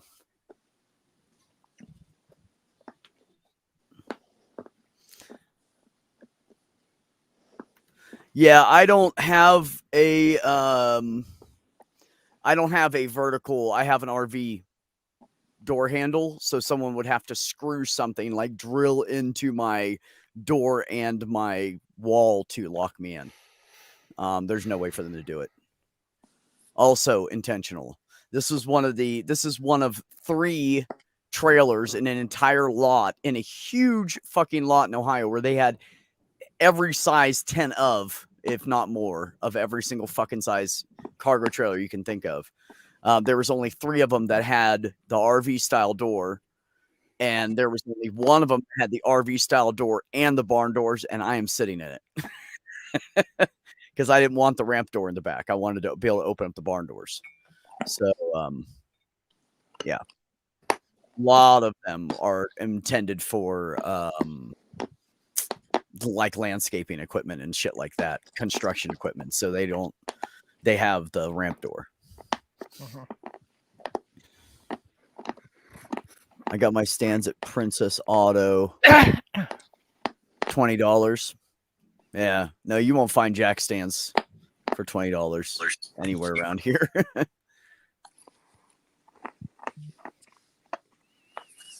Yeah, I never heard of Princess Auto. I guess that's a Canadian chain. Must be. I've never heard of it. And I've been all over. If it is down here, it's very tiny and random. I saw a 35 by 15 trailer behind a motorhome, 3-story high with an elevator. Why? Okay. The 3-story high motorhome, you wouldn't be able to move it. You wouldn't get it under any bridges or overpasses. Yeah, you'd literally have to go over around, because you only have 13.6. That's it. And that's only if you squish them and you're really short, you can make 2 stories out of that. You can't make 3. You couldn't 2-story even make high. 2 stories. You couldn't even do No, 2 not 2 stories. full stories. Yeah, No. because you need the ground clearance for towing it. Yep. Yeah, you'd have to. Well, that's why a lot of tiny homes have a full size downstairs, and they do 6-foot ceilings instead. And then upstairs you have a 4-foot, loft. 3 to 4 foot loft, right? Yep. That you just sleep in. Yeah.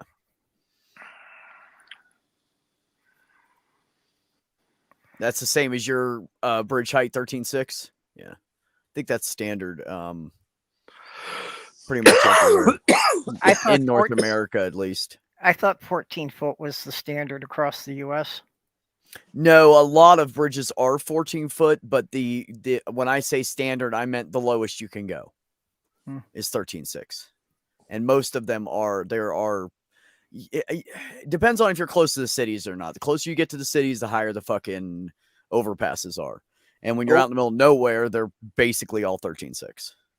Go watch that YouTube video of the intersection with the train track overhead. That everything fucking runs into the trestle above. The 11-foot-6 bridge. Or whatever it is. And they get tons and tons of warnings, and people still drive right into it. Yeah. Yeah, if you just search YouTube for 11.6 bridge, you'll find a lot of videos of it. There's a 12.6 bridge. I believe it's 12. It's either 12.2 or 12.6 in Ohio. And it's specifically, when you head towards this, it specifically says truck route this way, low bridge ahead. And we had trucks that were, it was 12.2 because our truck was 12.6. It was a 12.2 bridge. We had a 12.6 box truck. And this guy I was working with fucking just drove right into it. Yep. Tore a whole front of the top of the fucking box truck up. Just destroyed it. And what do you do if the clearance is 12'4" or 12'2" and your truck is 12'3"? You back up and go around it. No, you let an inch of air out of the tires. Yeah, go ahead. No, you don't want to do that. You only do that if you're already stuck underneath of it and you can't get out. And I've actually asked truck drivers, how would you get yourself out?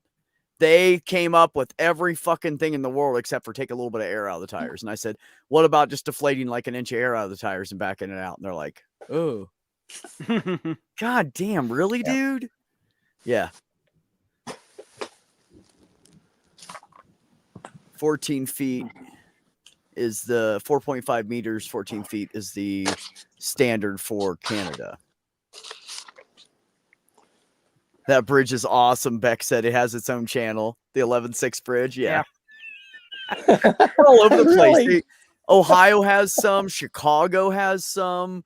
There's one in the middle of fucking nowhere, Ohio, that you would never expect. And you have to drive literally. You come up close to it and you have to go take a right instead of going to it. Go up here, go up there, go all the way up there, and then come back down to get to the place that is directly on the other side of that fucking bridge. And it's in Orient, Ohio. And anybody that has been in Orient, Ohio, and has lived there or drove through there a lot in a truck knows about that fucking bridge. It's a fucking pain in the ass. It's right next to a truck drop lot.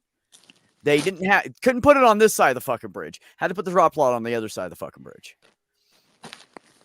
Yeah, and it's ridiculous. Yeah. And it's also really skinny, too.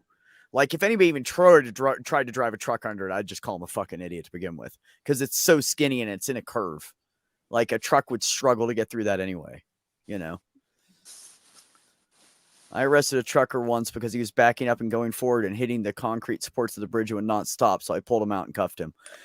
Oh, my God. What do you think? If he hit it a couple times, it was just going to magically fit? Yeah. Wow.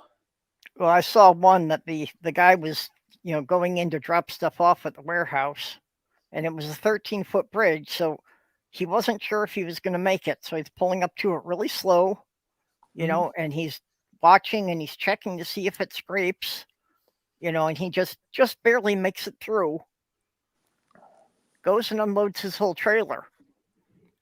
Figures he made it through the first time, so he comes speeding back at 40 miles an hour coming out. Yeah, taking without weight in the trailer. Yep, the suspension on the trailer had ridden up 3 inches, peeled the top back like a sardine can. Did that in New York City. I did that in New York City. What's that name of that road? The Rose something bridge exit. There's a train trestle there that goes above it. The overpass goes over the fucking main highway 95. And there's a train truss that goes over top of it, and it's considered a truck route. But what they don't tell you is by the time you come out the other side and take that left, it's no longer 13.6. It's like 13.3. So I heard a scraping and said, what the fuck? And went to hit the brakes, and it dawned on me what was going on, and I dropped my fucking airbags. And I saw the road I was supposed to be turning on, and I just aimed for, because it was right there to my left. I was like over on the left side into the turn lane, right? When this happened. So I dropped my airbags. When I get out from underneath of it, and I got about 5 feet of the trailer out, I hit them back up.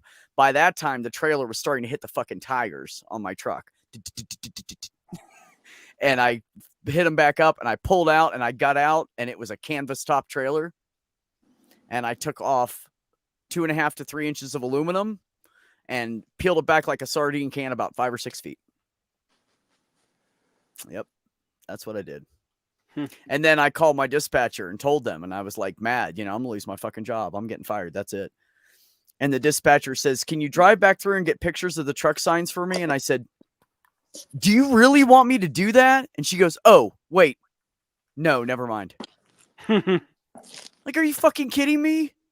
You want me to drive Rosedale Avenue? I think that's the name of it. I bet you 401 knows where it is because he's in New York. Anyways, yeah, that was fun. I've had some couple of fun incidents. I lived the trolley problem. Everybody talks about the trolley problem in theory. I've lived it. So anybody coming at me with the fucking trolley problem, you can suck my dick. I know what I would do. That one dude's going down. That's all I got to say. And hopefully it's an old fucking 70 some odd year old white dude, because that's who I aimed for. Well, I figured most of his life was already over, and there was kids and all the other cars and young people, and I wasn't gonna kill him. You know, So that you're talking about me at age. I'm not a dude, but I certainly am white, and I certainly am 69, but 70. Right, but you left dude out of it. That's the point. Yeah. His generation, people like him is what's wrong with America. No, people got to change their attitude about that. People who are 70 is like in the past they were 50. It really is. For how no, I agree. No, I agree. I'm not saying 70 is old. I'm just saying 70 compared to a bunch of kids in 3 cars across the highway. I'm picking the 7-year-old dude. I was just making a joke about him being a white dude. Well, I'm going to pick the 70-year-old person no matter what over a bunch of kids jumping around the back seat because traffic stopped and they're bored. It's always going to be the one person over, 5 to 10 lives. The people who make the Cards Against Humanity game have another game called Trial by Trolley.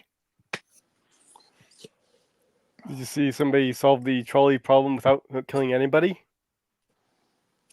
How they do it? If jump the tracks? Kind of. If they switch tracks, except just right the moment, and the trolley, the front end will go in one way, and the back end goes the other way, and the whole trolley stops. It gets stuck on the tracks. Yeah, you derail it. I think more likely it would derail, go sideways, and kill all of the people. But if we're not counting speed and centrifugal force in with it, sure, that would work. Welcome home, Farron. Or there's the 4-year-old, or I think it was a 4-year-old solution to the problem, where you just where you just take the one person, move it over to the track with the other people, and run everybody over. Well, that's only if they're all politicians. No, I don't. When I say old white dudes, I'm not talking about every single one of them. There's exceptions to every rule. It's just like you can't judge a man on his color, but you can judge him on his character. Unfortunately, in the United States of America, we have a lot of older white dudes who are horrible people, who do a lot of fucked up shit and make a bunch of laws to kill other people. So until they stop doing that and they quit being the majority, I'm going to pick on old white dudes. Why pick on anyone? Majestic, technically I'm 68. I don't hit 69 until September 30.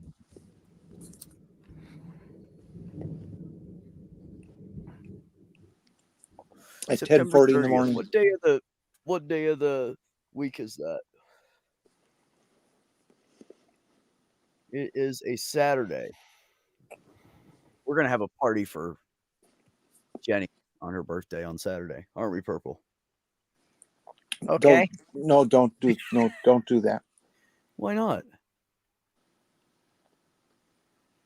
Why? We can't throw you a birthday stream? Well, there's no purpose to it. People have the most. There is a purpose to it. Maybe somebody will want to send you some money and get you or send you a birthday gift. Yeah. And you deserve to be celebrated. You've been through a lot of fucking hell in your life, and we all appreciate you and love you. Yeah. Fight me. Sorry, I'd win.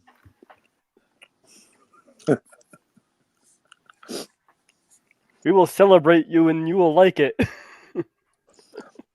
I'm Farron. I'm always in my birthday suit if I'm at home. Always. Unless I'm frying bacon. Yes, Yeah, because never that fried hurts. I've bacon done it. and- Yep. I've done it. Don't do it. Yeah. I don't care how hot she is. Don't do it. No, and I agree with you, Sandy. I do tend to generalize when I talk about certain groups like that. But I kind of think that by now everybody knows that I'm not picking on everybody in that group because I am only aiming insults at who, if the shoe fits, wear it kind of thing. So, I mean, I pick on some men that are between the ages of 18 and 29 because you know what? Those white guys that claim to be religious are the biggest mass murderers. That doesn't mean everybody that between those ages is a mass murderer. So if the shoe fits, you know what I mean? No, I'm not picking on everybody.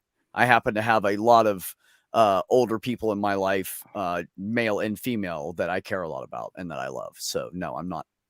I have two brothers that fit the category of old white dude right now. So no, I'm not talking about all of them. Well, so am I, Beck. So I'm not talking. I can't be talking about all of them. Well, that's why I had to transition. After 50 years of living as a cis white dude, I needed to feel oppressed. Oh yeah, I could see that, Purple. It's so funny for me because in some ways I have more fucking respect and everything than I ever had, but on the other half of it, I don't, and I'm trying to be killed. So it's a little confusing and emotional roller coaster for me. Because I go out in public, I get treated great, but on paper, they want us all to die. So yeah, it's kind of a kick in the nuts in two different ways.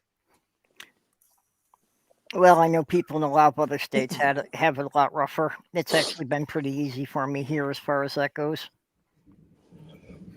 I haven't really had any strangers in public give me trouble with it. At most, I got a few guys that give me sour looks when I come out of the women's room.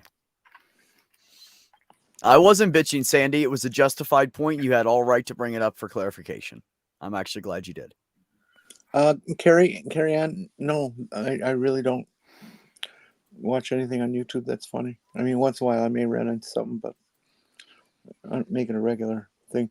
And and thank you for posting my channel and all, but I don't have anything on my channel for people to watch. But I do have 187 followers.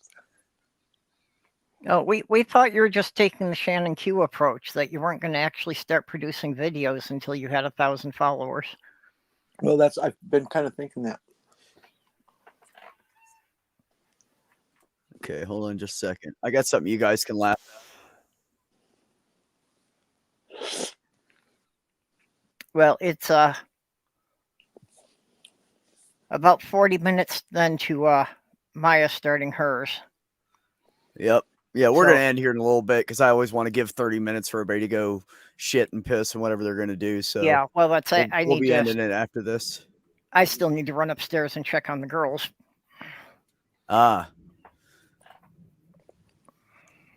Okay. Here we go.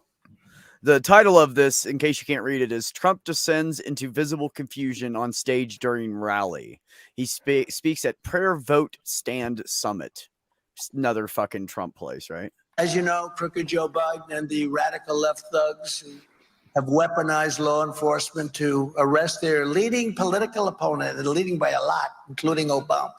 I'll tell you what, you take a look at Obama and take a look at some of the things that he's done. This is the same thing. The country is very divided. And we did with Obama. We won an election that everyone said couldn't be won. We beat Hillary Clinton. Now, you know, I used to call her Crooked Hillary. We have a man who is totally corrupt and the worst president in the history of our country, who is cognitively impaired, in no condition to lead, and is now in charge of dealing with Russia. Sounds like he's talking about himself. Just think of it.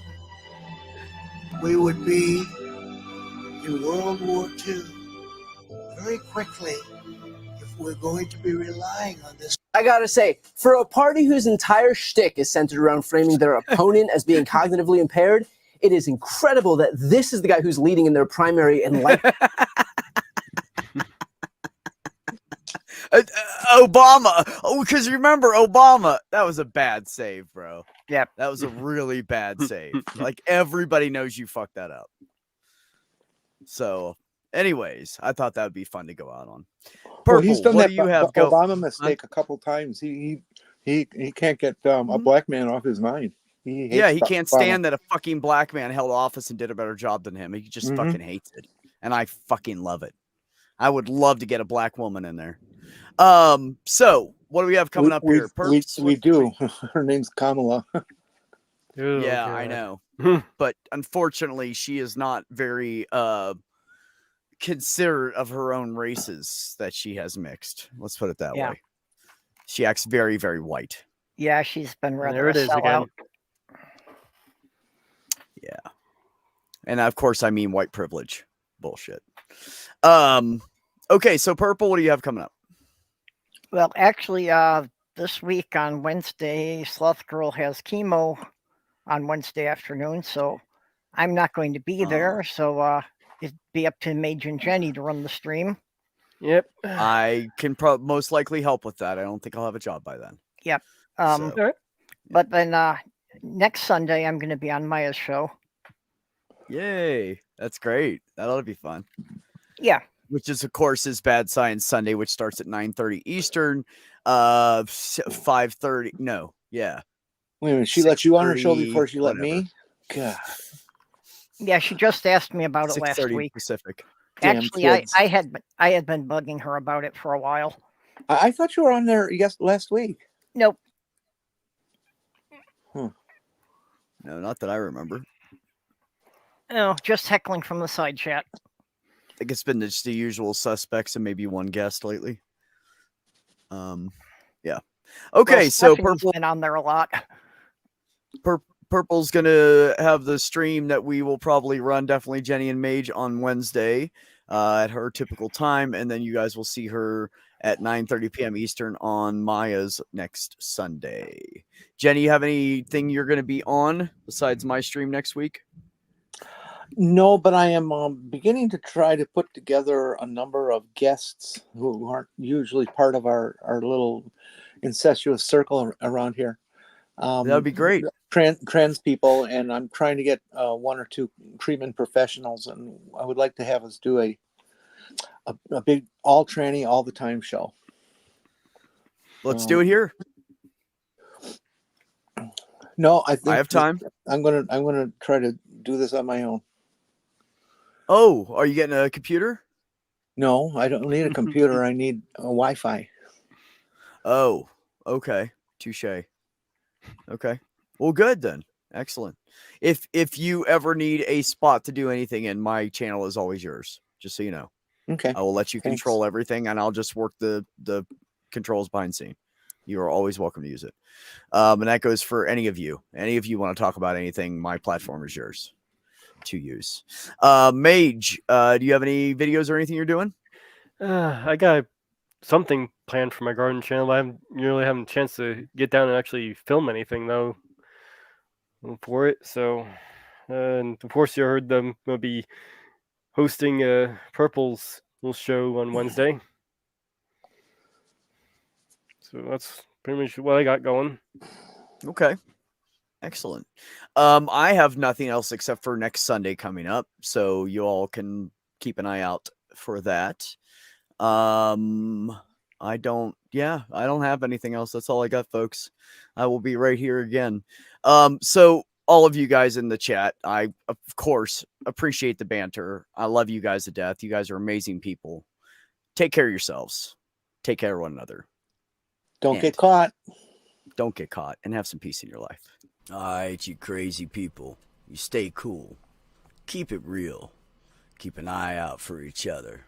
Suck in that content you love. Dance like nobody's watching. Go after your passions and enjoy them. I'm out. Peace.